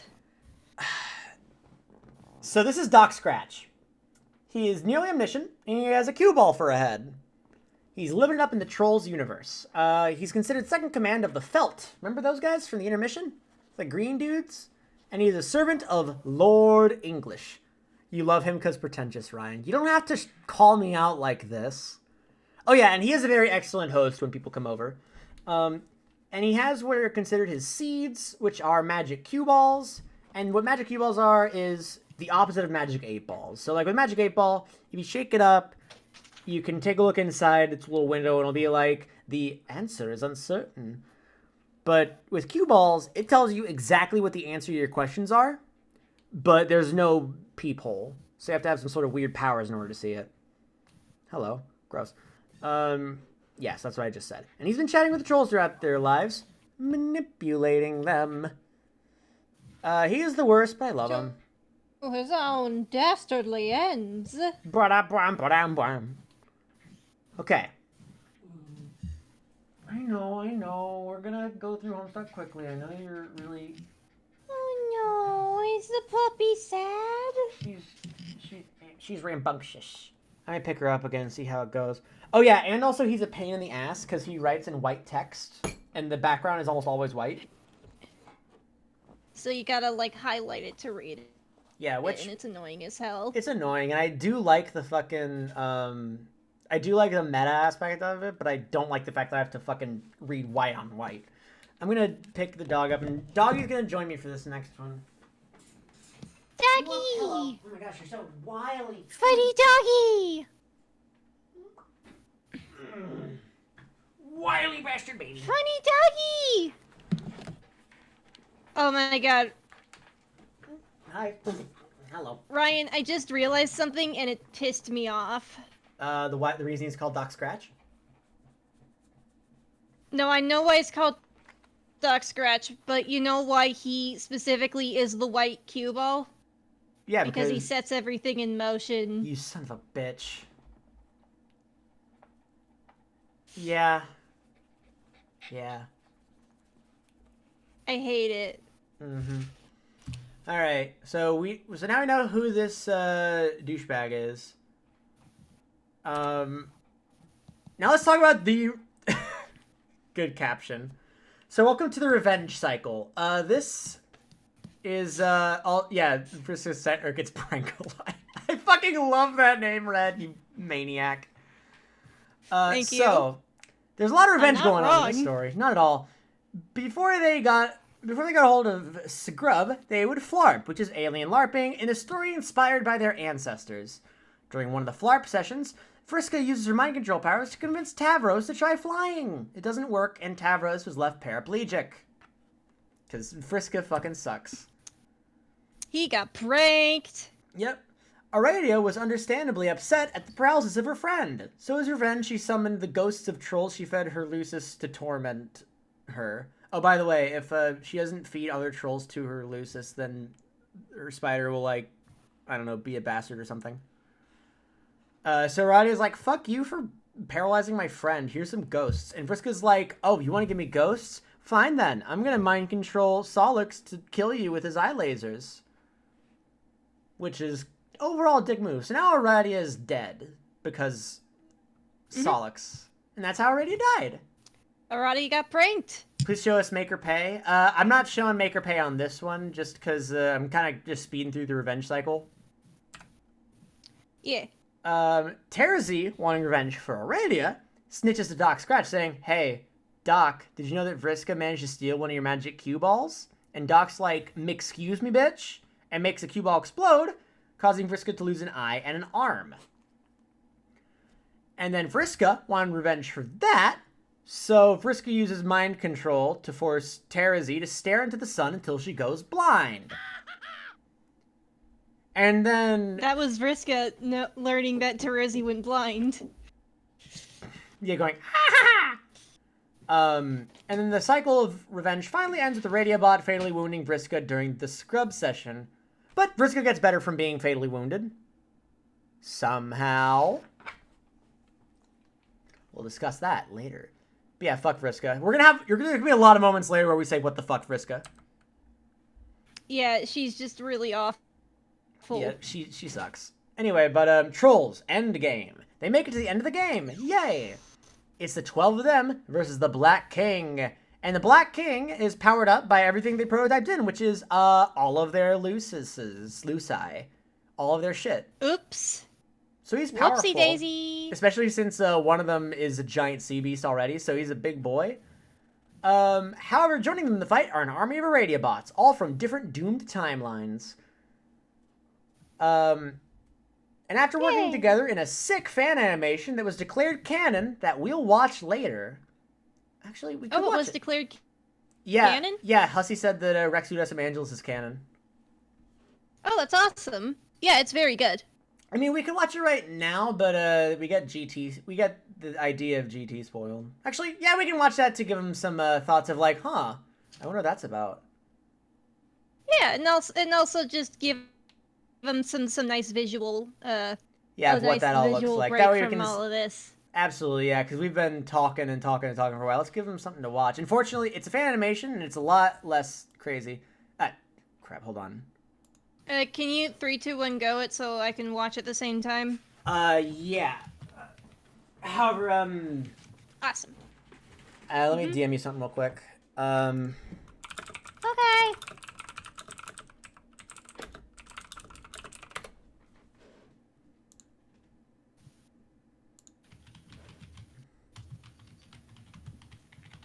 Okay, let me pull it up. Sorry about the thing going out. I just need to make sure that it's playing correctly, because I didn't expect to play Rex Udesum Angeles right now.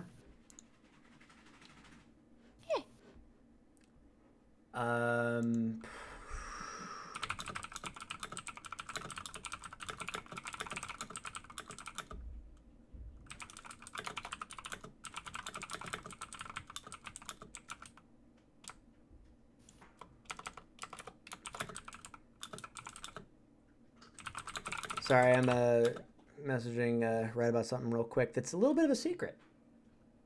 Because I want to make sure I don't spoil anything in the... Let me get this set up real quick.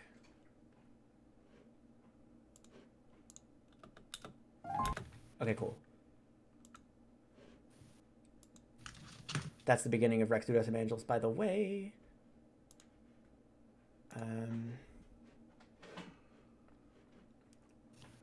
Let me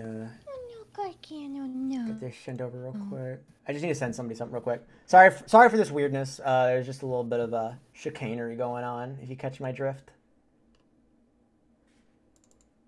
Just a little bit of chicanery is all. No biggie.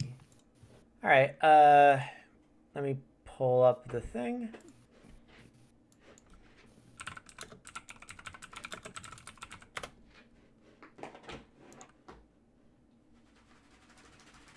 Alright. And yeah, on go. Yeah, one sec. Once you get it all queued up. Yeah.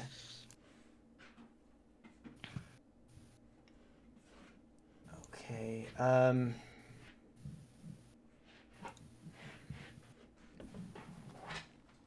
I just realized this is going to be a little difficult to do. You got this.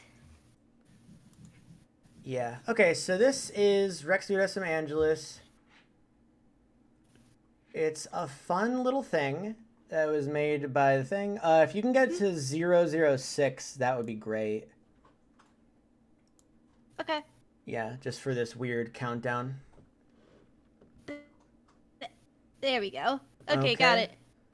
3, 2, 1, go.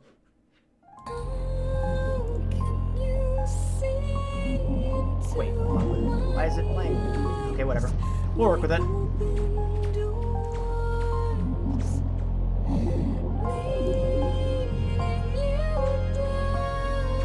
I don't remember. That's weird.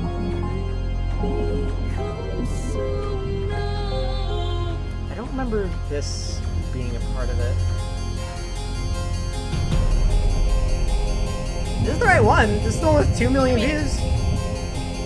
Hey. Yeah, I mean, it seems pretty normal now. Yeah, it seems pretty right. I don't know what you guys are freaking out about. Yeah, it's just Rex Udesum. That's what it's called. Okay, 3, 2, 1, let's jam. I don't remember that, but it has been a while since I last watched this. True.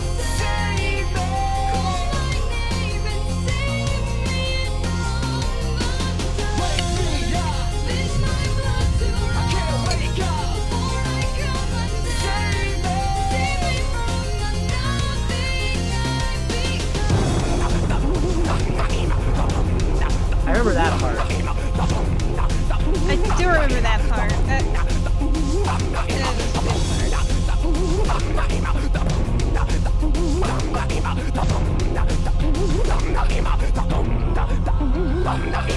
Wild Wild West, Jim West, Desperado, Rough Rider. No, you don't want nada. None of this. 6 gunning this, brother running this. Buffalo Soldier. Look, now who you gonna call? Now who you gonna call? If you ever rip with people, This is the animation. I don't know what you're talking about. before you get bum rushed. That's the Wild Wild West. When I roll into the Wild Wild West. When I stroll Man, into the Carcat's a good singer. when Yeah. I bounce into the Wild Wild West. Disco, disco, Wild West.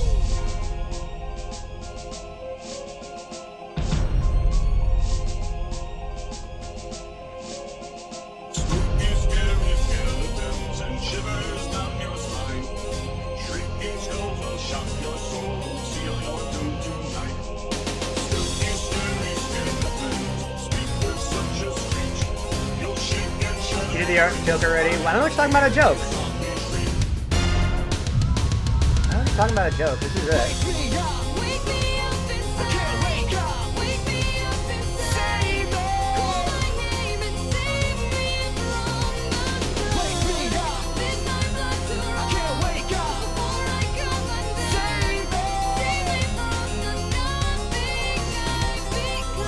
Please tell me why. Got my head shit. My car's in the front yard. Got a jumbo jet. Sleeping with the clothes on. It wasn't easy. Came in through the window. But nothing there. And you're Take me to the feeling. I'll be your sinner. When the lights go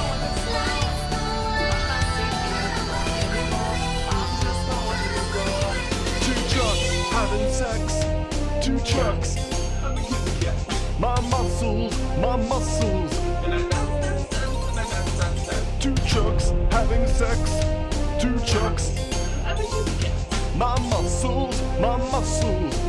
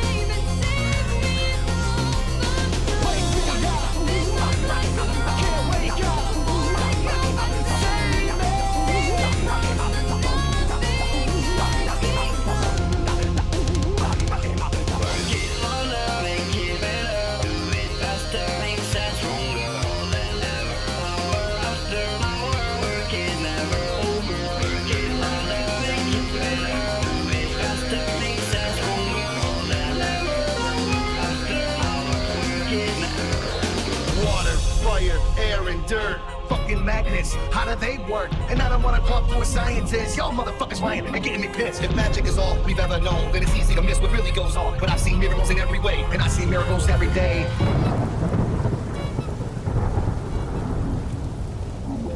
Wake me up inside. I can't wake up. Wake me up inside. Save me. Call my name and save me from the dark. Wake me up. This my blood to I can't wake up before I come undone. Save me. Save me from the nothing I become.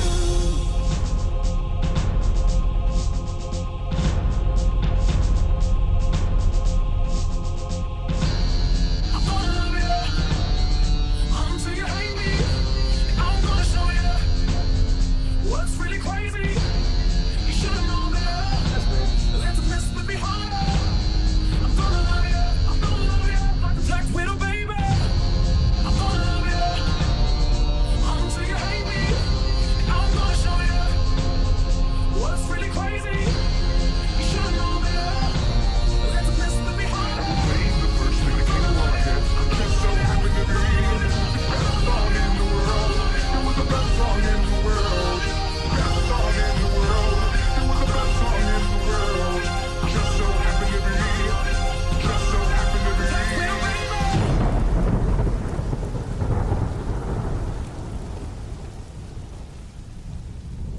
So that was Rex Duodecimangulus. Yeah, there's a little section at the end where Vriska just kind of kills the Black King, but I think you guys get the idea. I think you guys understand it. Yeah. Vriska doesn't need props. Vriska doesn't need any more additional props. So yeah, that was Rex Duodecimangulus, completely unedited. So now that we're done with this whole joke, yeah, that was a mashup that I made. Oh god, thank you for the 5 subs, Glassturf. I need a link to that. That is, so the mashup part of it is not a part of this. The original instrumental kind of slaps ass and has 2.8 million views and deserves all of them.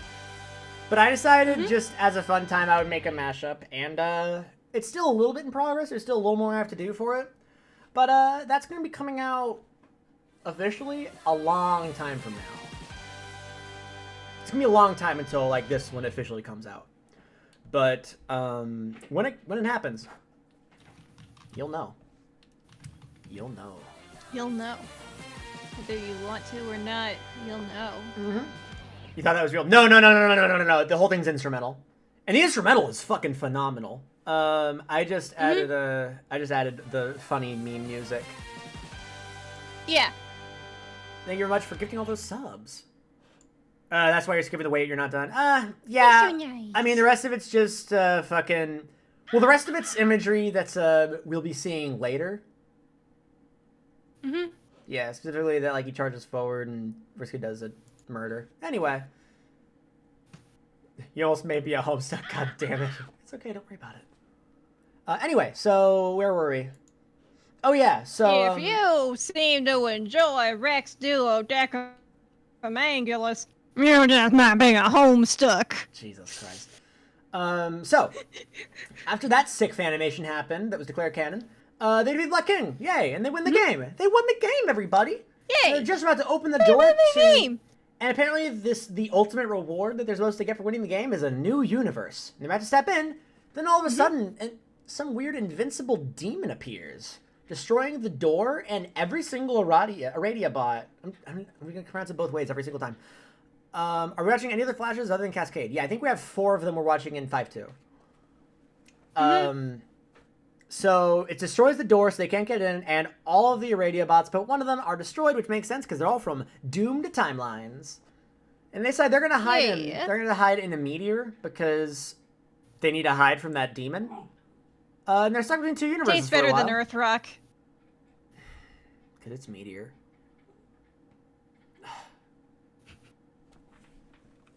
Dog? Dog. I love you too, I know. And on the computer, this is technically happens in 5.2, but I'm just saying it now. On a computer, Terezi randomly gets a huge money transfer from Dave, allowing them to find our protagonists. And I forgot to list this. One of the first things that Terezi does when meeting Dave goes like, hey, use time travel to cheat the stock market and then send me that money in the past so I can find you. Time loop. And Dave's like, okay, no problem. Yeah, he's chill about it. Act 5, Act 2. Last we left off, the reckoning had begun. So this entire act takes place in the last 24 hours. Before the end. I need to love on this dog more, because she's whining and being a baby. She is baby. This baby knows no bounds. Boundless baby. The amount of baby coming from this... She is the boundless baby. Oh, puppy give kisses. Hello. Puppy give kisses for scritches. That is the current exchange rate. Alright, so... The trolls... Oh, she loves you. So here's the thing about the trolls talking to the humans, that they're able to talk to the 4 kids at any point in the Alpha timeline. Quick refresher for those of you who forgot what the Alpha timeline was, because understandable, this has been a long fucking stream. Alpha timeline is the Mario timeline where he goes to save the princess. A doomed timeline is the one where he falls in a pit. So they can talk to him. So like Mario could be chilling going through 4-3, and all of a sudden Karkat could come out of nowhere and says, "Hey, you smell bad." But if Mario's like en route to jumping into a pit, he can't get a message from Karkat saying, "Hey, you smell bad. Also, you're jumping into a pit." So they can only talk to him via the Alpha timeline. At least up until this point, where instead of saving the princess, there's a weird thing called a scratch, but we'll talk about that later. Where are you? Okay. Yeah, they're cut off by a phenomenon known as a scratch. What's a scratch? We'll see, Dinkus. We'll get to it, don't worry.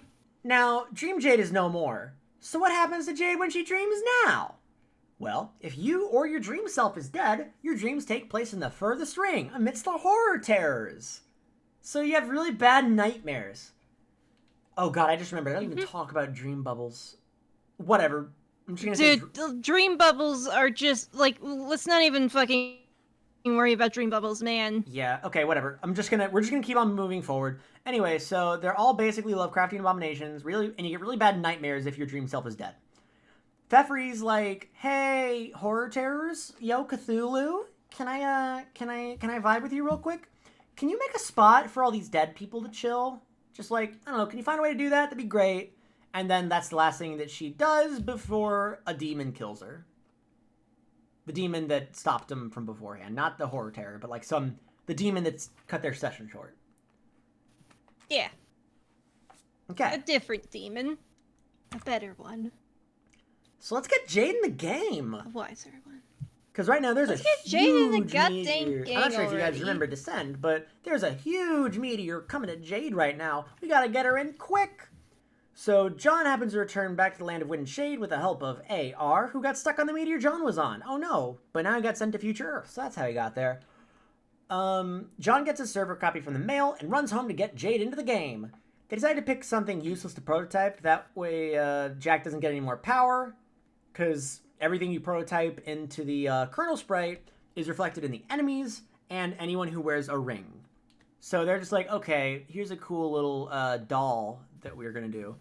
Let's do it. Let's put this doll in. It won't give him any more power. Let's go. But before he can select something, a rogue nap hits him out of nowhere. He just falls the fuck asleep, which, I mean, hey, Same, but weird. When he awakens, he learns that Jade made it into the game. Yay! But Carcat messages him angrily, saying he figured out who the demon was that destroyed their game session. Huh. What that's all about. Jade enter? Okay, let's check it out. So this is the first one we've done in a while that has some information for it. So we're going to watch it originally first, and then I'll go as a quick play-by-play. Can you 3, 2, 1 go it again? Yeah. Thanks. I'm at 000. Let me know when you're ready to go.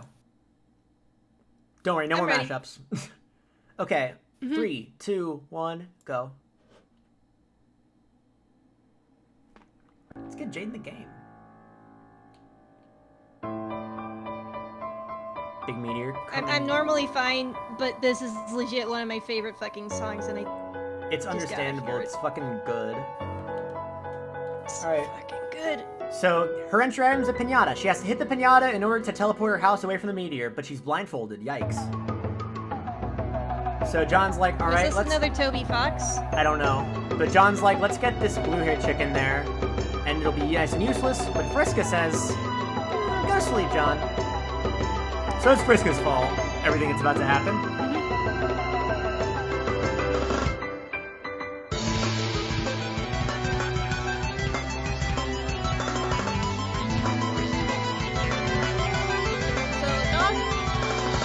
So that Jade doesn't get crushed.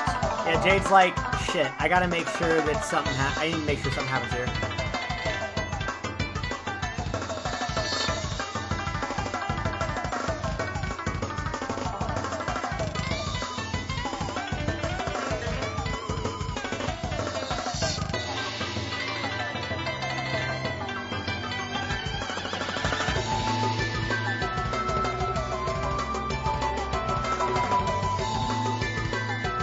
This is just, wow, that was a big explosion. Uh-huh. Meanwhile, Dave Sprite and Bro are getting a rematch against Jack Noir. And Lil Cal's there to help.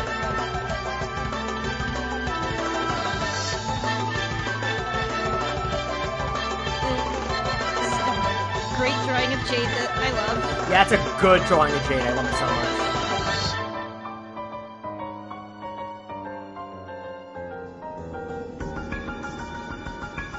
Hey, Jack, how you doing? We have that ring that Hey, turns out Jack. to be a prototype. Uh-oh. Uh-oh, that's not good. This is He's a... a furry now! Oh, no! I wonder who that beast was that attacked him.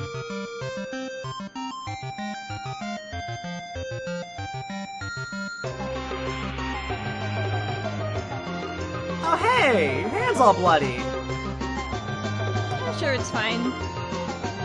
That's probably just ketchup from all the burgers he ate before he got there. True. Oh, hey, look, it's his one friend.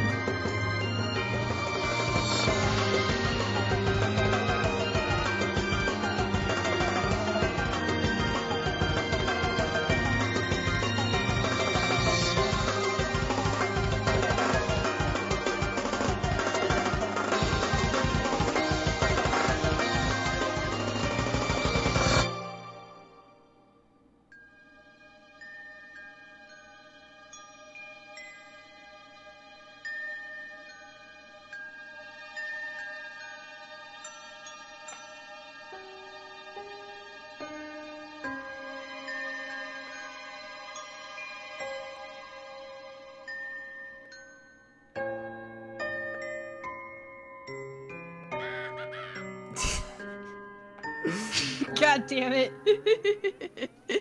Okay, good, you heard it too.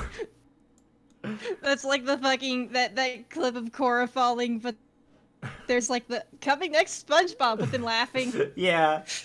Alright, so I think a lot of people figured out what's going on here. But... One second. Just in case, let's give a fun little recap. Yeah, so everyone's like, huh, giant meteor coming. Hoo boy. She gets her entry item, and she knows, beans, now in order to get into the game, I gotta destroy this pinata, but I'm blindfolded. So that's a bit problematic. And meanwhile, John's just like, okay, we don't want to make Jack Noir any more powerful, so I'm just gonna put this little lass into the thing, and we'll see how it goes. And Vriska's like, no, don't That do would be a good thing, and we can't have that. and puts him to sleep. So since no one's around to do it, Beck decides to jump in. If John cannot do it, then Beck must do it! And John's like, yes, let him do it. And upon getting prototyped, he essentially gets the ability to just fucking blow up that meteor and prevent Jade from being a dead person, which, hey, really good. But there's a downside to that. Now we have a powered up Jack Noir, who is commonly referred to as Beck Noir. However, I still call him Jack throughout the course of this, Yeah, because otherwise he's easily confused with Beck. Yeah. Also, somebody said, I think you need to explicitly explain the Crosby top for the record and such. Essentially, throughout the game, you can do this thing, like, you can do type of item crafting in alchemy by just random items. I think it combines, like, a laptop with, like, a Bill Cosby DVD, and it gives him the Crosby top. Yeah. And That's it. this was before the controversy, so it wasn't just making fun of him. Hussey just Yeah. has, like, a weird running joke in this series where he likes to laugh at funny black people, and it's weird, and it's not great. Yeah, I didn't notice it until you brought it up, so it's just like, Weird. Anyway, I think coming up next, I think we actually have a... Oh, wait, no. Wake is near the end. Sorry. Anyway, we'll talk about that in a second. So let's talk about a new mechanic called First Guardians and the Green Sun. So each universe has what is known as a First Guardian, which is an incredibly powerful being. I'm meant gonna to go grab a snack while you're going over this. I'll be right back. Yeah, no problem. So each universe has what is known as the First Guardian, which is a powerful being meant to watch over the worlds and just make sure everything's going okay. Earth's First Guardian is Beck. Alternative's First Guardian is Doc Scratch.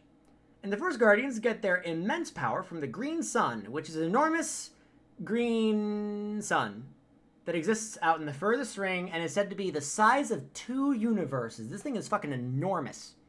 So now Jack Noir has the power of the Green Sun. Great. Great. Great. Great. Yeah, Jack Noir's gonna fuck things up. So, what the fuck, Vriska? I think is a very common thing we could say right now. Also, Up Down Banana, I'm gonna be explaining that later. Don't spoil too much. Vriska claims that she put John to sleep so that she could be responsible for the rise and fall of Jack Noir, hoping to beat him single-handedly. So after John awakens some of his wind powers, Vriska tells him that in order to be... I forgot to mention that's John, but after John awakens some of his wind powers, Vriska tells him that in order to be strong enough to do anything, he needs to find his quest bed and sleep on it. Fortunately, the quest bed is very hard to find. It's right there. He finds it quite quickly, and deciding to trust Vriska, he takes a nap on it. So then Jack finds John sleeping on the bed. And then Jack murders John. How much longer until Cascade? I'm guessing, like, half an hour to an hour? I don't know. So yeah, now John's fucking dead. John has been killed by Jack Noir. John has been murdered. John is dead. F. I'm waiting for, Yeah, he murders John. Jack just kills John. Now, there's a flash animation that goes with this. Because after John dies, a voice in his head, which is WV, tells him, "Hey, John, can you please wake up?" And we get a very fun flash animation, which we're going to watch. All right, oh, it's John Rise Up, my bad. I want to wait for Red to get back before we watch this one, because this is a pretty popular Flash. A lot of people like this one. Chat, don't spoil it for the people who haven't seen it before, but... So we're about to watch something called John Rise Up. And we're waiting on Red to get back. In the meantime, how's everyone doing? I hope that,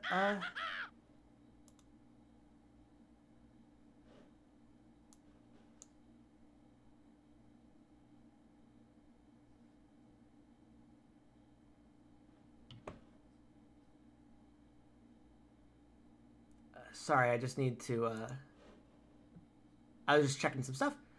I'm drawing some art. Ooh, I can't wait to take a look at it at the end. I cannot wait to take a look at it. I'm so unbelievably tired. We're getting close. We're going to be moving through the rest of this pretty quick. I might just start this without red because we need to get through this and it's 11:30. Yeah, I'm going to start this without red real quick. But if we go too far into it, if Red comes back before we get too far into it. Hey, cool. We're watching John rise up. Cool. Let me get that up. Cool.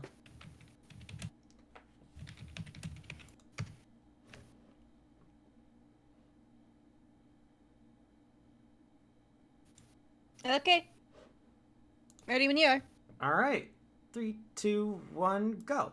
So this is John rise up after he has died. F. F's in... Not really. Please don't spam. Yeah, no spam. Anyway, so that's his...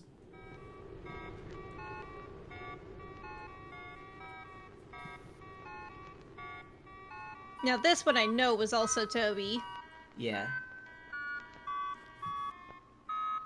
He's dead. And WV is so sad. I don't remember anything about these drawings, but they exist.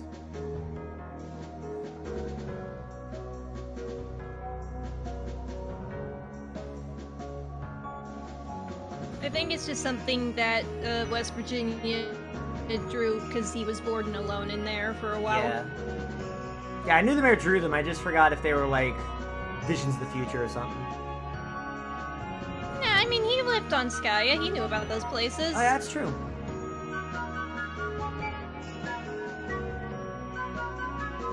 Lots of fireflies.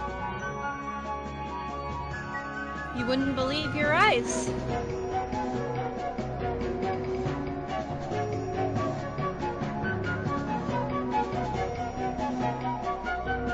There's WV again.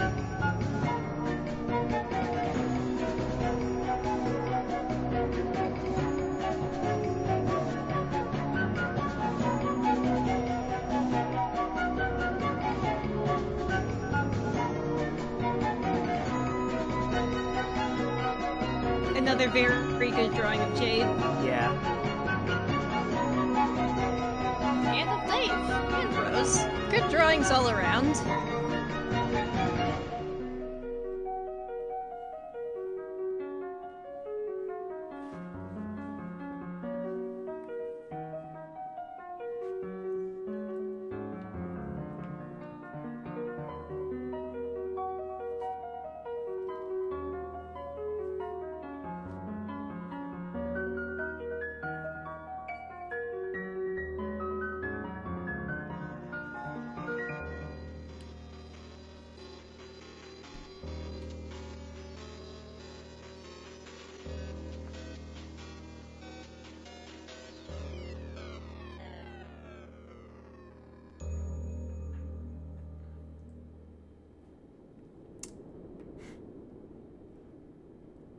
And then 612, which is one of the big numbers of the series. Okay, so for those of you who don't know what just happened, let's fucking unpack that, shall we? Motherfucking God tiers, baby! Tier. So, if you die on your quest bed and you still have a dream self available in some way, shape, or form, then your dream self goes God tier. God tier gives you cool new pajamas and gives your powers a huge boostin', but also gives you immortality, with an asterisk. So if you die as a God tier, it is judged on if you died a heroic death, as in someone who died for a good cause, or if you died a just death, as if your death was comeuppance for your evil deeds. If it's deemed to be neither of them, then you come back to life immediately. But if you have a heroic death, you stay dead. Same if you have a just death. At this point in the story, John is God tier, and we learned that Vriska is also God tier, which is how she survived that one fight with Aradia. So we have two God tiers to think about. Alright, so while we're here, how's Jade doing? Okay, so this picture doesn't make a lot of sense at first, but it's gonna make less sense. So Jade makes You mean more sense? Maybe, who knows? So Jade makes it to her planet and tries to talk to Beck Sprite, but can't because Beck Sprite only speaks green. Which is essentially, you know that one TikTok with like the cat with the glowing eyes, and every time it opens his mouth, it's just boom. You know that one? Like, there is a GIF that exists that we could show you, but it's pretty seizure-y, so... Yeah. Yeah, you're essentially, just gonna have to take our word for it. Essentially, he just speaks. And, after learning that Tavros unintentionally killed her grandfather, I'm not gonna dwell on that too much, she goes up to her house's attic and recalls that in her grandfather's adventures through Skya, he had found it and taxidermied Jade's dream self after she died, which is weird. But it's a thing that happens. So she throws herself into Beck Sprite to prototype herself into it. However, Jade Sprite is not happy about being yanked for the afterlife and freaks out a bit before flying off to Skya. So, yeah. That's what she did. She threw Jade... Yeah, she has kind of an existential crisis. Yeah. No biggie. Jade Sprite's kind of freaking out about the whole thing. And I didn't really give a lot of Palmer's arguments. Like, you see that her grandfather takes the version of his daughter at one point earlier on the story. I just forgot to mention it. But let's see. What slide remember around? when her dream self died saving John's dream self? That's what we're talking about. All right, we only have like 24 more of these suckers. We're doing it, guys. We're making it happen. So, amidst the kerfuffle, an item called the Fourth Wall turns on. And this is a portal to Andrew Hussey's office. Yep. Throughout the story, Hussey and his servant, Miss Paint, gives readers a recap of the story thus far. Jade takes the fourth wall with her in case she ends up coming in handy later. I'm trying to see if we can get a good shot of it, but I'll show you what the fourth wall is if it comes up. / when it comes up, who knows? Yeah. I don't know if there's a picture of it, but you can just be like, that's the fourth wall. Yeah, when it shows I'll up point it out when later. it happens. Yeah, this has been brought... I was about to say, the fourth wall has been brought up before. I just missed every opportunity to bring it up. Dog. Don't worry about it. Hey, it's okay. It's okay. No, hey. What's she barking at? That there's someone that's Hey! No. I think there's like a cat at the door or something. Hey. Oh no, baby. Red. Oh, it's red. Hi. Yeah, Amanda's just cleaning out her room, you dinkus. You need to do a barking. This dinkus right here, I'll tell you what. Waldman's prize for world's biggest dinkus. Okay, we're coming up on 5 hours. Let's go through this. Oh god, 5 hours. Yep. Okay. The fourth wall is a physical thing. Yes? Hello. Yes, I do. Merry Christmas. Love you. 5 hours? Dang, leveling up. Okay, so. Oh yeah, so we talked about the fourth wall.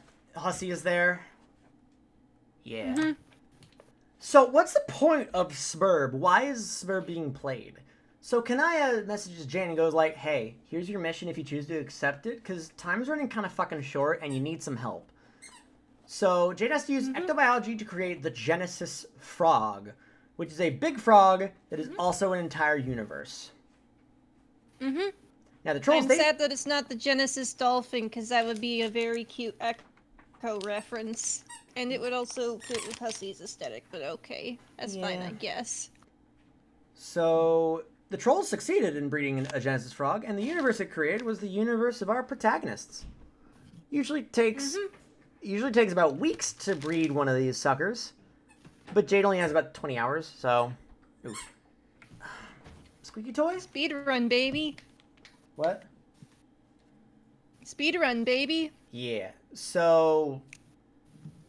Hopefully that makes sense. Ah, God. I got a weird, like, zit on my ear and it hurts a lot and it makes me feel pain. Anyway, so, bottom line here is... The goal of Suburb is to make the Genesis Frog, which is a universe. And if you win the game, It's just the universe. Yeah, if you win the game, then you create a universe. And the trolls did it successfully and made the universe of the world that we're looking at right now. And that's why people. And that's why Dursites hate frogs. And Suburb is basically how universes reproduce. Because sex is boring. I mentioned this earlier, but fuck this shit about the Ballad of Rosa Lawn. Rose's whole deal right now is, hey, listen, this Jack Noir situation fucking sucks. So instead of like trying to win, we're just gonna fuck this game up beyond recognition. Let's How's just that sound? break shit. Let's just break shit and not apologize Just for it. fucking break shit. Yeah. So Only to the people who matter. yeah, and she's trying to like break the shit and mostly deal with this whole situation with Jack. After chatting with Doc Scratch for a bit, because she's chatting with Doc Scratch now, she learns that in the center of Skya there's a bomb known as the Tumor, and that bomb has the power that it would take to destroy the Green Sun and leave Jack powerless. So she's thinking, okay, if we destroy the Green Sun, like, because this tumor, it has the power it would take to destroy the Green Sun and leave Jack powerless. So, booyah, let's get rid of all that extra power he has.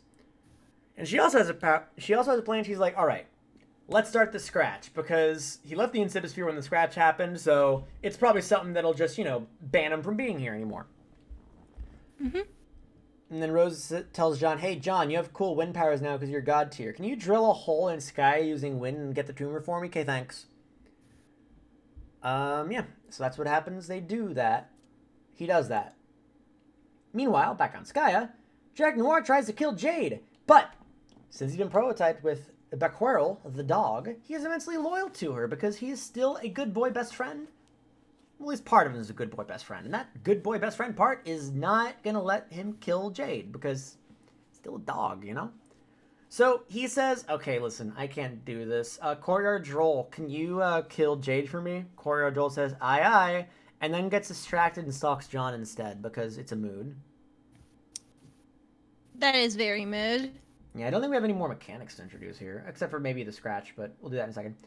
Yeah, I think the Scratch is the last one. I think we covered everything.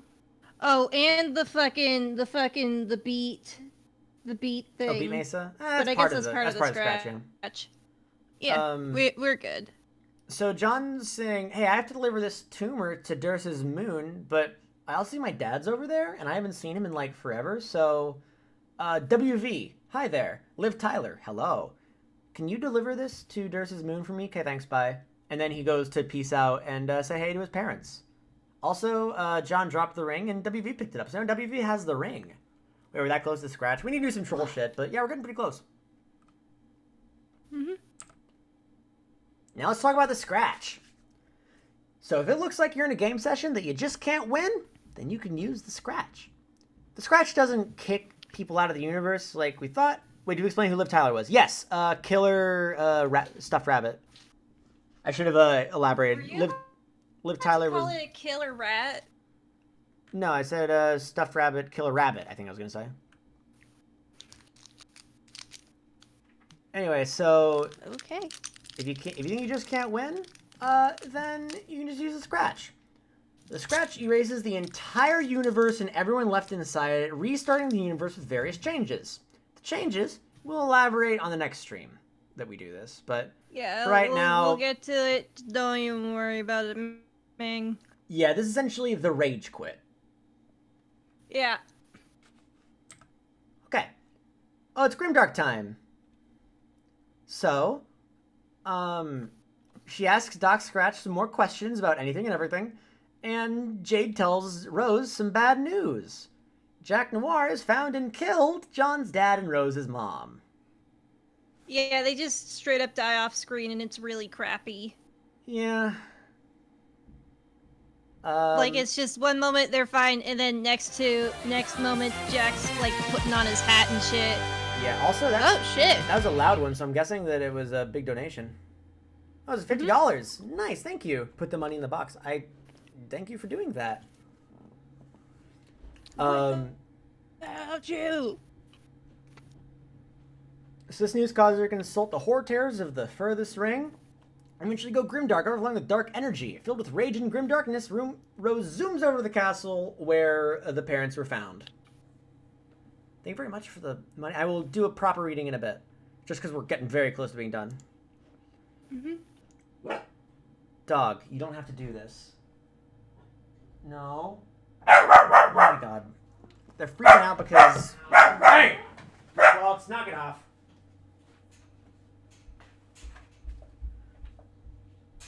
Okay, you're gonna chill with me for a little bit. We're back to chilling with me. Welcome to the puppy dog tango. Hey.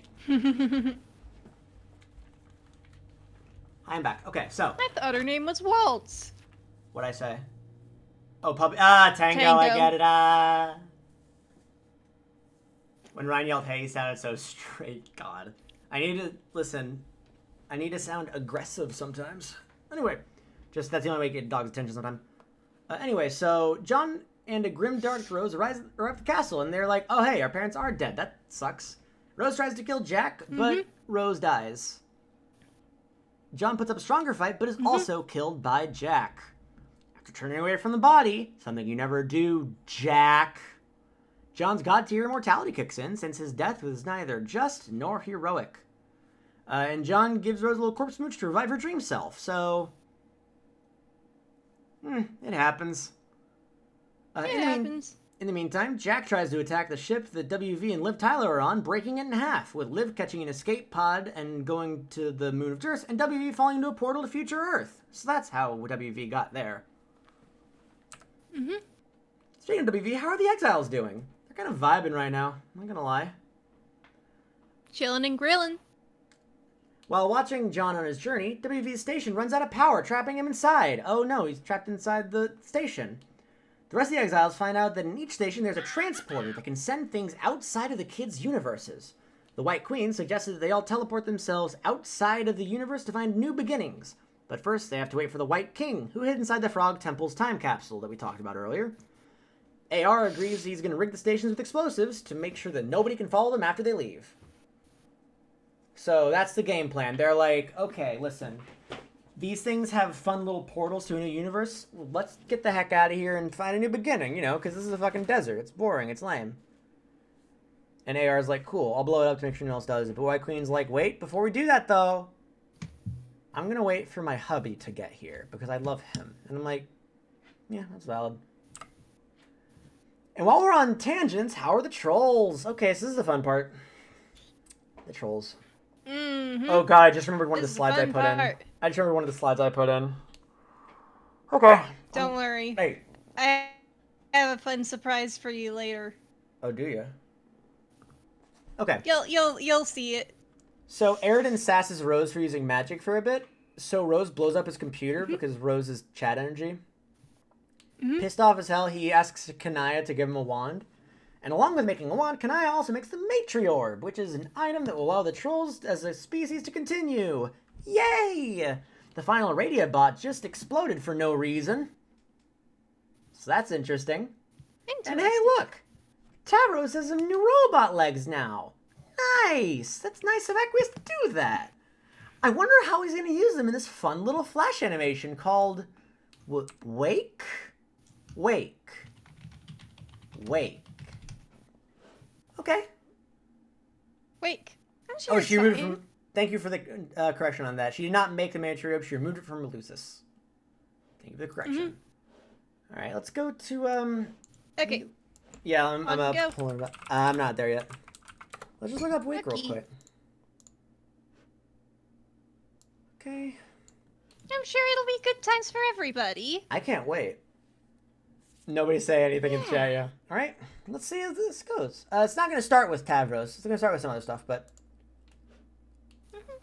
Oh, wait. Did you start? Oh, shit. Yeah.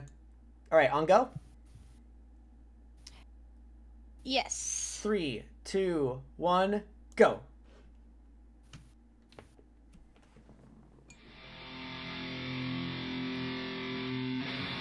I wonder what this song could be. That sounds so familiar. Must be my imagination.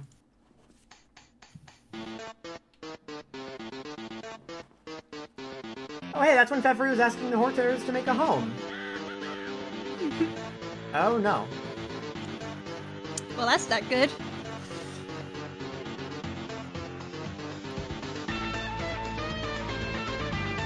Rude.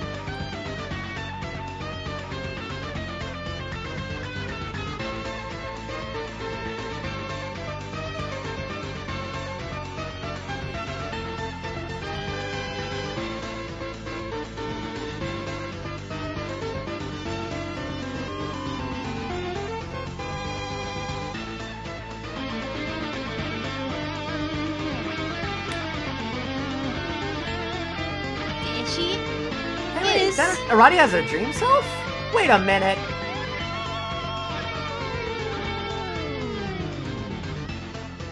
I guess Aradia had a dream herself all along. She was hiding it.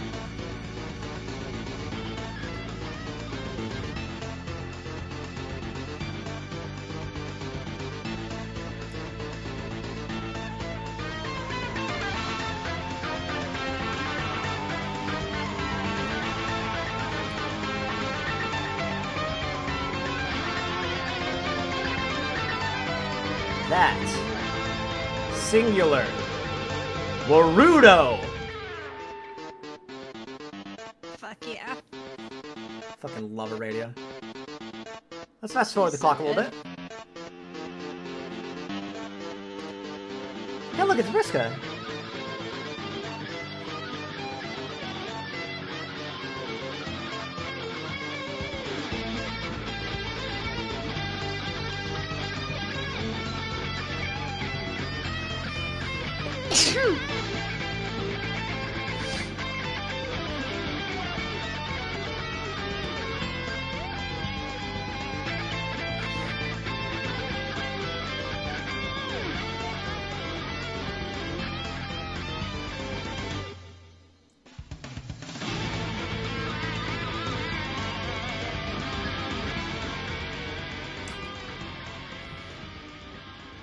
Hey, Vriska, what the fuck? That's a little bit of a yikes moment there, Vriska. I'm not gonna lie. That's a little problematic what you did there, Vriska. Yeah.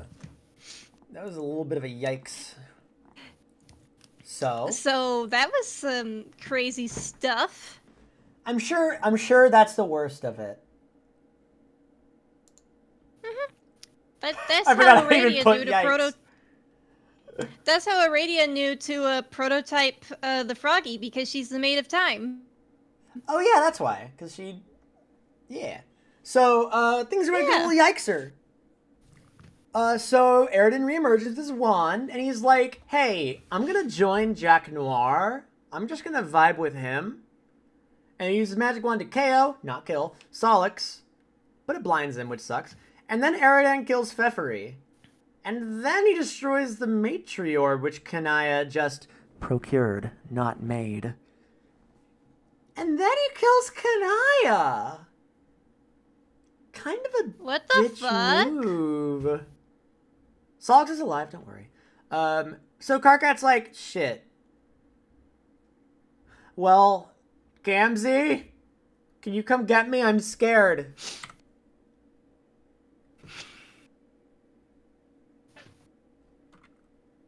Red?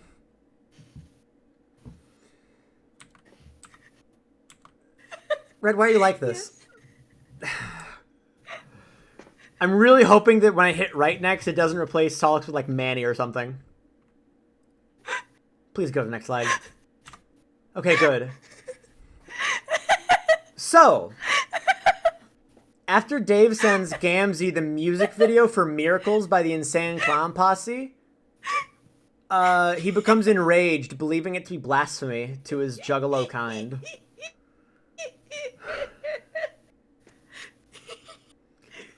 Anyway, so it's okay. It's okay. I'm good. I'm good. It's alright. So anyway, That was the best reaction I could have possibly gotten. I'm glad that I didn't disappoint. So Equius tries to find Gamzee after being warned about the rampage, but then Gamzee kills him, and Nepeta's like, "Hey, what the frick? Why'd you kill Equius?" And then Gamzee kills Nepeta. Frick you. If only there was a lawyer on the case. Oh, but there is, title! Have no fear, because Terzi, being disconnected from her computer momentarily, finds the bodies of Tavros and Pfeffery. Although Kanaya appears to be missing. She suspects that Vriska is the one solely responsible, Weird. because it's Vriska. Gamzee, Vriska, and Aridin all face off in a big ol' standoff. Yeah. And we found out that the scene was oddly similar to one played out by their ancestors, which means I'm coming to my least favorite slide. Do I really have to talk about the ancestors in 45 minutes? Oh boy, here we go. Okay, so originally this caption said, listen, I don't have enough time to talk about the story of their ancestors and how everything they're doing is similar. So they was just gonna leave it to future me, and also a bit of future Red if Red was interested in piping in. So They had ancestors and they did things. but I'm going to say what the things are. Super cool. The important ones, rather. Kanaya's ancestor was the De La Rosa. She adopted Karkat's ancestor for a reason. Aradia doesn't have an ancestor that existed back in the day. Because he was a sad little baby boy. Mm-hmm. February's ancestor is known as the Condess. She was just an empress of the trolls. The Condess. Like, I think it's short for condescending. Condiments. Yeah, the condiments. Vriska and... Vriska was a pirate. Eridan was another pirate, kind of, that was, like, more lame because he's Eridan. The ancestor for Gamzeo is the subjugulator who sentenced Eridan to death because he didn't think the joke he told was very funny. I know you're wondering what the fuck, but just this is the best I can do. I promise this is the best I can do. It's a huge jump. Yeah, it's a huge just jump. a huge jump that Hussey just takes on your face. Yeah, essentially, Terezi's ancestor rides dragons, which is pretty radical. And essentially kind of... Terezi's ancestor was pretty rad. Yeah, and was the lawyer to sort of say, like, the prosecutor who was like, hey, Vriska's ancestor, Mindfang, yeah, you're gonna get fucking wrecked, idiot. And then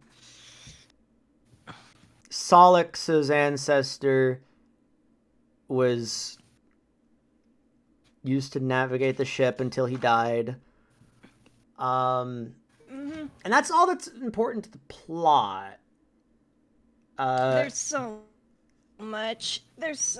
Yeah, and even like half stuff I said isn't even important to the plot. Like Equius' ancestor is literally just old Equius, and he was just like, "Hey, you need some extra parts on your thing," and they're just like, "Sure, whatever."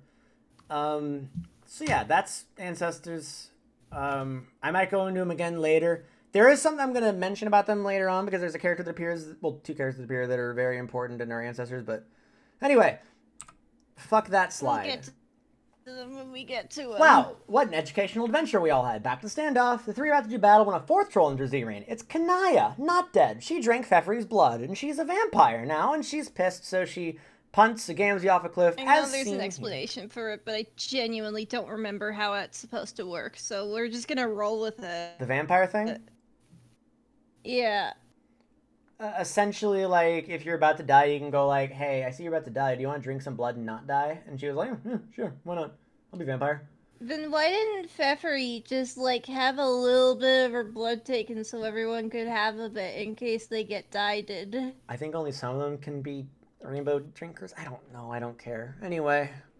I don't Oh, it's only for Jade Bloods, I think. Or it's because she's a lesbian. It's because she's a lesbian. Some people are saying because it's a yeah, it looks like the consensus is because it's Jade. We're getting very close, but we stand this kick in the balls. So Terezia confronts Vriska going like, hey, you killed all our friends. Vriska's like, no, I only killed Tavros. Anyway, I'm going to go out and fight Jack Noir. And Terezia's like, listen, motherfucker. In every single timeline possible, you're going to go out there and Jack's going to follow you to come back here.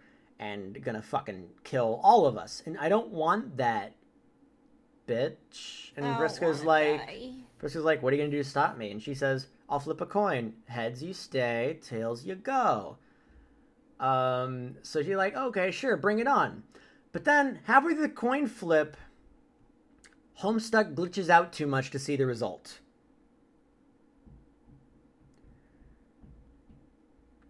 Yep. So Homestuck as a concept is a disc in Homestuck, and it's glitching out too much. Turns out the disc has a scratch on it. Whoa. The thing is, I love the meta stuff, but right now I'm so tired. Okay. Oh, hey, look, it's Bastard again. Yeah, I'm so tired. Okay, we're going to speed through this. Oh, look, it's Bastard. How many slides we got? We have like 6 slides left and then Cascade. We're almost there. You're so close. Okay. Are we gonna stop to explain Cascade when it happens, or are we just gonna let people like figure We're it gonna. out? I'm gonna do a stop to explain Cascade after the fact, but Cause like I don't know, cause it's like 15 minutes, dude. I can go super fast. I can speed run it. Okay. You don't even if you're tired, you can hop off if you need. But No, listen. I got on the Hussey Express and I'm riding it with you all the way off the fucking cliff like Thelma and Louise, okay? nice. Okay. So Doc Scratch appears and he dumps a fuck ton of exposition on us, and also he's like, "Hey, check this out. It's my handmaiden, but she looks like Aradia for some reason." The most important piece of plot we It's get. another weird, creepy, racist thing that Hussey did that we're just not even gonna fucking just know that it exists Bingo. and is bad and whatever. Bingo. The most important piece of plot we get out of this is that the Trolls game session was the result of a scratch itself.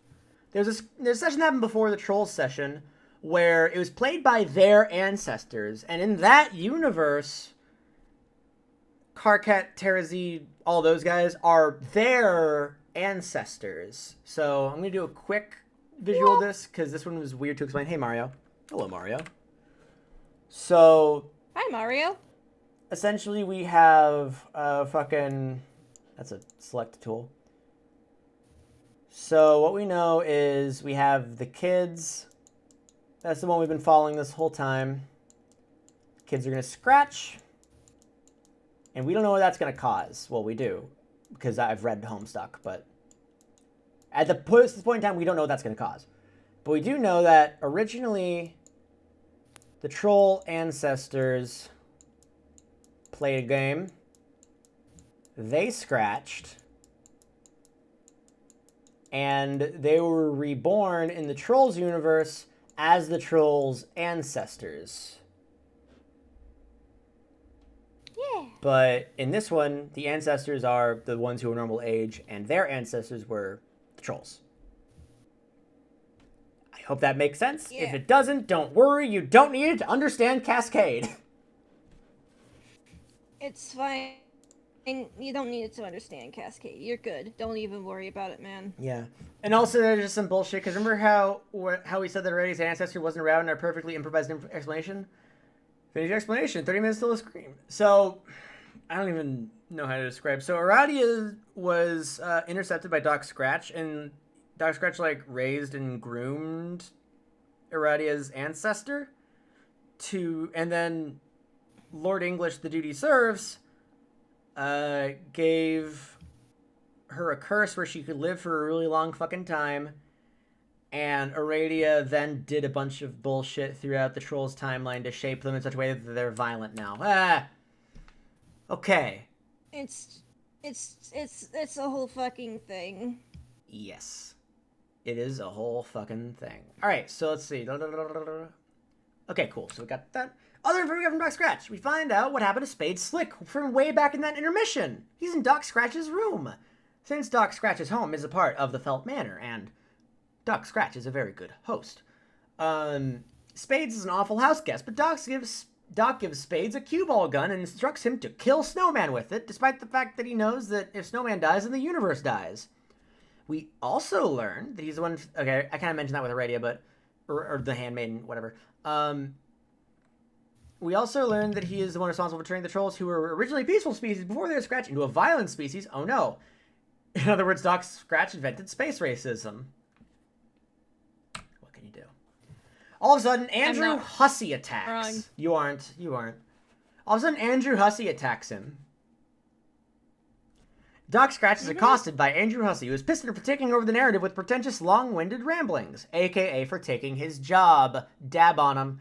In the kerfuffle, the handmaid escapes, attempting to flee, but running into the Condess, who is still running around after all those years, and eventually finally comes back and is like, oh, hey, I'm still alive, and I'm going to destroy whatever universe these kids are making. Yeah, the Condess essentially says, I lived, bitch.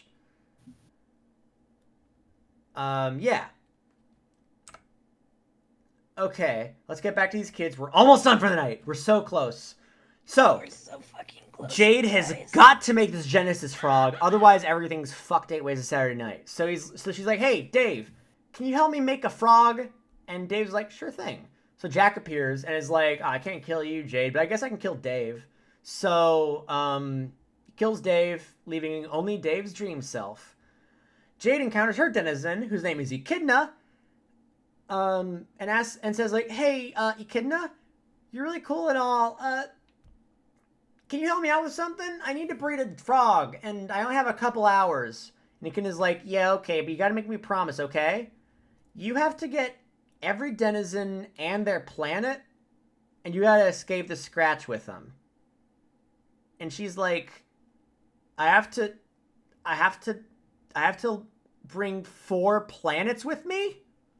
And Echidna's like, yeah. Don't even worry about it, sweetie. You'll figure it out. Yeah, and she's like, what the fuck? Okay. And the Echidna's like, okay, here's a fun, helpful guide on how to make a frog. Let's check on the sprites. Fuck font.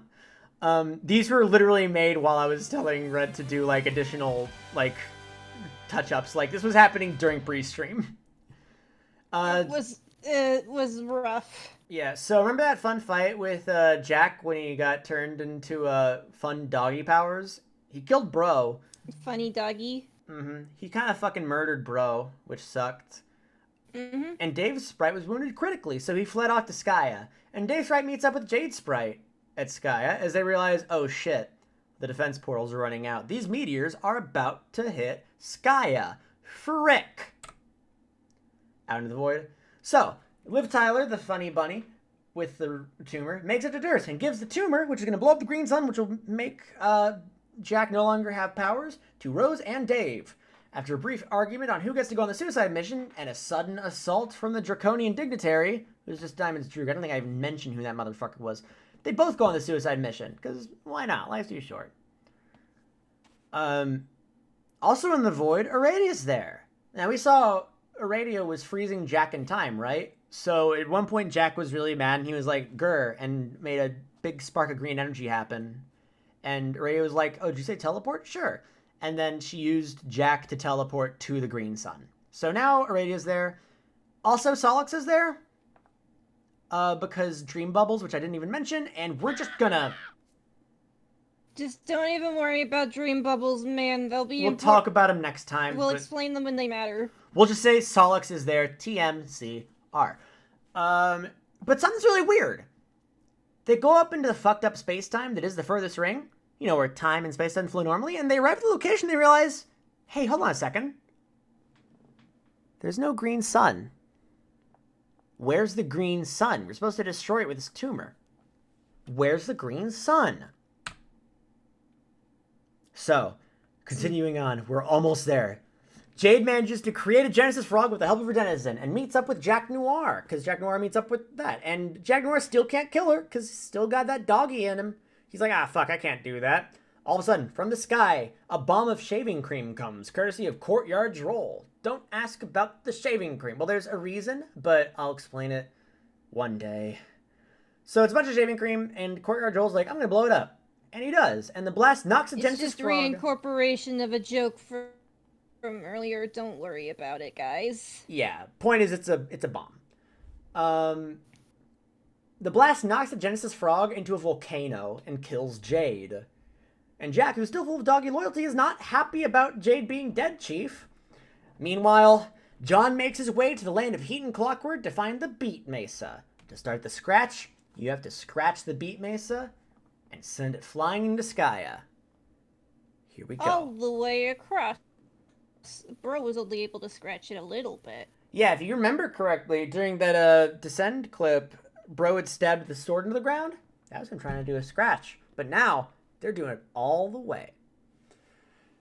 Ladies and gentlemen, it's time for Cascade. So, I'm going to do it just like last time, except instead of watching it on YouTube, we're going to watch it on the original page for a very specific reason. Oh, we're gonna watch it on Newgrounds? Oh, this is No, we're going to watch it on MSPA. Oh, that's right. Okay. Let me pull it up real quick. I hope that I think there's a play button. Still works for me. Me too. If not, then I can try it on like Newgrounds or something. Well, Chrome doesn't support Flash anymore is the problem. I mean, I'm using But Firefox. maybe... Oh, yeah, I just have to click to enable Flash Player. Okay, we good. We good. All right. So, ladies and gentlemen, quick On recap. go, baby. Yeah, before we hit go, though, I'm going to give everyone a super quick recap just to get us caught up with everything that's going on. Okay, first let's talk about Cascade, because this is a big deal. Because... Oh, Ryan, you might also want to scooch the donation bar out of the way. I don't think it's going to be in the way of anything. Okay, cool. Yeah. So, first, some context behind this. This was huge when it first came out. So essentially, Hussey was like, Bruh, listen. it's still kind of huge. Oh, no, it's a huge deal. Remove the overlay when you play it. Hold on. I will disappear the thing, but anyway, before we get started, I'm going to talk about... did I mention Vriska and Terzi's conclusion? No, I did not. Terzi kills Vriska. Spoilers. Anyway. I totally forgot to mention that Vriska fucking dies. Even though Vriska has all the luck, Terezi still won the coin flip because she's just that much of a bad bitch. I think what happened is Vriska actually won the coin flip, but Terzi's like, I can't fucking let that happen. I'm just going to do a murder. Pretty good. I don't remember. That's how I like to remember it because I like to think of Vriska getting owned. Yeah. So before we get started on this, I do need to talk about the iconicness of this. So they were like, okay, shit, if we try to run this on our website, it's going to break because so many people are going to watch it. So we're going to get Newgrounds. Now, I'm sure most of you know what Newgrounds is. I feel like I'm going to be old by saying this, but there's a chance that some of you guys might not know what Newgrounds is. And if that's the case, then... just grew a gray hair. And if any of y'all are Rebel Taxi fans, please don't. If you don't know what I'm talking about, don't even worry about it. Alright. But if you do, please don't. Got it. So frickin' they were like, okay, let's host it on Newgrounds. This broke Newgrounds, which is considered the biggest Flash animation website on the internet. And Cascade broke Yeah, Newgrounds. it crashed it like immediately. It didn't even take any time. It was absolute insanity. Now, as a quick update as to where everyone is right now and what they're doing. The Exiles are waiting for the White King, and when the White King comes along, they're going to go to a new universe. John is doing the Scratch. Jade Sprite and Dave Sprite are on Skya watching the portals slowly fade away. Jade is dead. Rose and Dave are going into the furthest ring where time is completely fucked. And they're trying to find the green sun because they're supposed to explode it with a tumor. And also, Spades is being told to shoot Snowman. And the universe is a frog. Okay, so I'm going to hit play on go. I think there's a button after it. Either way, I'm going to do it. Okay, ready? Mm-hmm. 3, 2, 1, go. What? Oh, it redirects you to Newgrounds? What? Oh, hold on a second. But it's not on... What? No. Don't do this to me. You motherfucker. What the frick? Is it happening to you too? Yeah. Let me try... Is it even still on Newgrounds, though? Oh, yeah, it is. Okay. I mean, like, that... There's a downside to that, though. It's annoying, but whatever. Well, I mean, the downside to it is, like, you really need it in the website in order for the best effect. But it'll be fine. Yeah, we'll rock it. Can you run flat? Even if it's not the coolness okay that it usually is. I can't remember if it starts immediately or if there's like a button. I think there's a button because it there's shows a this. button. Yeah. Button. It's a button. So yeah, on go. Okay. 3, 2, 1, go.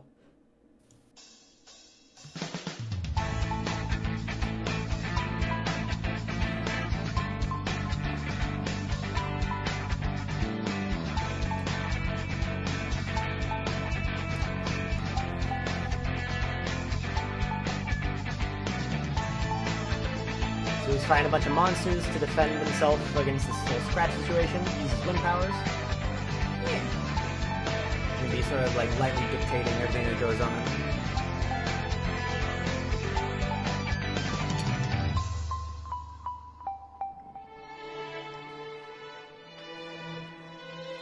Jade has been found dead in Miami. Is she okay? She's alright, but she's dead. Oh, and he got so mad that he destroyed that. We fast forward and we see that Jack is like, fuck this frog.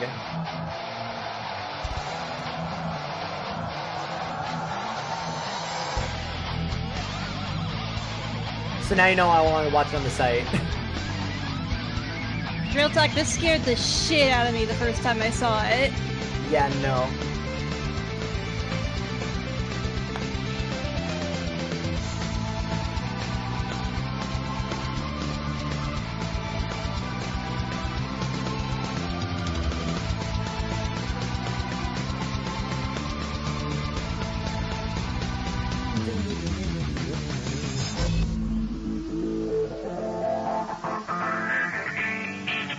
Okay, there in the future.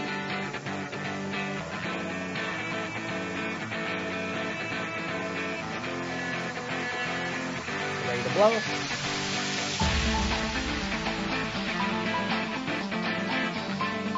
Four.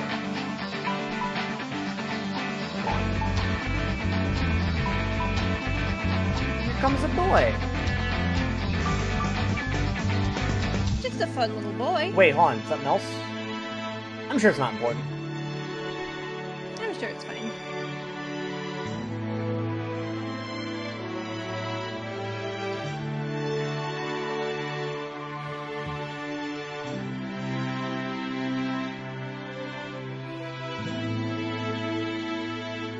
Puts her down.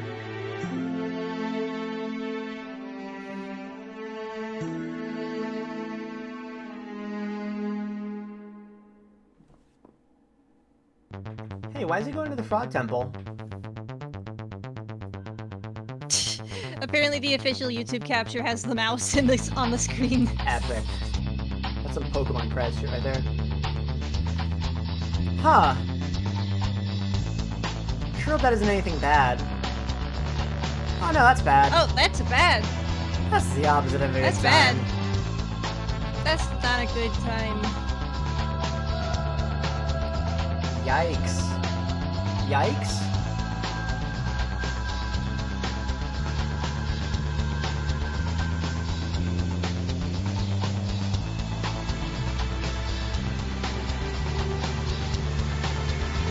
The air is like, I gotta blow these things up. I can't let him escape. Yeah. I gotta do this. But West Virginia's trapped in there. No! He needs to take me home! Country roads! But it's too late. He's made it in. This is the worst part.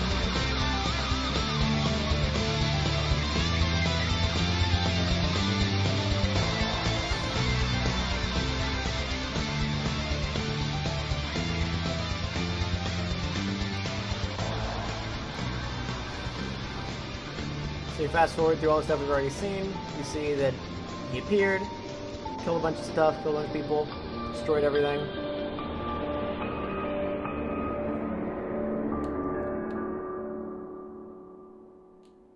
Yeah, the blood on his hand was the mayor's blood, by the way.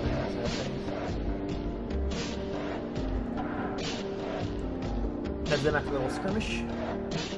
They're just like, well, we're here. Might as well light this tumor. Time to light this motherfucker up. We get Lee in this bitch. And they go down to the center address, they're like, what the frick? Quest beds. What the frick? Quest Okay. beds on this? Okay. And here But they is- do be placing the tumor dough.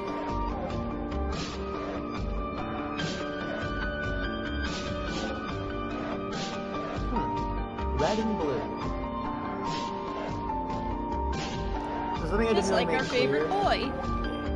Something I didn't make clear. I thought those were sacrificial slabs. They are, but I'm trying to not throw too many terms around. So, something I should mention is there's been a coloring thing that I haven't really pointed out. Blue is always meant to represent the Trolls universe, and red is meant to represent the demons. But anyway. Yeah. Uh-oh, Spades versus Snowman.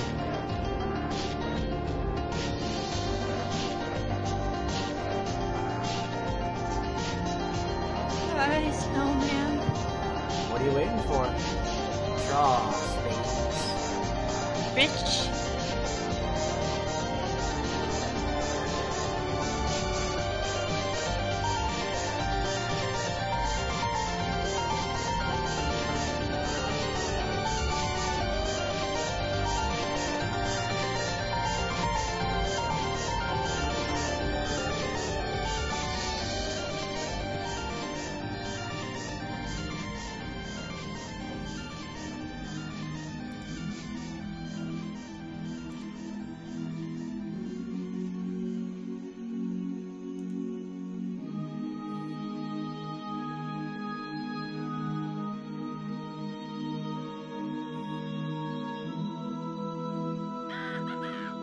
Thank you, Iggy.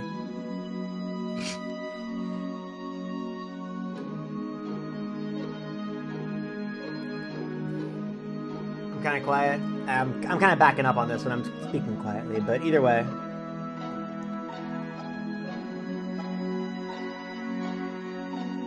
So here's the thing, though, is that you can't god tier unless you have a dream self somewhere.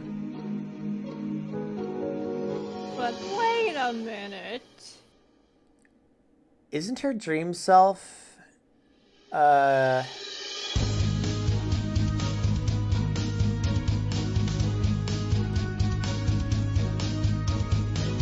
isn't her dream self, like, in the sprite?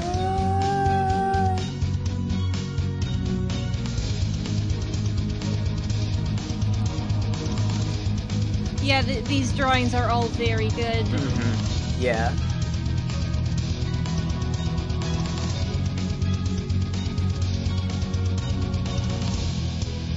Ladies and gentlemen, God-tiered Jade is There a she dog. is. She's a little doggo. And since she's part Beck, she gets some of her powers from the green sun. Yeah!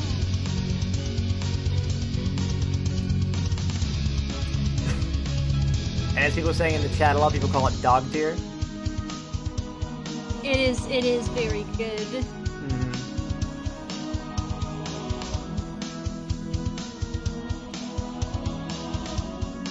She is the funny doggy. All along.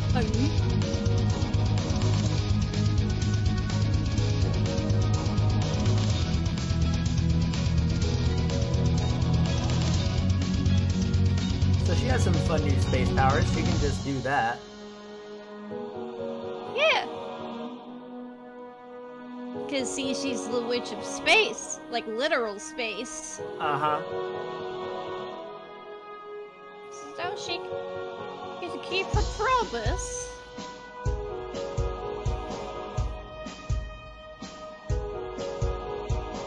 And she notices, wait a minute, WV has a ring?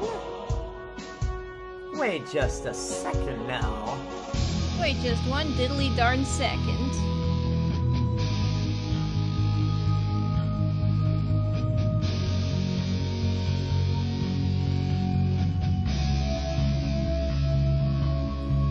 God,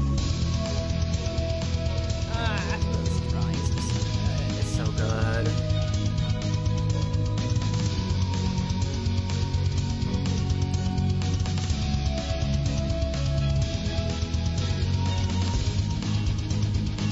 Yes! Yeah, right? God!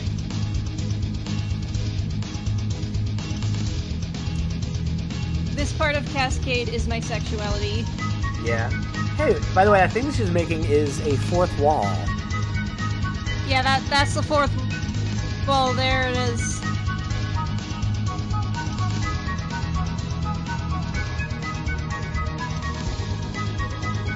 Sorry for the flashing.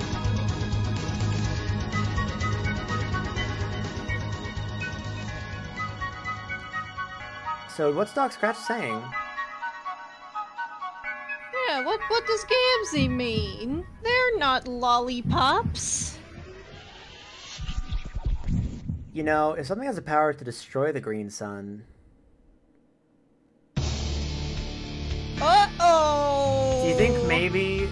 it could have the power to, I don't know, create the green sun, maybe? You know, a green sun that Look at is the size of 2 universes? Well, that's another oopsie daisy right there. Yeah, well, that's more of a I tricked you, oopsie daisy. True. Doc Scratch's Joker's trick.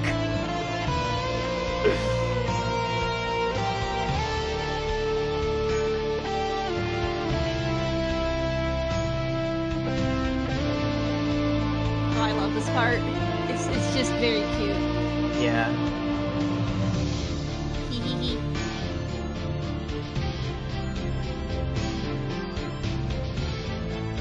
The pioneers used to ride this baby for miles. God damn it, Red. Wait, what's going on here? Oh, shit.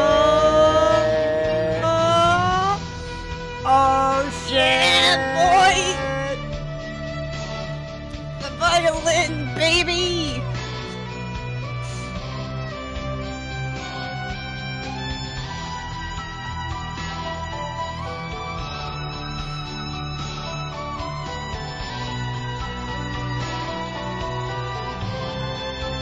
Ronnie's like, yo, what's up?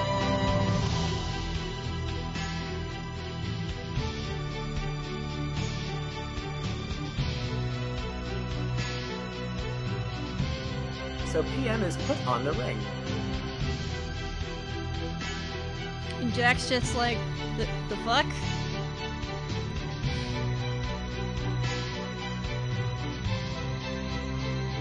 And to escape the scratch, they just gotta Swoop! break the Break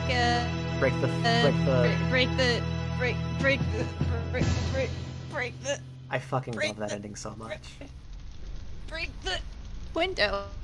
Break the window.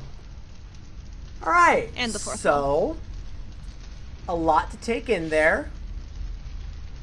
That was Cascade.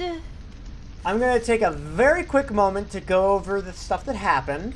Very, very quick because I need to go to bed. We are gonna have to jump over to the YouTube video for that. Yeah, of course. So we're I gonna go. do think that we have trained y'all good enough to be able to understand most of what you just saw. I but hope there is so. some stuff that did go by very fast. Flame Punk says, Also, "What is Ryan, going on?" I don't just go to joined. bed immediately after. Oh yeah. Don't go to bed immediately after the stream because I found something in the interim that I think you would like. Okay. So quick summary of everything that just happened. Just so y'all are caught up. John is over here, and he's like, we have to start the scratch so we can end this shit. That's Yeah, what's he's just going on making here. sure that they don't stop it. Yeah. This is Jack being sad because Jade is dead. So he's like, aw, well, I'm a doggy. So I'm going to be loyal and I'm going to take this baby to the quest bed and hope that works. This is also just a cute reincorporation of an earlier near Jade's introduction where she fell asleep near Beck and Beck tucked her in the bed. Yeah. Peep the cursor on the play button at the start. I don't know what I mean by that. Oh, okay. You're talking about on this YouTube thing. So we fast forward a bit, and this is him in the troll session. He's like, I'm going to destroy this frog, which is destroying the human universe. Mm-hmm. So he destroys the human universe by using red miles. So everything's getting wrecked. Because, yeah. Okay, we go in here. And they're in the future, and they're like, oh shit. Everything's going to hell. So let's get ready to get the hell out of here. And the queen's like, alright, let's wait for my king to get here. And the king arrives. And they have a very heartfelt reunion. Everyone's happy. But there's something else that's coming in 10 seconds. We'll figure out that in a moment. This is Funny Doggy taking Jane to the quest bed again. Funny Doggy go to quest bed. And then he decides he's gonna fly, and to escape all this, he's gonna go over to the Frog Temple and hide in that little time capsule. Go back to current time. And he comes out of the capsule. And he isn't happy. And does a lot of murder. After doing a bunch of murder... Does just a whole bunch of murder. Mm-hmm. Does a bunch of murder. AR tries to blow everything up so he can't escape. But he's about to blow up the last one and he realizes, I can't do it. Mare isn't there. I love Mare. So he hesitates, and that leads to him getting slashed. F. So he gets on the scene and he's like, huh, empty. I wonder if there's any uranium nearby. Unfortunately, at the very beginning, Oh, wait. West Virginia ate some uranium. So he's like, get jumped Hey, can on, I borrow kiddo. that real quick? Alright, thank you. Thanks. I'll spot you when I have some more. Yeah, so he uses, So he uses the fun transporter to go to the troll session. And then we figure out everything else that happened. He fucks everything over. Alright, so we go back over to Durst, and they're like, hey, we gotta set this tumor. Huh, there are quest beds, or sacrificial slabs, what they're technically called, but, huh. Let's, chill here, and if we die, then we'll go God tier, I guess, hopefully. Let's hope it works. This bomb going off in 5 minutes? Yeah, we can just chill here. So the bomb's going off in 5 minutes, and this part I didn't really explain, and I'm not even sure if it explains it. Well, I think it does explain it in the story. Essentially, this bomb will go off. But, like, I don't think they think that they're gonna go God tier, though, because their dream selves are gonna die. That's true. I don't know exactly it. But either way, the way this bomb works is... I'm pretty sure they think they're gonna die in this part. That's true. And, if the kids' universe dies and the trolls' universe dies at the same time, the bomb goes off. Because the two universes are used to, well, we'll see, create the green sun, but... Yeah. So it goes in here, and that's already being destroyed by the red miles. Let's go over here. We go into the troll universe. This is the Trolls universe, and this is why this dude looked like Jack, because they were from the Trolls universe way in the future after everything got fucked. Yep. So Spades shoots Snowman, killing her, therefore destroying the universe. Big rip. Oh, hey, 413. That's cool. This is the whole thing saying, oh, beans. Jade went God tier, which is great news. What is the red mile? It's an attack that you can't escape. Yeah. Okay, so after we get... It's literally just like a bunch of little veins that slash around. So, Jade goes God tier. And she becomes the Witch's Face, and both because of her powers and because she has the green sun stuff, she is powerful as fuck. She is busted right now. And she used that bustedness to shrink a meteor. And then while she's at it, she's deciding that she's gonna get on a ship, hop on the boat, and just shrink all the planets. Also, that way she can keep her promise to the denizen. Yeah, because the thing was like, I'll help you make a frog if you promise to save all the planets from the scratch. And she was like, how the frick do I do that? And then she's like, oh, now I know. Though to be fair, I feel like Jade would have done that anyway, even if, like, she didn't know, like, if she got her powers and was like, oh, I can shrink stuff now. Yeah. You know, she would probably still shrink the planets anyway. Yeah. So PM is carrying the corpse, quote-unquote, with a WV, and is like, wait a minute, you have the ring. I'm gonna put it on. So, by wearing the ring, she gets all the fun powers that Jack has.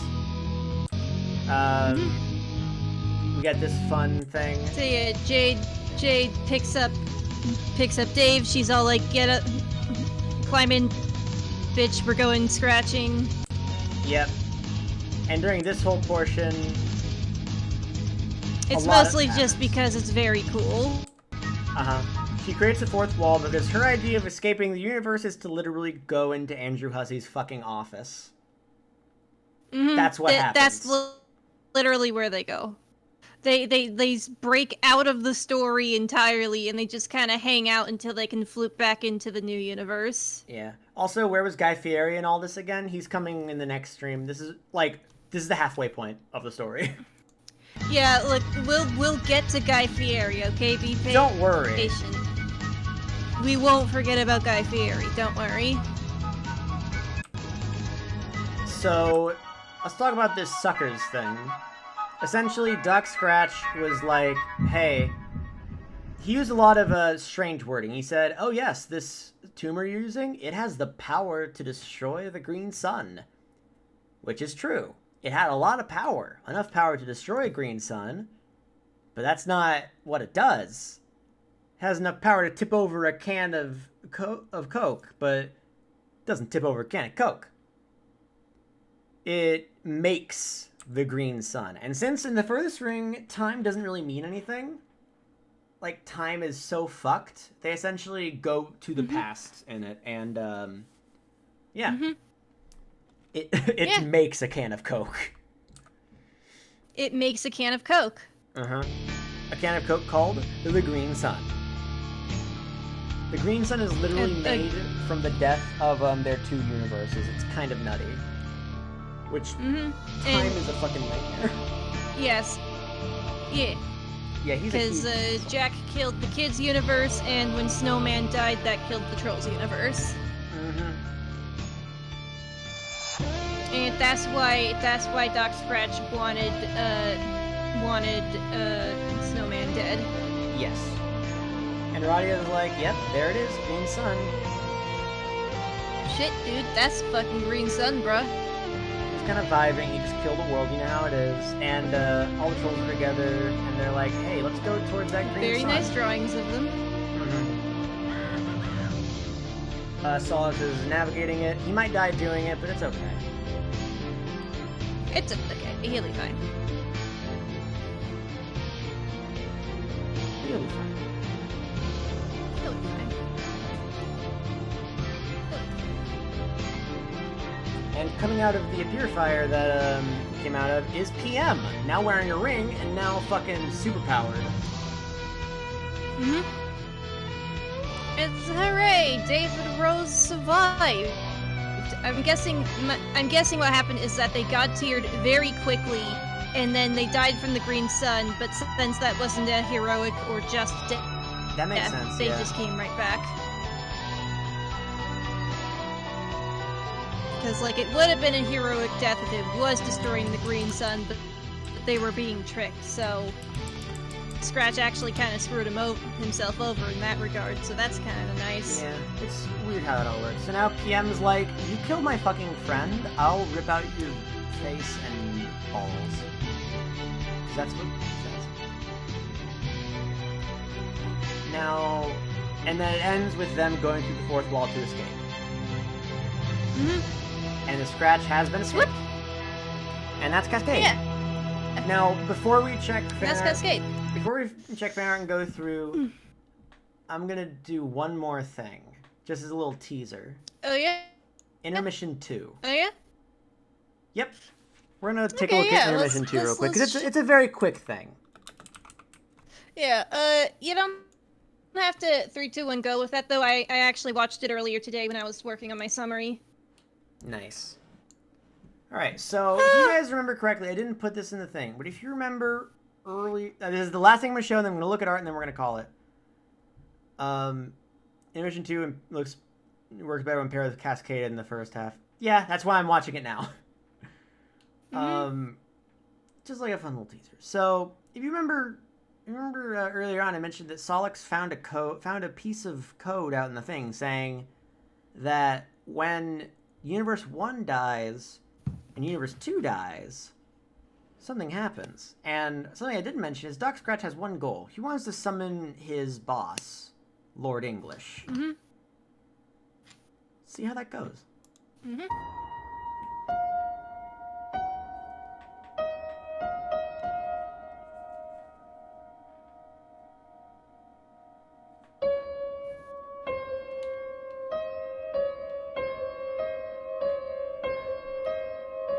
There's that program. Oh, it's just the death of one universe.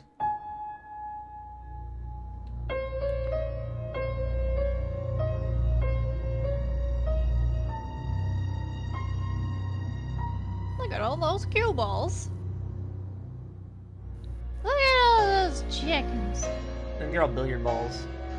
Look at all those chickens. One thing you might have seen in chat a lot, and that I said, is that one thing you can say about Duck Scratch is he's an especially good host.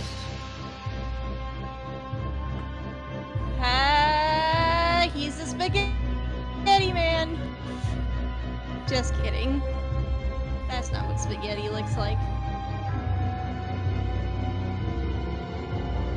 Bit of blood, by the way.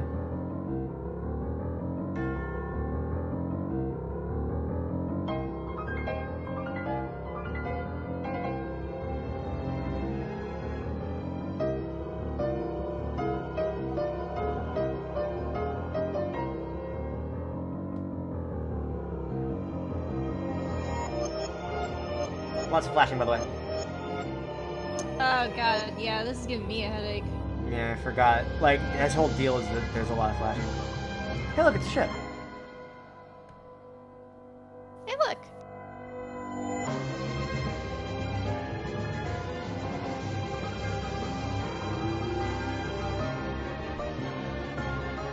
I remember there's something about the wolf face, but I don't remember what it actually is. Yeah, I think it's a don't problem remember sleeve either. thing. I think it is, yeah.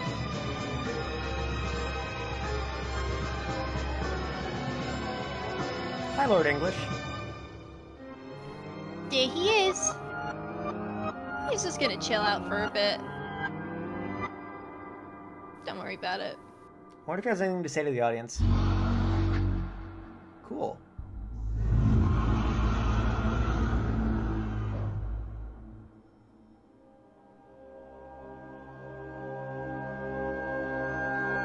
That hurt my brain meat.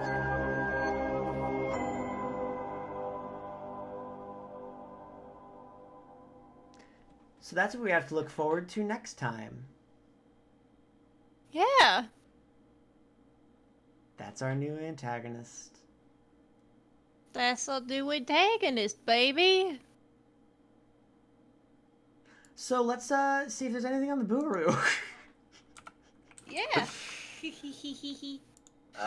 Thank you all Oh, for God. joining. It's been God, Homestuck is a almost fucking 6 ride. hours.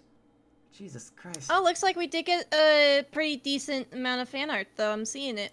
Yeah, let me see if it starts over here, because I know that I know Marble is streaming, but I don't know when it's all gonna start. Is this some? I am seeing. Oh, it's a Spang Bob one. Okay, so I think we start on page 1. Let's see, is this that's Marble? That's Penelope. Panay. Wait, because why not? That's Looks like it's definitely very. us. Yeah. It's aye. Well, first, we're a presentation on a series it's hard to get into, because why not? That's the reason.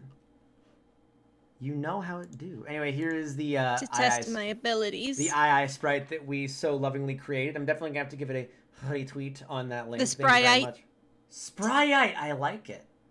You did a really good job. Nice work, both of you. Thank you. We'll do another one of these like, for Yeah. the second half eventually, but okay. Iggy Sprite, very good.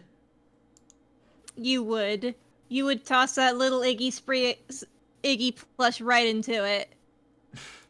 It looks I don't like know what something that's got- supposed to be. Yeah, I think something got cut off. Let me see if full thing's on the Twitter. Oh, I'm making a classroom because I'm trying to get better at art. You'll drop a character if you want, and I'll get to it if I can. Oh wait. Oh, I see.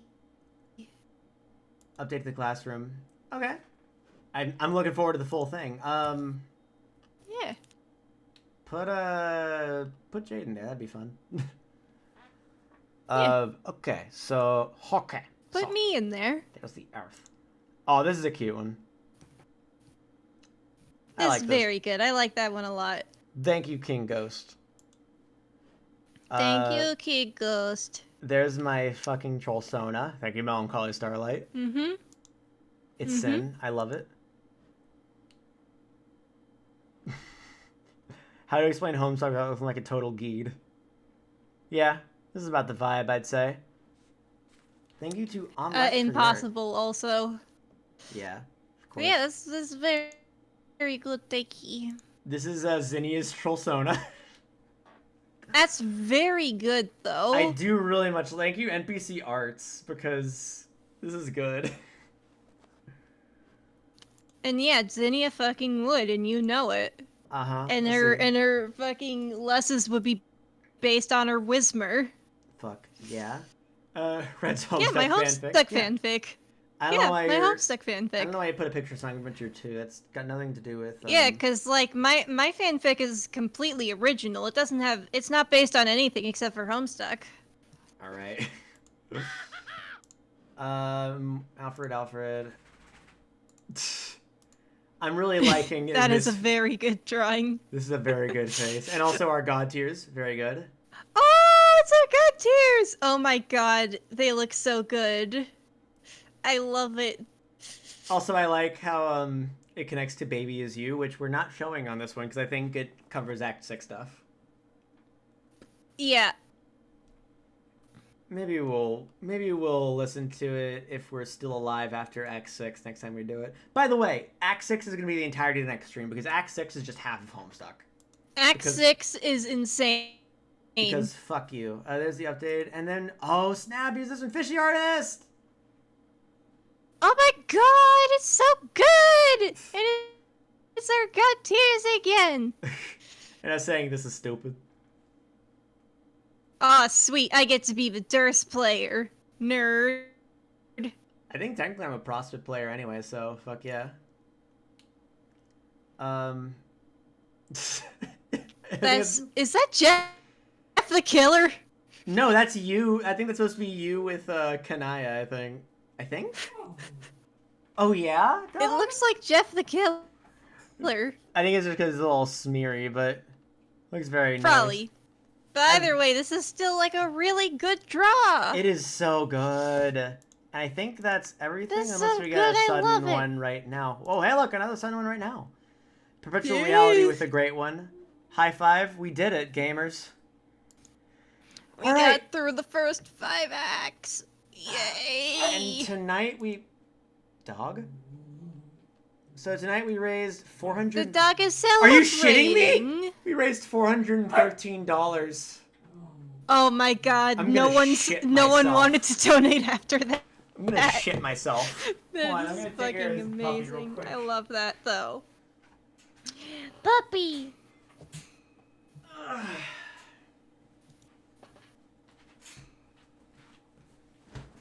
Y'all are fucking insane. I can't believe you people. I was like, huh. Alright.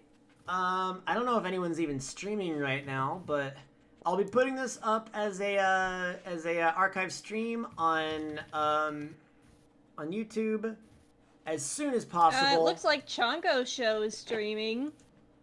Let's rate him. But you shouldn't raid him. He sounds like a nerd. Oh, Lee's streaming. I guess I'll raid Lee. I like raiding Lee. He's a cool dude. Okay. God, I don't want to... See, the problem is now I'm in the uncomfortable position where whoever I'm raiding, we're going to be very tempted to include Homestuck phrases in our fucking raid phrase, and that's just going to be the biggest embarrassment possible. Okay, the raid phrase will be...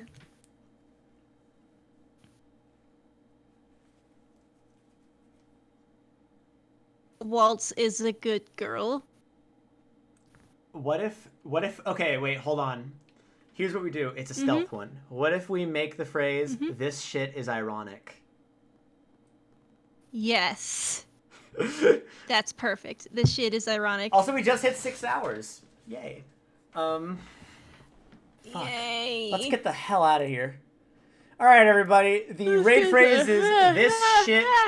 The raid phrase is, this shit is ironic. Just that's it. This shit is ironic. And if he gets it, he'll have to keep it to himself. Alright, everyone. Thank you all so much. Y'all made this stream fucking incredible. And I will be announcing when the next portion of it is happening. Right now, Lee is playing some Counter-Strike, I think? Let me double check. No, Tom Clancy. So Rainbow Six Siege might be your jam, but he's still a cool guy, and he makes every stream he's a part of a dang good vibe. So you're gonna have a good time whether you like it or not. All right. So that's, the raid phrase is gonna be "This shit is ironic." Good night, everybody. This shit is I will ironic. see you guys on Friday for more Iggy Lock. See you, gamers. Holy shit, we did it.